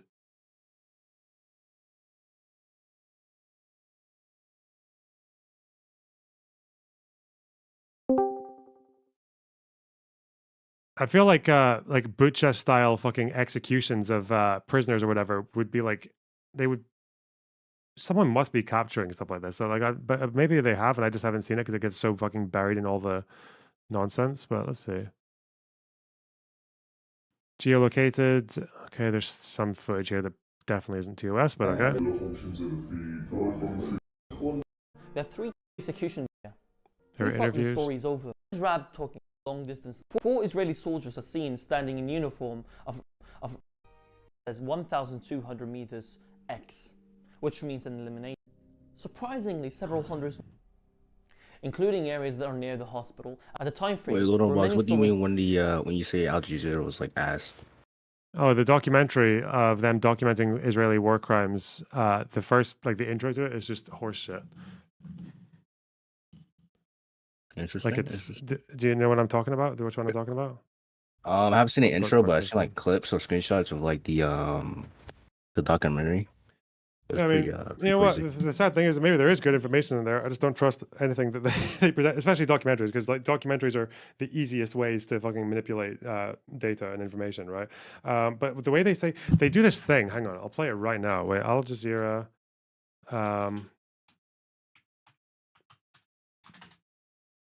Where is the fucking Israeli war crimes? Yeah, 1 second, Mina. 1 second. Yeah, this one, investigating war crimes in Gaza. There's a bit here where they give you the history. So obviously it's like they talk about the Nakba and the initial footage doesn't really show you anything that's determinative. Like there's some guys laughing about destroying a building, but they don't tell you anything about the building or whatever, who was, if anyone was in it, like nothing like that. Just soldiers are celebrating. Some fucking concert where people are chanting, "May your villages burn." They use the Herzog quote, which is obviously bad faith as fuck. But let's see. They go into the history here. Talking about the Nakba, talking about the 6-Day War, and the way that they summarize Gaza wins here. elections throughout the occupied territories. It advocates resistance to Israeli occupation and is prescribed as a terrorist organization in the West. When it takes control of Gaza in 2007, Israel imposes a blockade. In the years that follow, it carries out a number of attacks on Gaza, citing security requirements.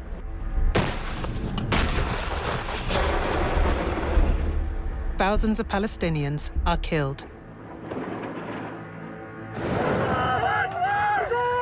And then they go to October 7th. They just go from there to October 7th. Citing security. Did they not say what the security concerns were? Did they not say why the blockade happened? Did they not say what Hamas was doing in that whole period? Like, what the fuck? They don't say about like the people who died, like what the proportions were and what even proportions that even Hamas admitted to in some cases. Like, yeah, this is a propaganda video. Like, it's why the fuck would I ever watch this? Yeah. Anyway, sorry. Yeah. It was just like the other screenshots that I seen on the Al Jazeera documentary. I think Sylvie like sent like screenshots and shit. Where like there's like idea of soldiers like holding up like a bra and shit. Like I don't know. It was just kind of crazy. You know? Yeah, is what it is. I'll probably watch Yeah. that other one that Sulfur sent me because that might be better. But hang on. Hello. Yeah. You read about the quadcopter drones that can shoot, right? Right in the beginning of the war, I used to follow like a bunch of journalists on Instagram, and they would like, update every day about like, their day or their night.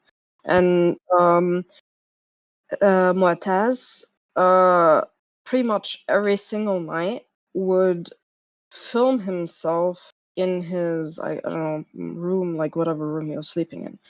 And every single night at like 3 a.m., one of those quadcopter drones would hover in front of his house, Okay. basically trying to look through the windows if there's anybody there. And they would do this like every single night. Wow. Well, Now, just I don't just have to have a look, just to do like gather intel, or just to see what, like, to scare them, like what? Yeah. not sure if they're trying to like look if he's there, or if they're trying to actually shoot somebody, or if they're trying to look if there's any militants. I have no idea, but they would do this like regularly every single night. It's quite wacky. Yeah, I mean that's all. Did what he I ever wanted to give an say. opinion on why they were doing that? I mean, he probably thought that they wanted to kill him, so yeah. So every single night he'd have to like sit in a corner of the room where he wouldn't be seen like from the windows, and his family would have to like be like somewhere else, basically. Okay. Yeah.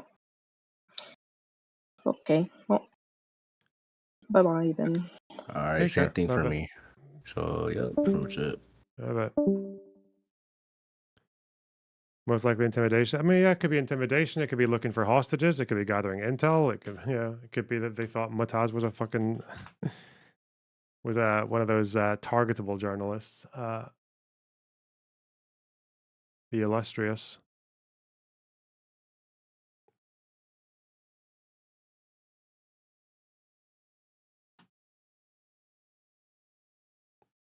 I don't know that much about Muataz though.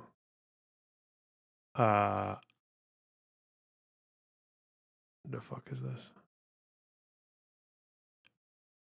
Huh.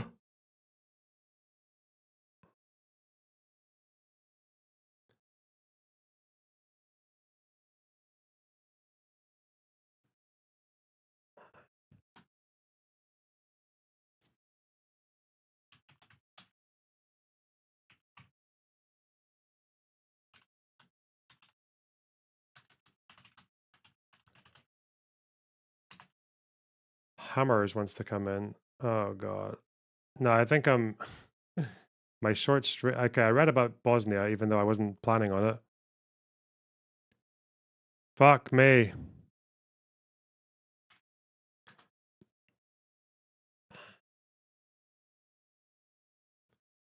More breaking news. Israel strikes. Oh god. Shorter video. Okay.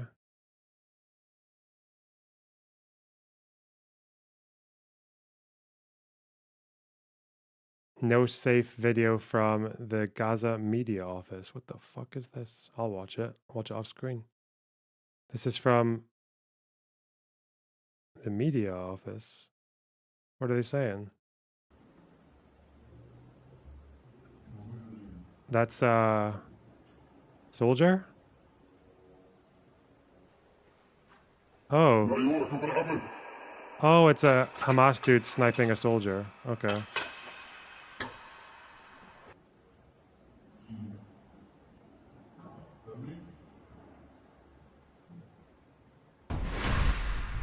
Oh, the red arrow. Okay.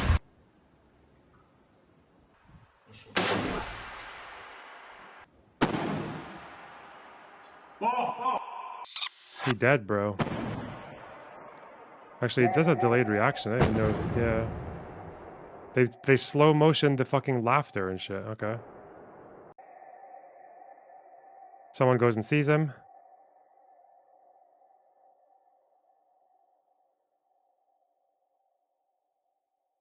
Does he get shot as well? Huh, okay. That's just a video. That came from the fucking media office. Wait. Sorry, what is this? What am I looking at here?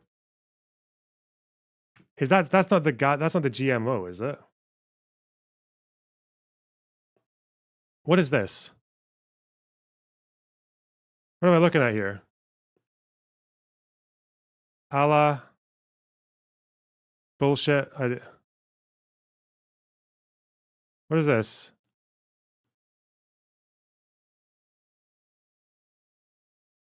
No, it's not Hu Akbar. Hawk Tuabar.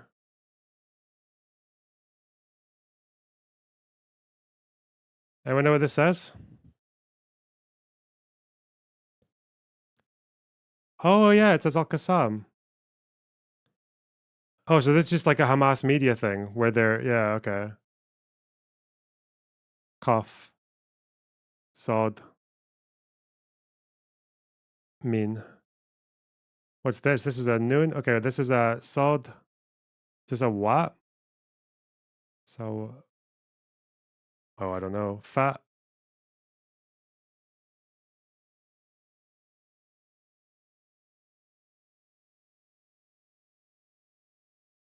Oh, it says Al-Aqsa. Does it? Wait, what? No, shut the fuck.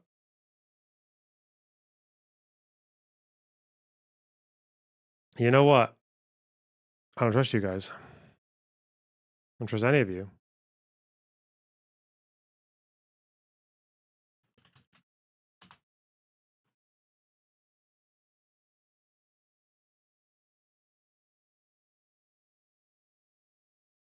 It doesn't say that.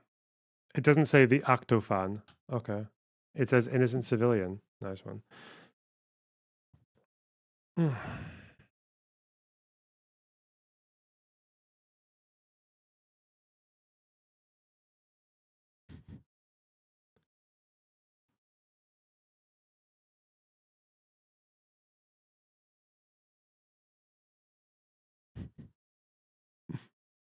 What does this say? Is this a wow? Fa? Aleph? Fan? So often? Sofan? How would you say that word?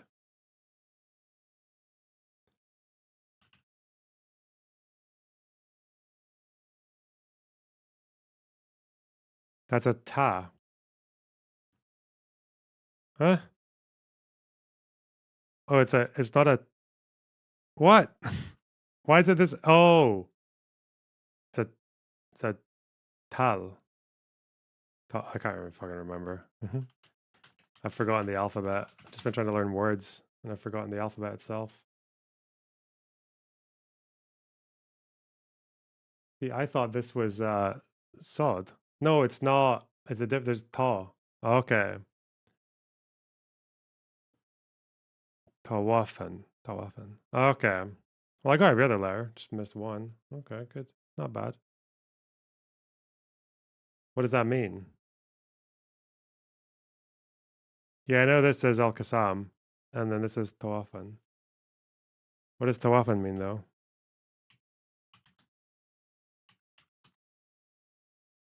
Tawafan Al-Aqsa. Oh, flood. Ah, okay. Gotcha. Bang. So it's Al-Aqsa flood. Okay. Damn, so they really just post their videos of them fucking sniping random people and laughing about it. Jeez.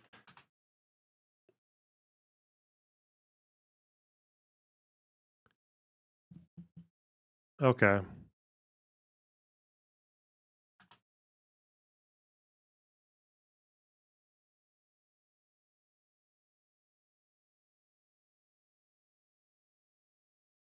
Apparently they use something called ghoul rifles. Okay. Yeah.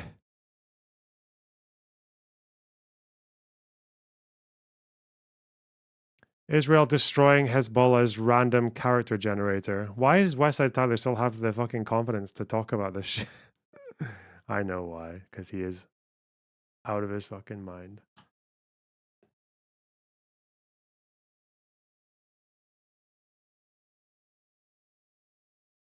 It looks like Israel want to do more fucking offensives, though, in Gaza. They want to go up for northern offensive again because they're saying that Hamas have tried to take control. So this whole idea of them trying to do like bubbles of Hamas-free areas that can have some kind of like normal governance is just so fucking unforeseeable right now. Seems like they've tried it in little places, but it's always failed.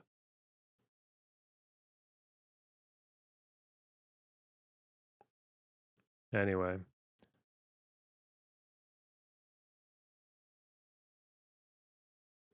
So many people DMing me. Shit. Whew. Seems like they had no plan. Yeah. Netanyahu is the master of not committing to a plan.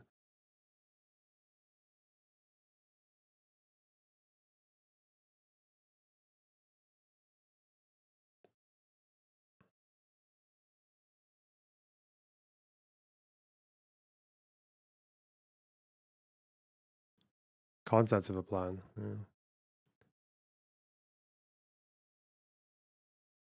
Anyway. Okay, I need to fuck off because I'm very hungry. Okay. You have a concept of a stream suggested article. No, tomorrow. Okay, tomorrow I'm going to start on normal fucking time and be a bit more here because right now I am a bit wiped. It's late. I need water. I've run out. I